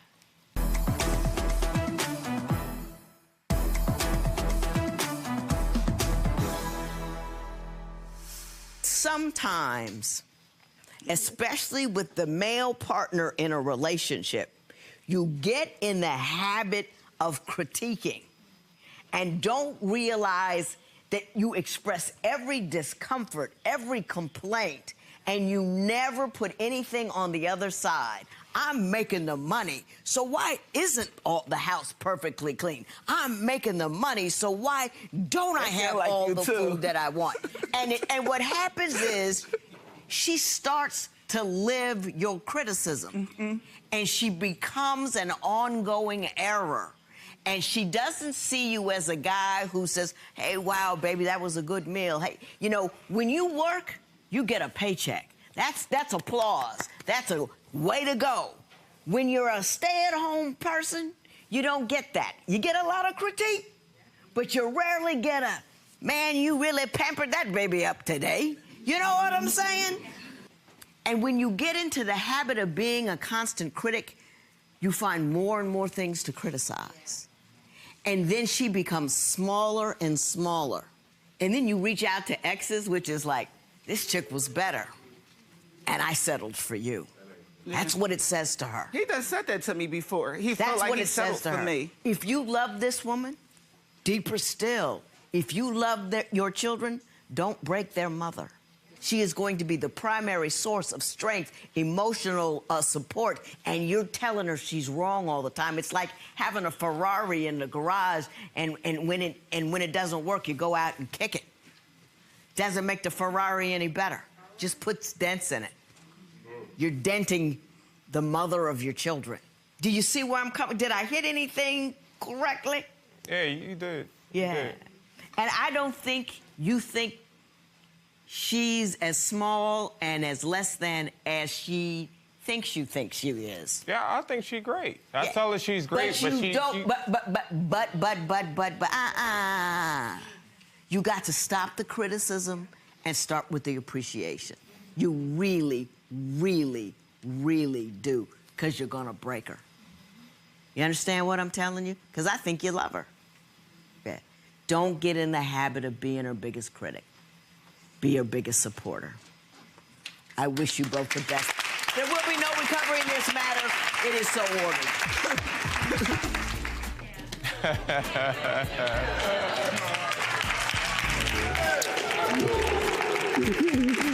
We saw you get a little emotional back there. How'd that make you feel to see her break down like that? It lets me know that it's something that really needs to be taken care of on my end. We saw you hug it back there. Can we hug it out again here? Yeah. There it is. All right.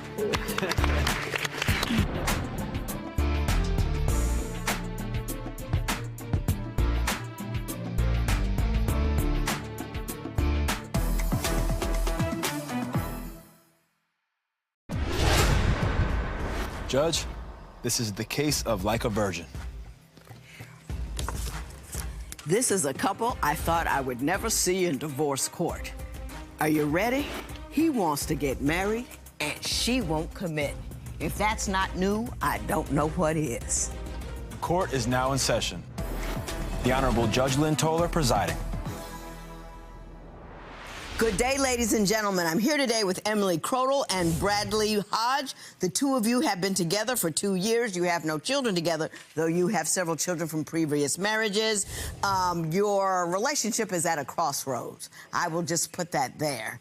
And Ms. Crotel, I'm going to start with you. Why don't you tell me a little bit about your relationship and why you're here to see me today? Yes, I came on this show because I'm 29 and I'm a virgin still, and I'm Catholic, so that's like my belief, and it's something that I can't change and I won't change, but every day. Tell it, sister. I know. So, and every single day, I'm like, what the heck? Why do I feel pressured every day? How about a little change? Never. No change at all, because... Do you feel pressured by him? Yeah, all the time. And give me the nature of the pressure. Okay, so sometimes I should probably be better, because I put myself in situations where, you know, we might be alone a lot at a house, and then I get, like, excited. And then I'm like, no, I don't want to do this. But then I'm like, okay, I'm going to break up with you today. And then I'm going to... Yeah, but this is like 3 times a day. It's like lunch, breakfast, dinner. Yes. So it's like, you know, but all day, all that night. Doesn't, but I don't understand. Maybe I want to know if it's really like, oh, babe, like, you're so good, you know, oh, it's in the moment, or is he just manipulating me? You're scaring me to death, Ms. Crotel. I don't know what's going on here. Let me talk to Mr. Hodge for a second. I'll get back to you. Okay. Mr. Hodge. Yes. Tell me what your understanding is about what she wants in a relationship and why it is you two are at a crossroads. I think she likes me, possibly loves me, but what she really wants is to be a star. Which she is. So she is, you know, sounds like Janis Joplin, she's a star, blah, blah, blah.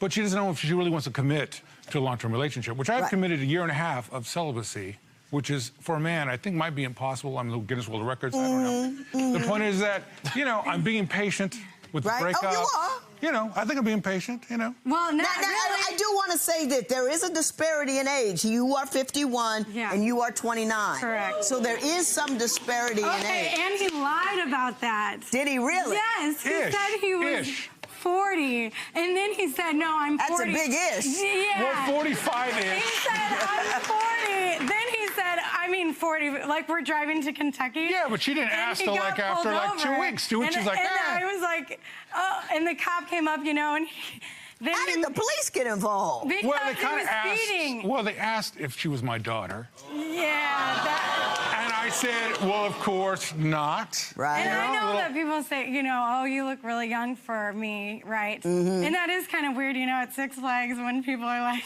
is that girl kissing her dad? That's like that's really really weird.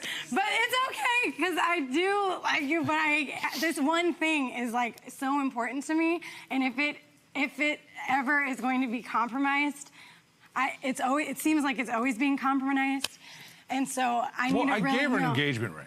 Right. All right? So I give her an engagement ring, promise ring, you know, yada, yada, yada. And I'm like, hey, I love you. You're the one. I'll wait a year and a half for whatever we're waiting for. I'll wait 1,000 years for it. But then she gives me the ring back in a week. No. Saying, oh, no. Do you want to marry him? Do you think he's your forever dude? Yes. I think that I don't know what to do. No, but not what you know what to do, not what's right, what your parents want. What do you feel like? Yeah, this is the guy or not? You know what? It's weird because I think it's like this in me. I don't know. I just love him. Yeah? I love him. But what? I don't know. She would like to know. I know. The audience would like to know. Okay, I do feel like I still have to be on my own sometimes, a lot of the time, to get things done that I need to get done, especially with my career and everything like that. Give me an example of how you think being with him impedes on your progress. This is the problem, Your Honor. She is an attention hack. Yeah, well let her finish. Let her finish. How does he impede on your your journey? Okay, time. It's like, whoa, what's up today? What's, not today, every hour. It's like, hey, honey, hey. But not really honey, because he doesn't call me that. But he's like, hey, I love you. What are you doing? But then I'm like, oh, man, I need to get stuff done. And then we're at the movies 3 days in a row. And I don't know what to do. Well, she is an actress. I make movies. Right. So she's a starlet. So, I kind of like to keep her around a lot and watch movies with her. Right. Out. At the club alone, by myself. You like to hang out and be single. Your Honor, she dances till 4 in the morning, maybe 5, doing headstands. She can't do backflips anymore. It's like Coyote Ugly, 24/7. It's a 24 vortex. What do you mean? That's my favorite thing. Actually, I'm going to do it over here. Don't you do it. Emily, don't you do it. Stay on national TV. This is what I do. This is what I do.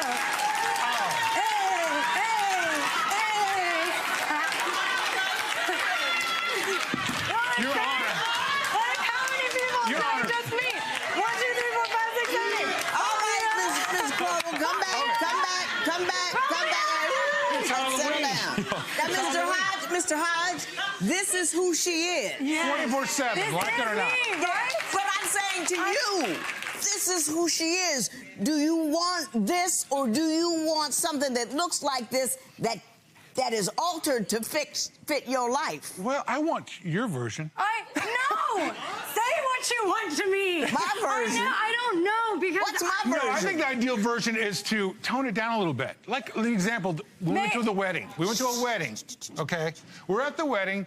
Okay, it's someone else's time to enjoy their marriage, slow dance, sing, dance, Right. Well, she gets a little disrespectful. She kind of grabs the mic from the bride. Yes, they're dancing. Now, it's funny, she knew the bride and starts singing her own songs. Then choruses the band to hit a beat that matches her song. Okay. The whole wedding party was like, hey. Miss Crodel, put yourself together. So just trying to see, one, is she really a virgin? That's kind of like, Is you that walk on water important? too? No, it's not this important. Just, I didn't want to be like the last, guy to find out. So, sure enough, she is a virgin. I am. Which is probably even scarier. Yeah, At that point, you're like, eggshells, what can I do? What can I do?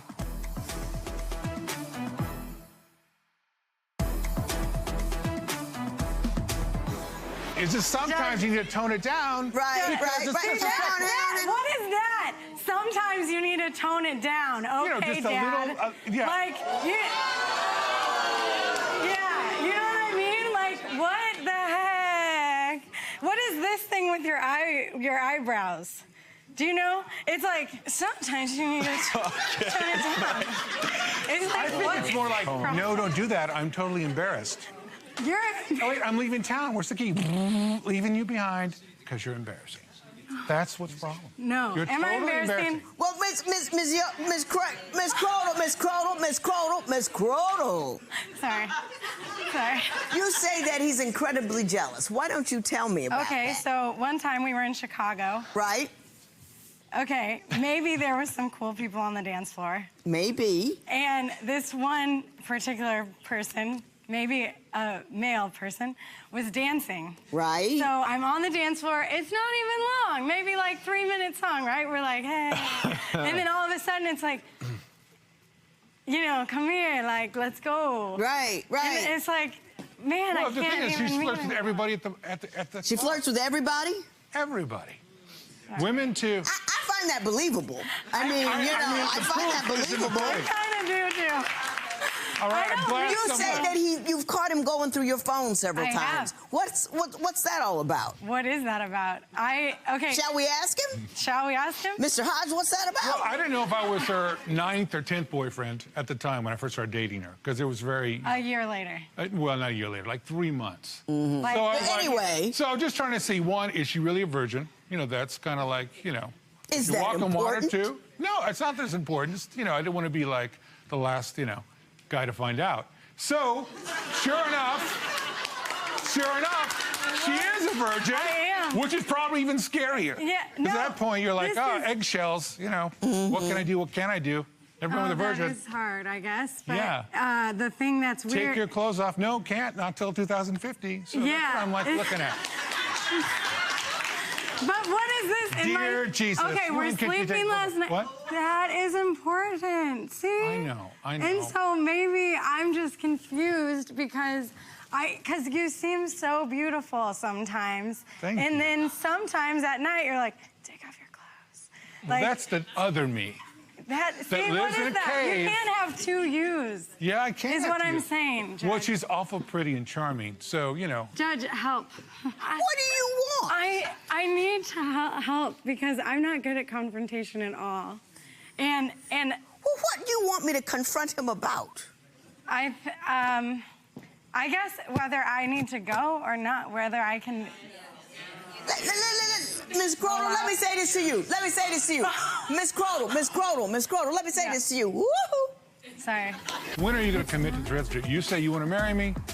I say yes. Mr. You Hodge, say you don't. let me say this to you. A woman who doesn't want to commit, set her free.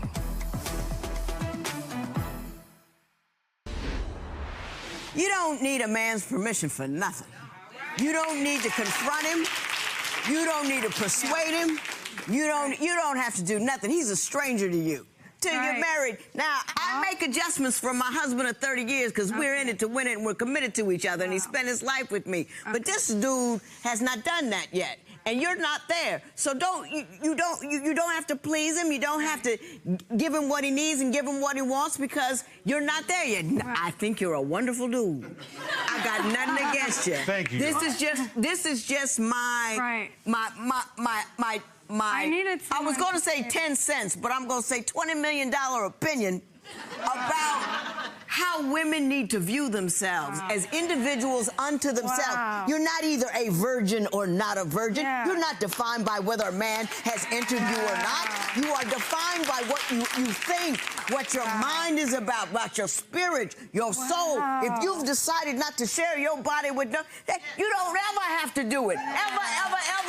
And you never have to tell anybody what your sexual status is.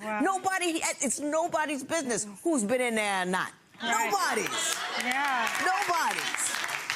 That's amazing. I needed to hear that so much. Sorry. I know I'm working at cross purposes to you, but that's what I truly, if she was my daughter, that's what I would tell her about being a woman, is it's not defined by your relationship to any given man or if a man has touched you or not. That's Your Honor, we're some not horse here bucking. about her virginity. That's not the biggest issue. The issue is commitment. You know, one, she's on, next day she's not committed. And that's the reason we're here, is to say, when are you going to commit to the relationship? You say you want to marry me. I say yes. Mr. You Hodge, say you don't? let me say this to you. A woman who doesn't want to commit, set her free. And I'll tell you why. We women are hard on locking a dude down. I get women in here all the time. Judge Lynn, if you could just get me a ring. He's cheating on me. He won't work. He plays video game. But Lord, Judge Lynn, if you could just get me a ring. Women are silly with it. And you don't want to push a woman into a commitment if that's not where she is.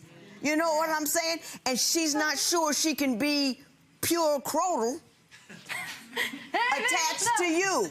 Yeah. And there's a whole lot of crotal going on over there. Lots of crotal.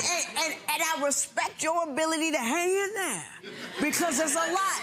I mean, I've only been out here 15 minutes. I'm looking to go home right now.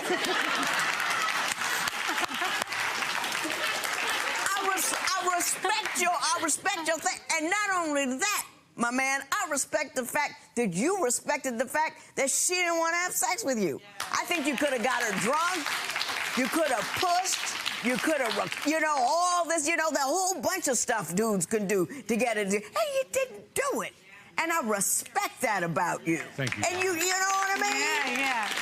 You're a great dude. I'm going to tell you something, though. When you leave here, our inbox is going to fill up.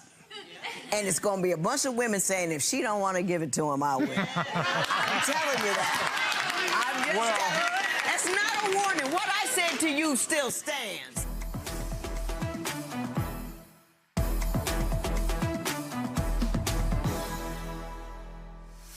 Now, you guys said you were in here fighting over some stuff, but y'all ain't interested in your stuff, are you? You know, the stuff. Artwork? Yeah, that I painted Paintings? a little bit. No, I think that's just... Well, you're not leaving that man. You're not. You wouldn't be this agonized over all... Ooh, that's beautiful. Did you do that? Yes. That's gorgeous. Thanks. I didn't know what you were looking at.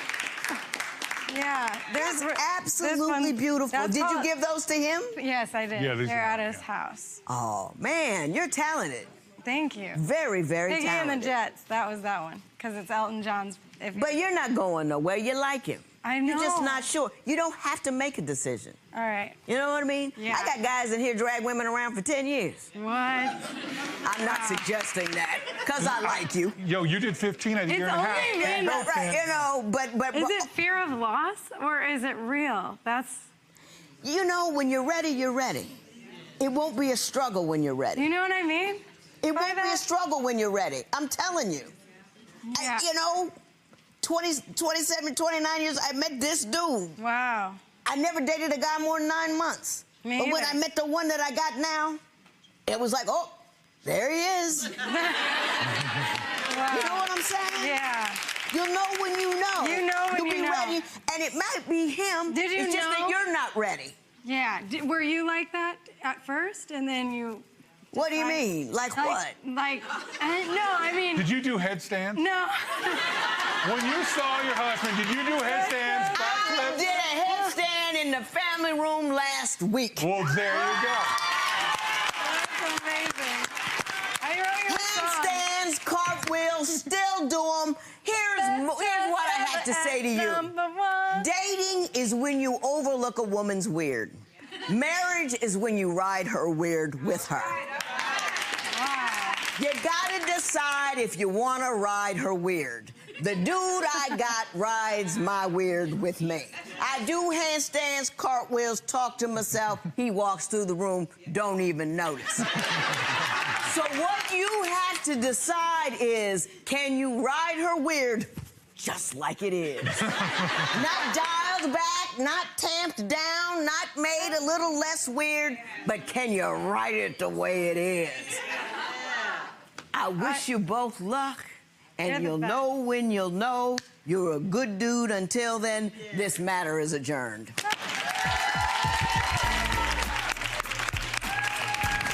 Can this work? I mean, Judge Lynn had a lot to say today. What's your take on it? I think she had a lot of good advice, but I do too. it's a work in motion. And you're willing to wait this out? Yeah, I've been on the ride for a year and a half. I mean, I could wait a little longer. Buckled up, right? I'm buckled up sometimes. Sometimes I'm buckled up.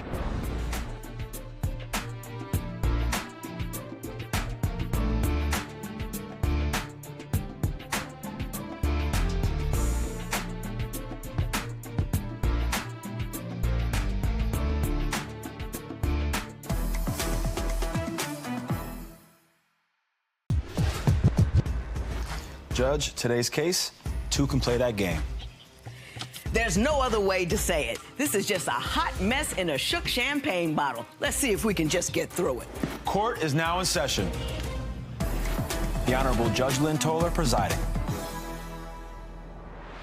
Good day, ladies and gentlemen. I'm here today with Keila Robert and Joshua Franklin. The two of you have been together for 5 years, married for 2. You have no children together. Ms. Robert, I'm going to start with you. Why don't you tell me a little bit about your union and why we're here in divorce court today? We're here today, Your Honor, because my lying, cheating husband likes to entertain a lot of different women via social media. Give me some examples. Okay, well, one day I'm on Facebook and I'm looking through his Facebook account and I see that he had made a whole new social media account. Now, with the whole we both did it. With the whole, Mr. Franklin, I'm gonna get to you. With the whole social media we both account. cheated. I got you. With the whole social media account, he decides he's gonna be in an actual relationship with a woman via social media, and we live together. Yeah, you did now, too, it worked. Another story. She had a whole relationship with another Mr. story. Franklin, Mr. Franklin, look at me. Look at me.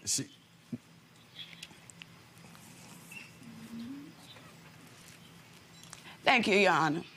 Okay, another story. While I'm at work, Joshua decides he's gonna bring a woman to my house while he's watching my kids. I did. While he's watching my kids, Your Honor, he sleeps with this woman. I find out that he tells this lady that my kids were his nephews. He's watching his nephews. What? Tell him about the time when I went to Mr. Franklin, see my mama. Mr. Franklin, Mr. Franklin, Mr. Franklin. You did a lot of that. Oh, okay. You can disrespect your wife, but you can't disrespect me. Your if kid- I'm not talking to you, you keep your mouth closed. If you don't keep your mouth closed, I will excuse you from this proceeding. I will hand her all the money she's asking for from you because you didn't have enough sense to act right in here. Do we understand one another? Yes, ma'am. Don't make me come back there again. Yes, ma'am.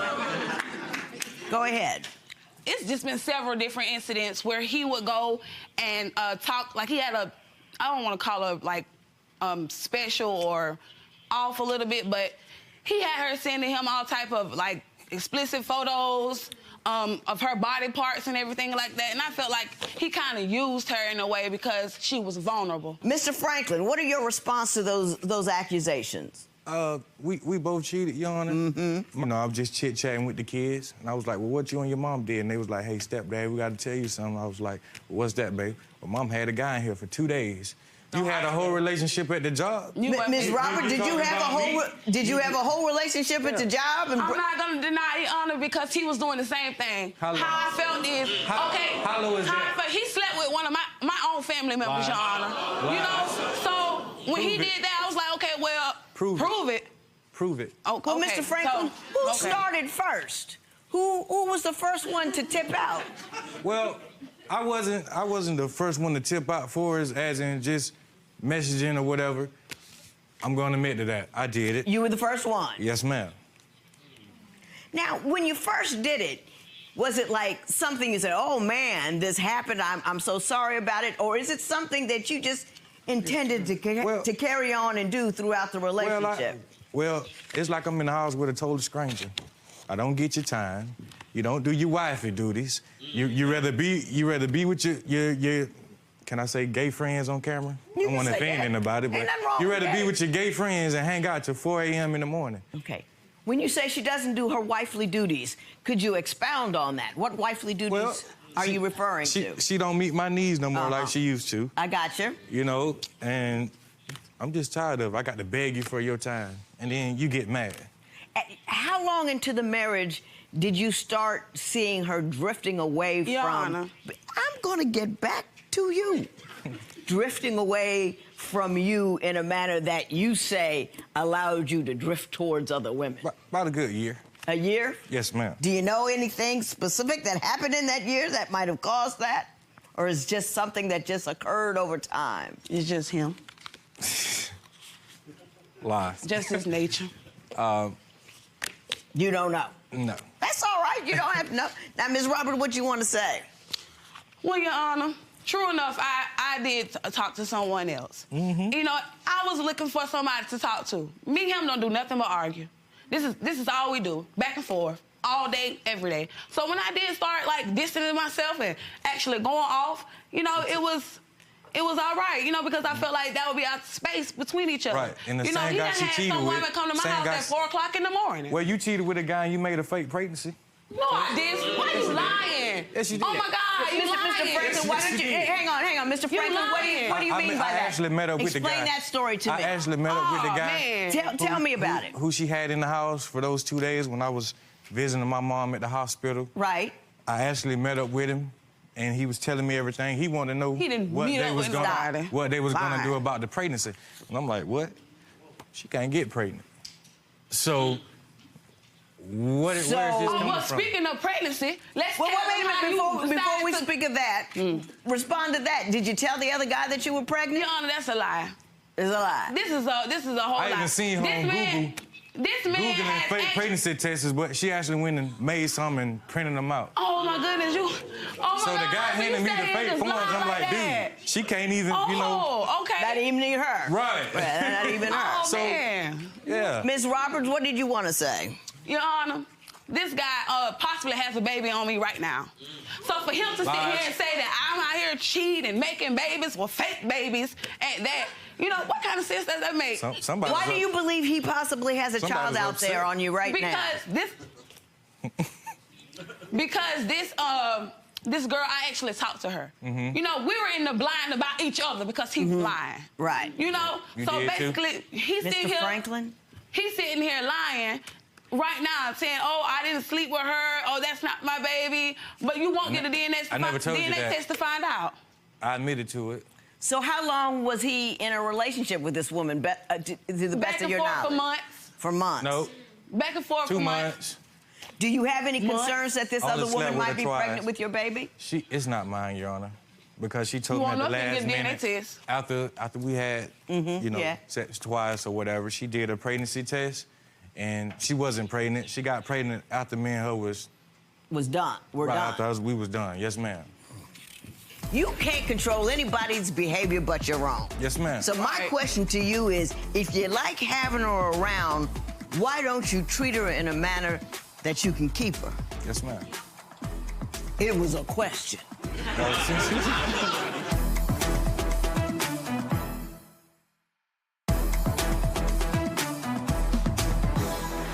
You say it's impossible for him to tell the truth. It is. It's very Lies. impossible because he constantly lies. He is just a compulsive liar.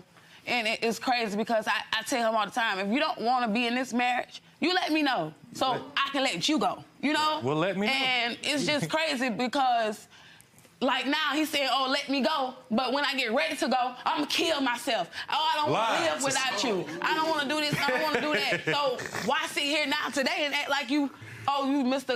Good Guy and don't do anything wrong? Okay, Mr. now Franklin, suicidal. has she ever suggested to you that she wanted to leave? Has that ever come up before? She can go, and she left, and then That's not the question I asked. She would be gone for like an hour or two. Lies. She'll go to Florida, and she would come back. You lying. Do you beg her to Like come 2 back? weeks? Are you happy that she's gone? What's your response to her leaving? You know, I get depressed when she leave because we're adults at the end of the day. So you could have fooled me. But anyway.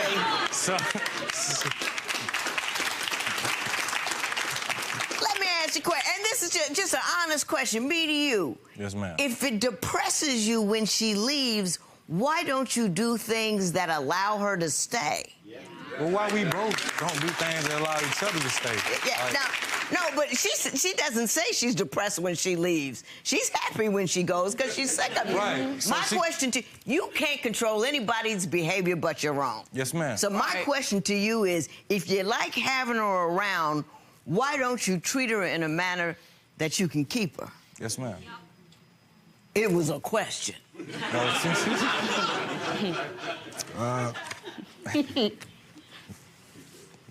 Now he got nothing to say. I couldn't shut him up, but when I ask him a rational question, he doesn't have anything to say. When's the last time you cheated on her?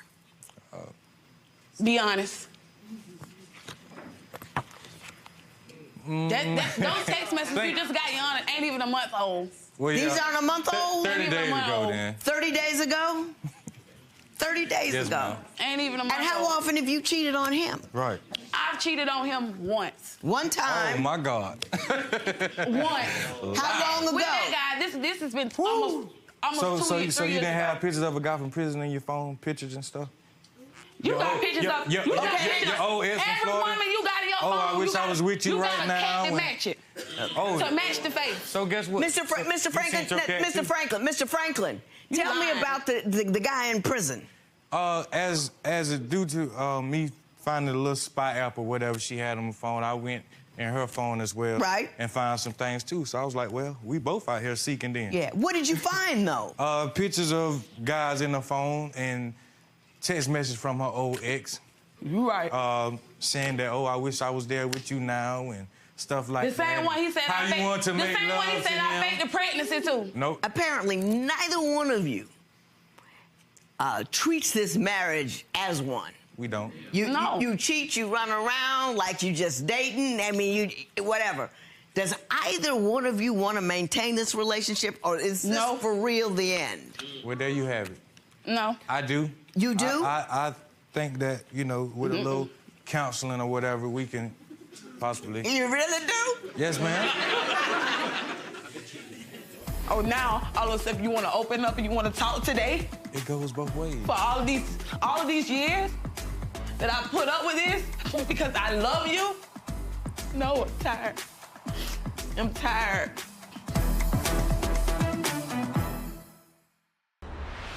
So if you want to keep her, what would you propose as a practical plan to proceed in that direction? Just, you know, quit roaming. You know. Now, if he quit roaming, would you stay with him? No. I'm over it, Yana. You done? I'm over it because I'm tired. I put up with this over and over. And when I talk to him, it's a brick wall. Oh, now all of a sudden you want to open up and you want to talk today? It goes both ways. For all of these years that I put up with this because I love you? No, I'm tired. I'm tired. I'm tired. Nothing's gonna change. Nothing's gonna change. He's gonna constantly keep talking to women like he's been doing. Just a few days before we got here, he was, a lady's husband got into it about him inboxing a woman. You know, ain't nothing gonna change. The girl was inboxing me, and He it was asking just her so happened, if she I wanted didn't- some oral. I was responding to her because she has like little freaky little stuff on her post that she be saying. So I went comment on the post. So I was like, well, wow, you want your stuff? Like you just get on, you know, Facebook and post stuff like this, you know, and.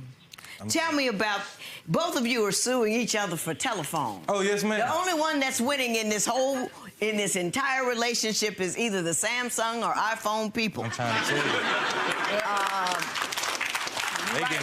They getting all the money. Ms. Roberts, you want $300 for the value of a cell phone that you say he broke from throwing it down the street. And Mr. Franklin, you're countersuing her for 3 telephones, $1,004.84. Come on. I'm not even gonna lie. I broke them. How many did you break? 3. Maybe 5. I can't keep up, but I did. If he stopped doing the things he was doing on social media, talking to different women, his phone, he would still have his Did you phone break today. her phone? I most certainly did. I thought it was Jackie Robinson when I hit it.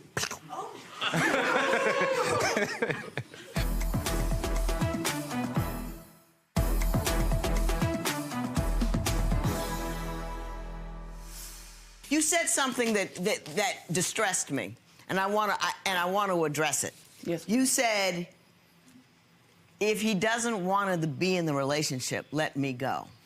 A lot of women say that in here.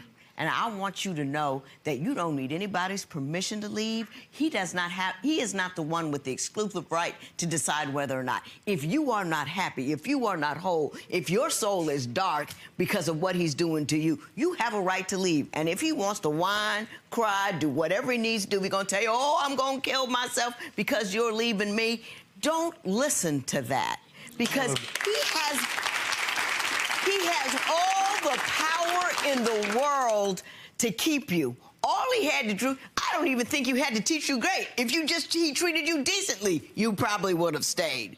So he's telling you that you should feel guilty for the fact that you don't want to stay and be emotionally abused. And I'm telling you, you got the right to go. You don't need anybody's permission. All you need is those 2 feet right there, and you need to walk them right on out the door.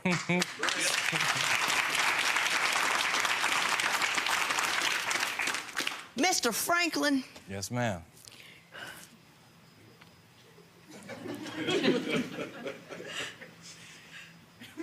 You have to behave better than your community allows you to. Yes, ma'am. You can't be a boy who runs around and has sex with whomever they can, whenever they can, without regard to the woman to whom you promised your life. If you can't be faithful, if you have no intention of caring for and supporting and loving a woman and making a home and making a solid foundation for her community, because she's got kids. I know they're not your kids, but when you beat her up, you beat her kids up, because she's holding them. And if you feel it necessary to treat women like they're fungible commodities, then you're killing the community. Killing it. Yes, ma'am.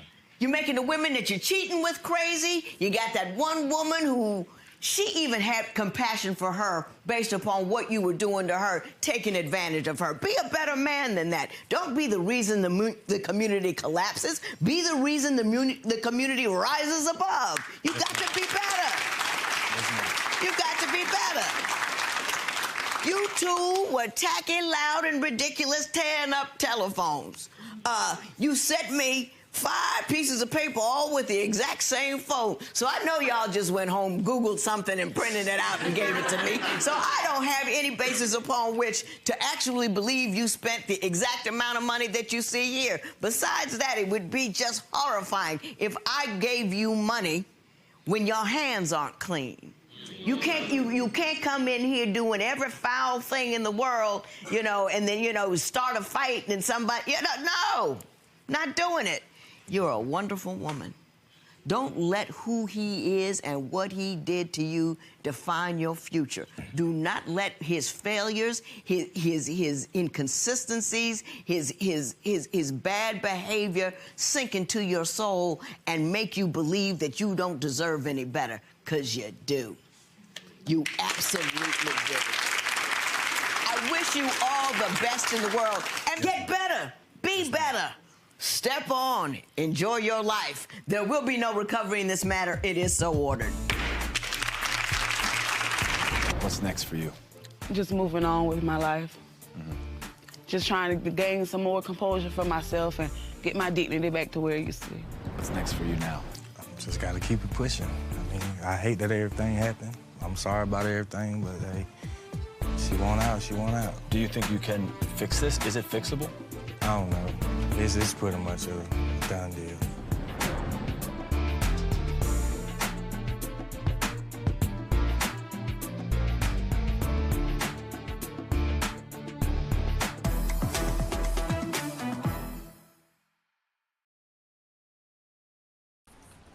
All right, guys, thank you very much for coming today. I have called you for a very special thing. We have an event day after tomorrow, and Khushi, you will make the necessary arrangements. Khushi. Yeah, sure, sir. You seem a bit off today. Everything is good, sir. Don't worry, I will do. All right, I am counting on you. All the very best.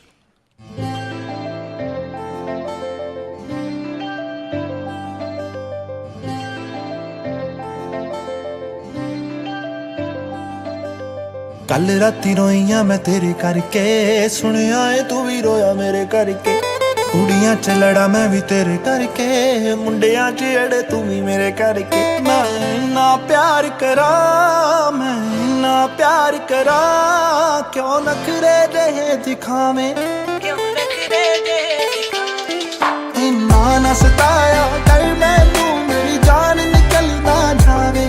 ਮੈਂ ਜਦ ਵੀ ਕੁਝ ਬੋਲਾਂ ਤੇਰਾ ਨਾਮ ਬੁਲਾ ਤੇ ਆਵੇ।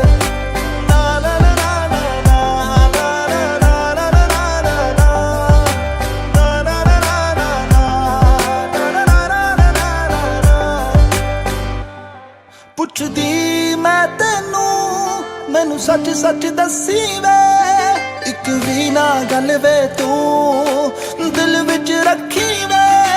ਦੁਨੀਆ ਨਹੀਂ ਚਾਹੁੰਦੀ ਵੇ ਤੇਰਾ ਮੇਰਾ ਪਿਆਰ ਵੇ। ਸੁਣ ਮੇਰੀ ਸੁਣ ਲੈ ਯਾਰ ਵੇ। ਤੂੰ ਨਹੀਂ ਸੋਹਣਾ ਲੱਗਦਾ ਏ ਹੈ ਜਦੋਂ ਜਦੋਂ ਵੀ ਲੜਦਾ ਏ।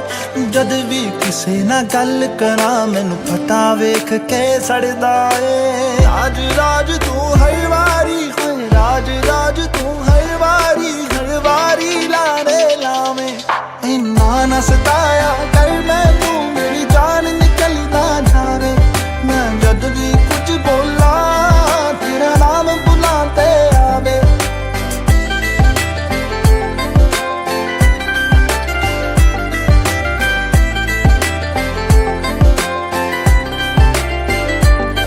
ਸਾਰਾ ਦਿਨ ਬਿਜ਼ੀ ਰਹਿਣਾ ਏ, ਤੂੰ ਯਾਰਾਂ ਦੇ ਨਾਲ ਬਹਿਣਾ ਏ। ਤੇਰੀ ਦੂਰੀ ਤੇ ਮਜਬੂਰੀ ਦਿਲ ਮੇਰਾ ਏ ਸਹਿੰਦਾ ਏ।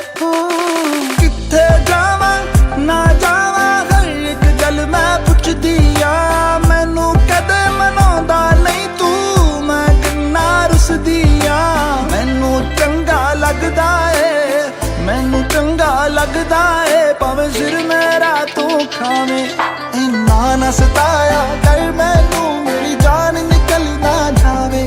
ਮੈਂ ਜਦ ਵੀ ਕੁਝ ਬੋਲਾਂ ਤੇਰਾ ਨਾਮ ਬੁਲਾ ਤੇ ਆਵੇ।